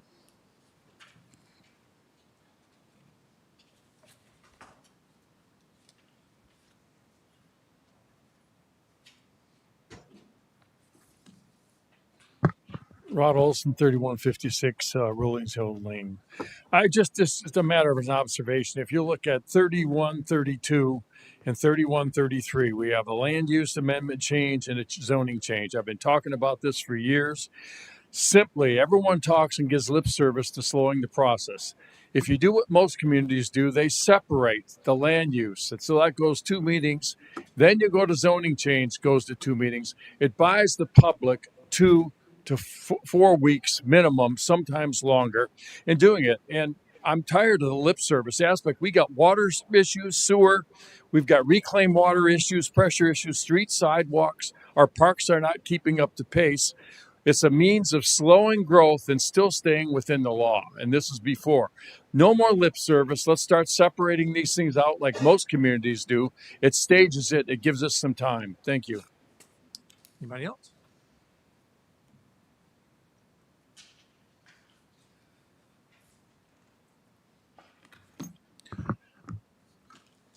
Excuse me, Sylvester Hall. I just want to point out the fact that I'm a small business owner, and what the gentleman said, there is a shortage of buildings for small and medium sized business. So if we could find a way to work with him, I think it's very much needed in the city of Apopka because there's a lot of things that we're missing when we're talking about and bringing everybody back to the city of Apopka. I get frustrated because I couldn't find a building, and it took me a while to find a building. And then when you look at other services like, the driver's license, we got to leave the city of Apopka to go somewhere else to get driver's license. So, these some of the things when we say we want to make the city of Apopka a home bed, well, let's have all the things that the people need to live comfortably and do their daily transactions.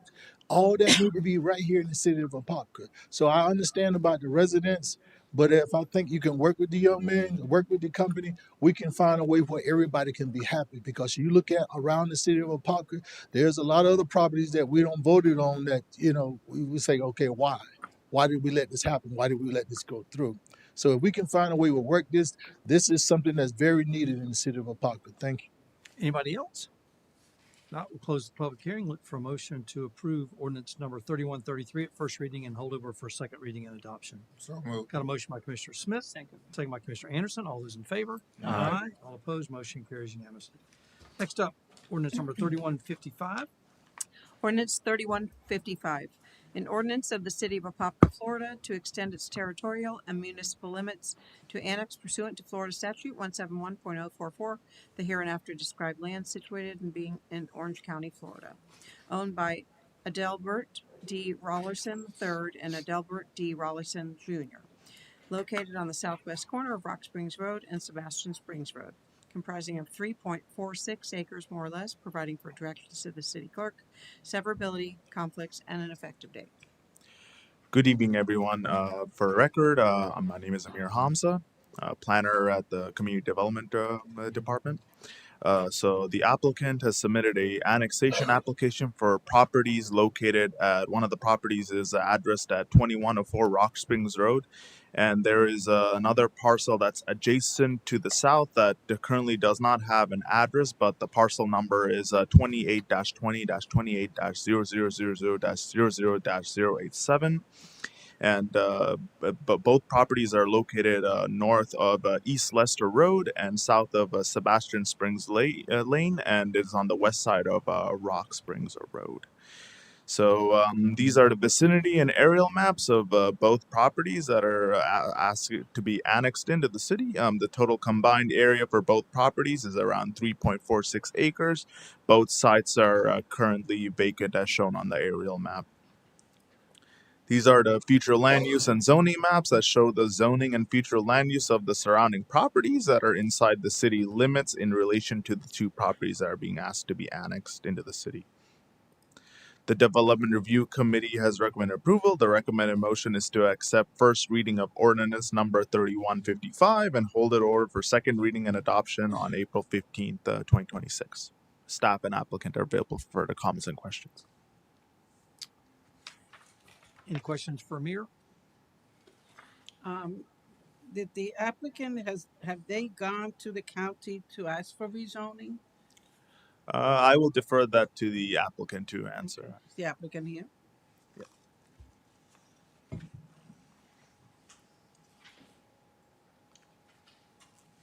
Good afternoon. Almost evening, I guess.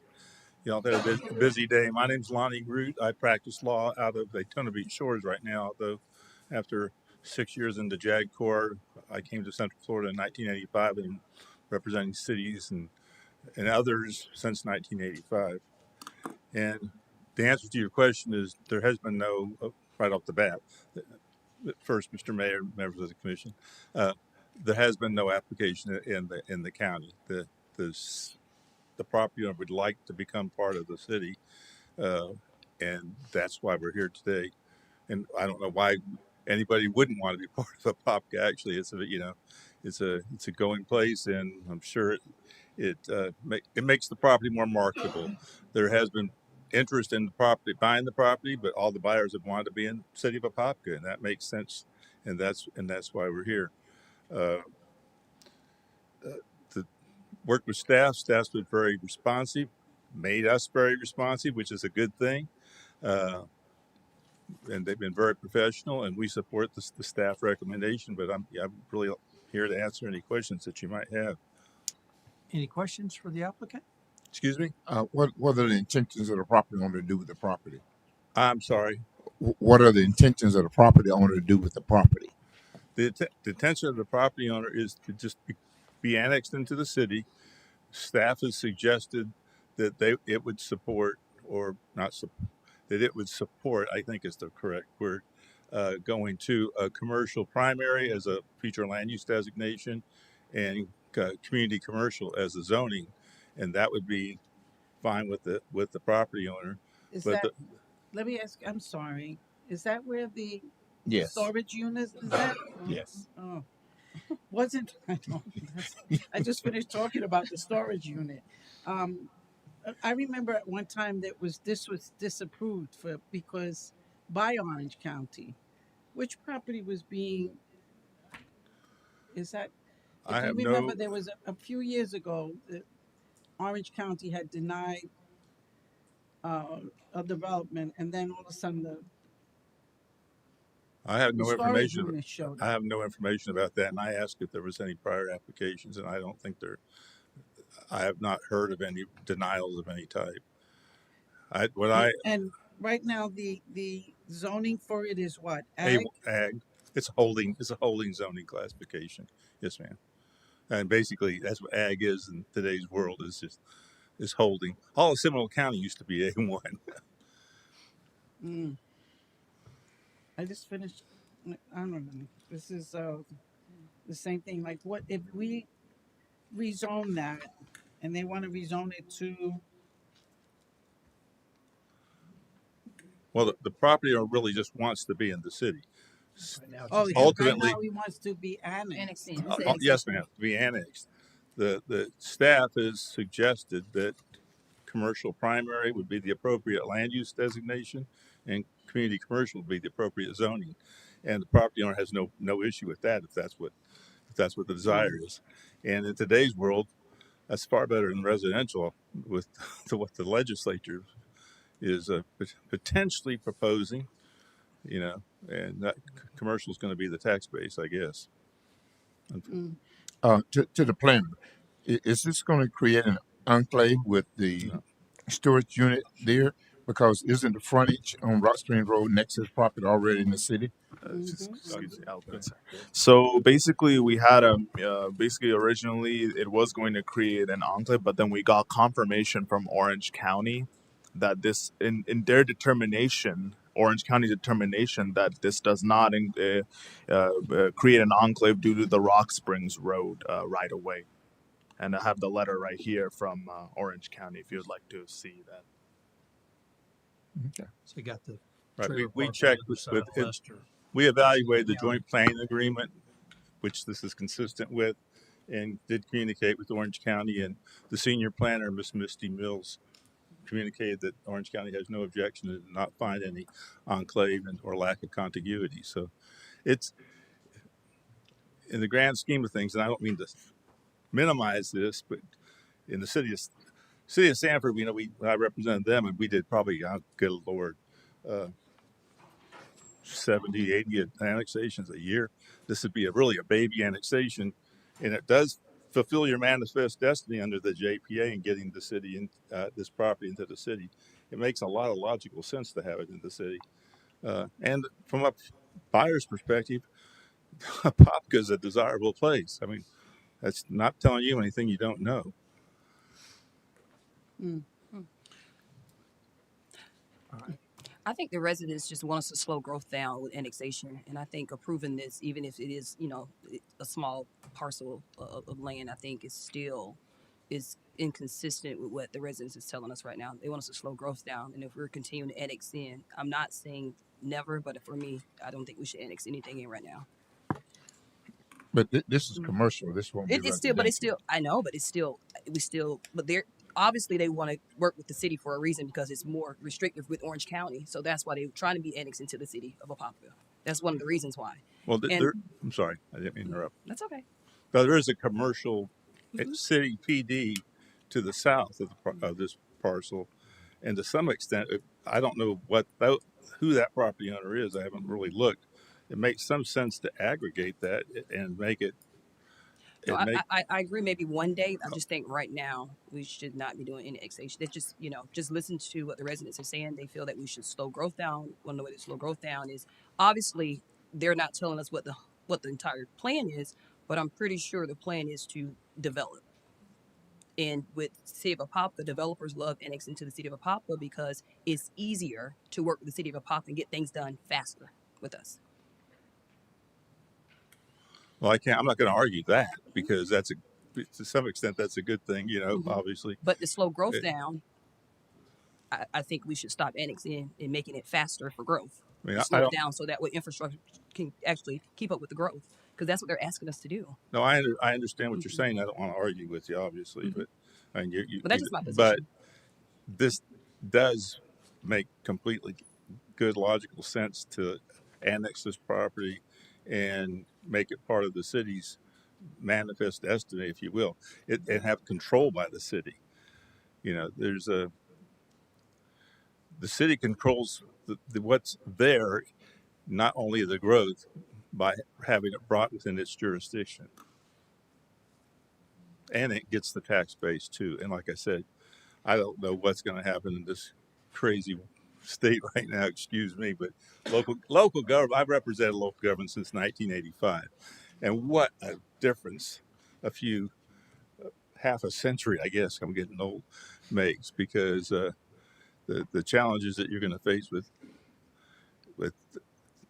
revenues. I don't know how it's going to work if some of these proposals go down with taking the tax base away. But commercial, industrial, that's going to be it. Not that you want to make it appropriate. You want to make it you know, work for the citizens, be transition, have the right harmony and compatibility and all that. But this little 3.46 acres makes a lot of sense to put into the city at that location and at the land use designation and zoning that staff has said it would support. So it just makes you would control it. You would control the development.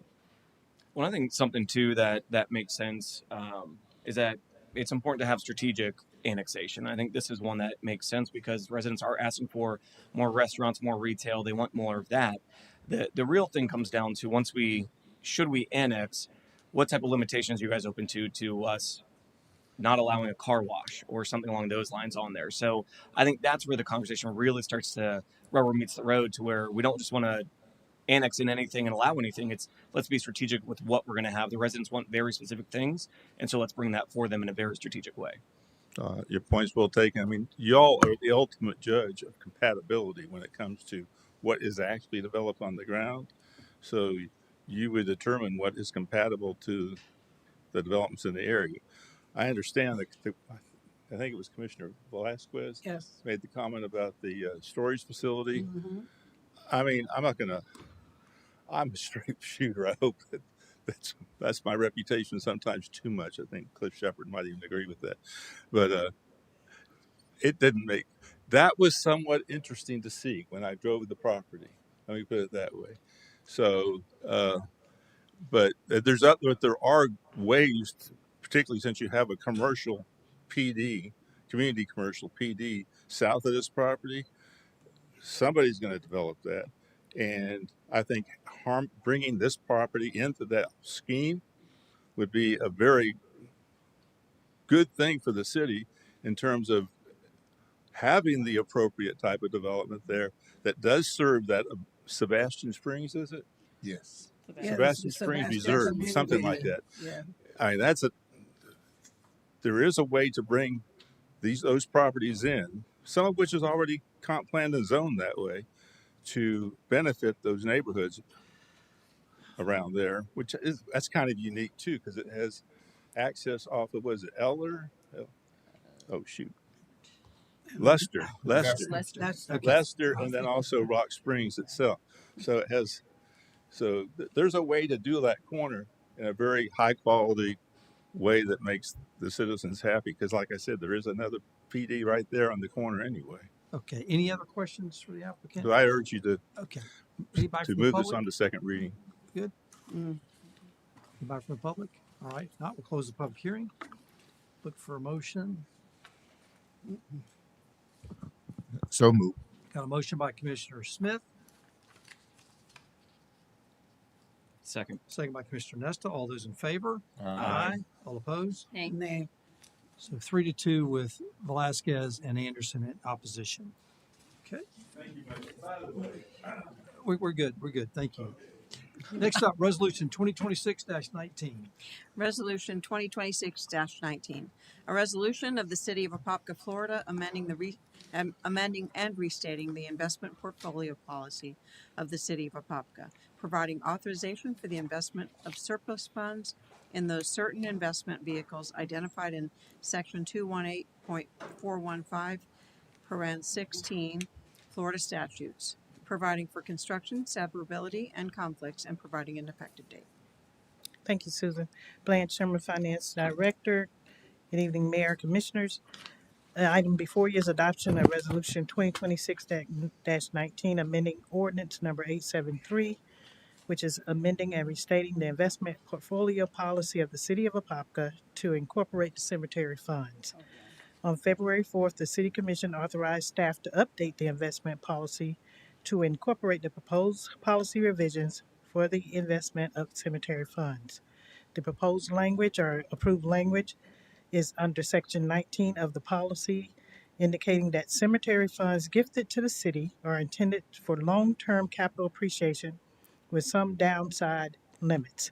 Therefore, up to 50% of these funds may be uniquely invested under special power FRS 218 415 16H in a low equity mutual fund.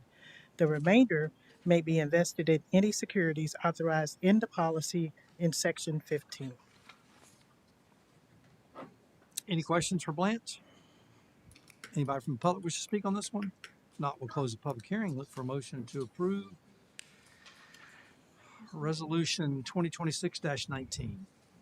So moved. Got a motion by Commissioner Velasquez, Second. second by Commissioner Anderson. All those in favor? Aye. Aye. All opposed, motion carries unanimously. Thank you. Next up, Resolution 2026-20. Susan? Resolution 2026-20, a resolution of the City Commission of the City of Apopka, Florida, authorizing a fee increase for cemetery burial plots and columbarium niches in order to maintain sustainable funding for the maintenance and operations in the Greenwood Cemetery.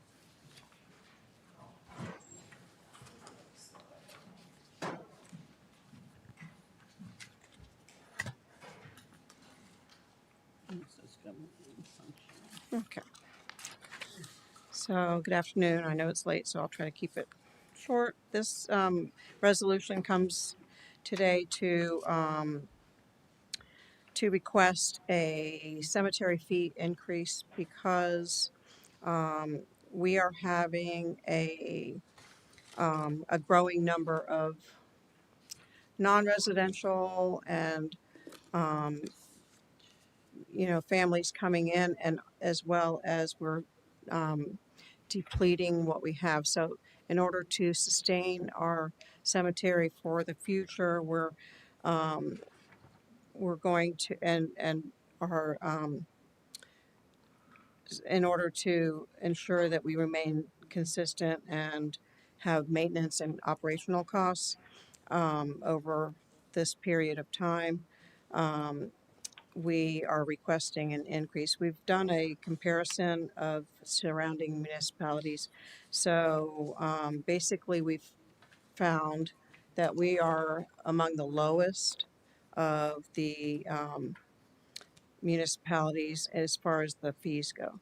So, for instance, we have our plots right now. Our residential costs are $1,200, and non-residential is $1,600.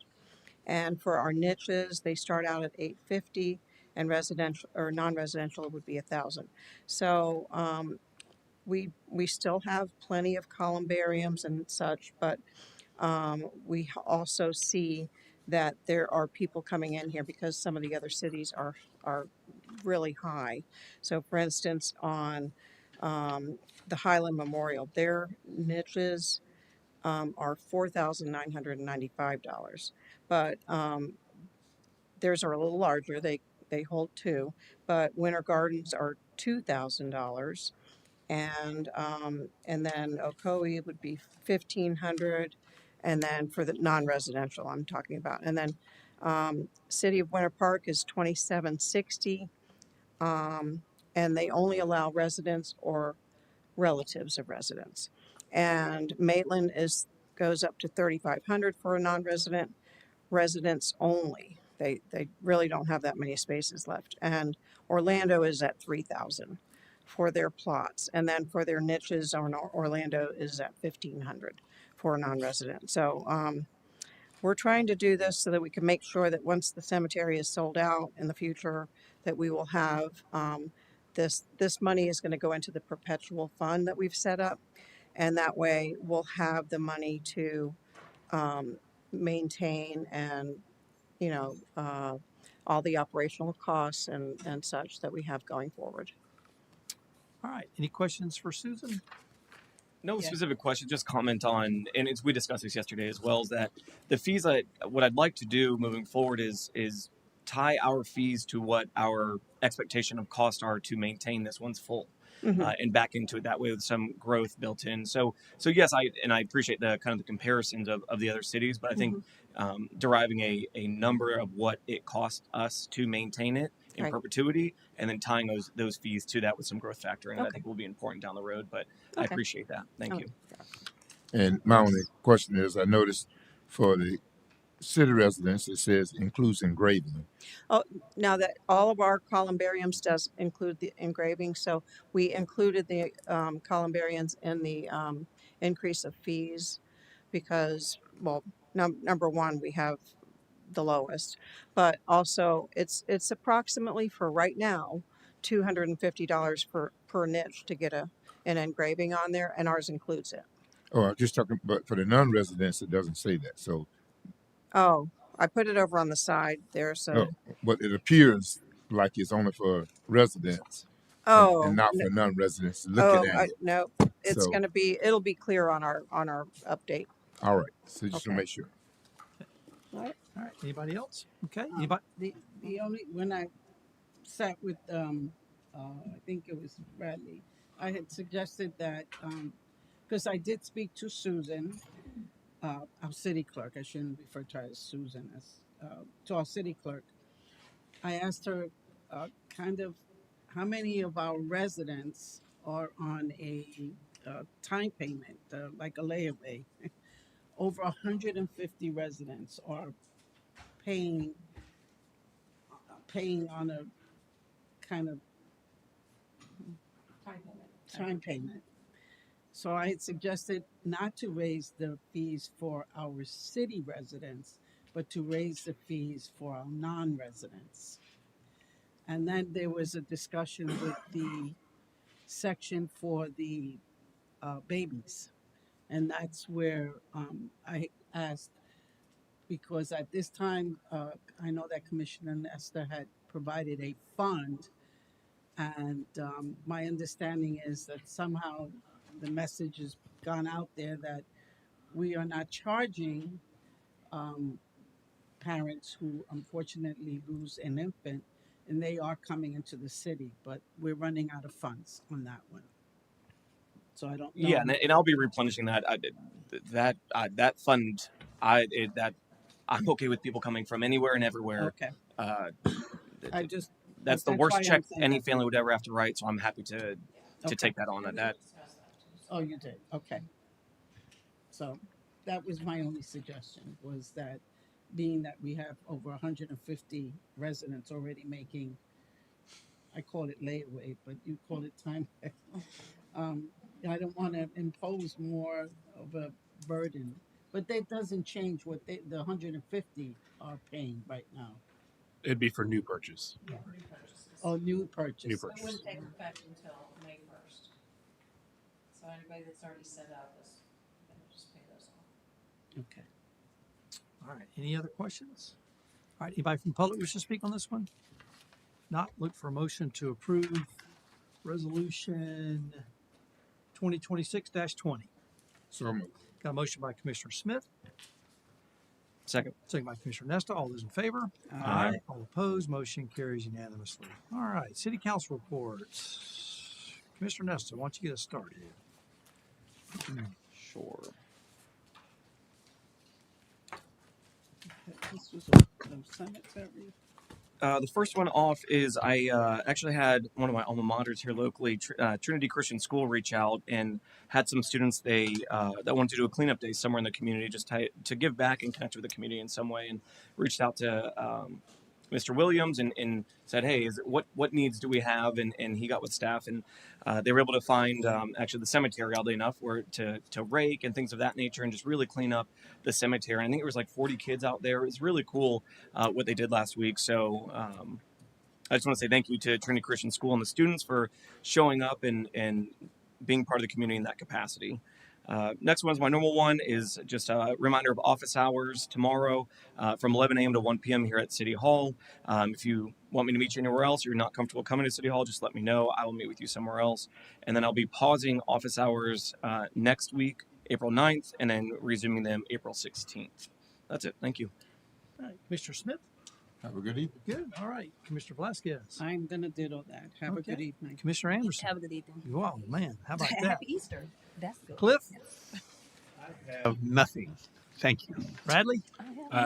Just one thing, Mayor, and it was mentioned at the minutes adjustment. Just clarification to the appointment for Malika Harrison. The staff report did incorrectly say it was an appointment for a 3-year term, because this was filling a seat that was vacated by an existing member. It's to fill the seat to the end of that term, which is January 7th, 2027. So just clarifying that. City clerk's office is reaching out to her as well to get her all information for the planning commission and get her set up. All right. Well, we celebrate Easter on Sunday, so if you're wherever your religion of choice, be sure to partake. We got Breakfast with the Bunny April 4th at WeWalk 9 to 11. Need to sign up on our website. And then on April 11th at the Kitland Nelson Park, we got the Health and Fitness Fest from 10 till 2. Should be a good day. So have a good evening.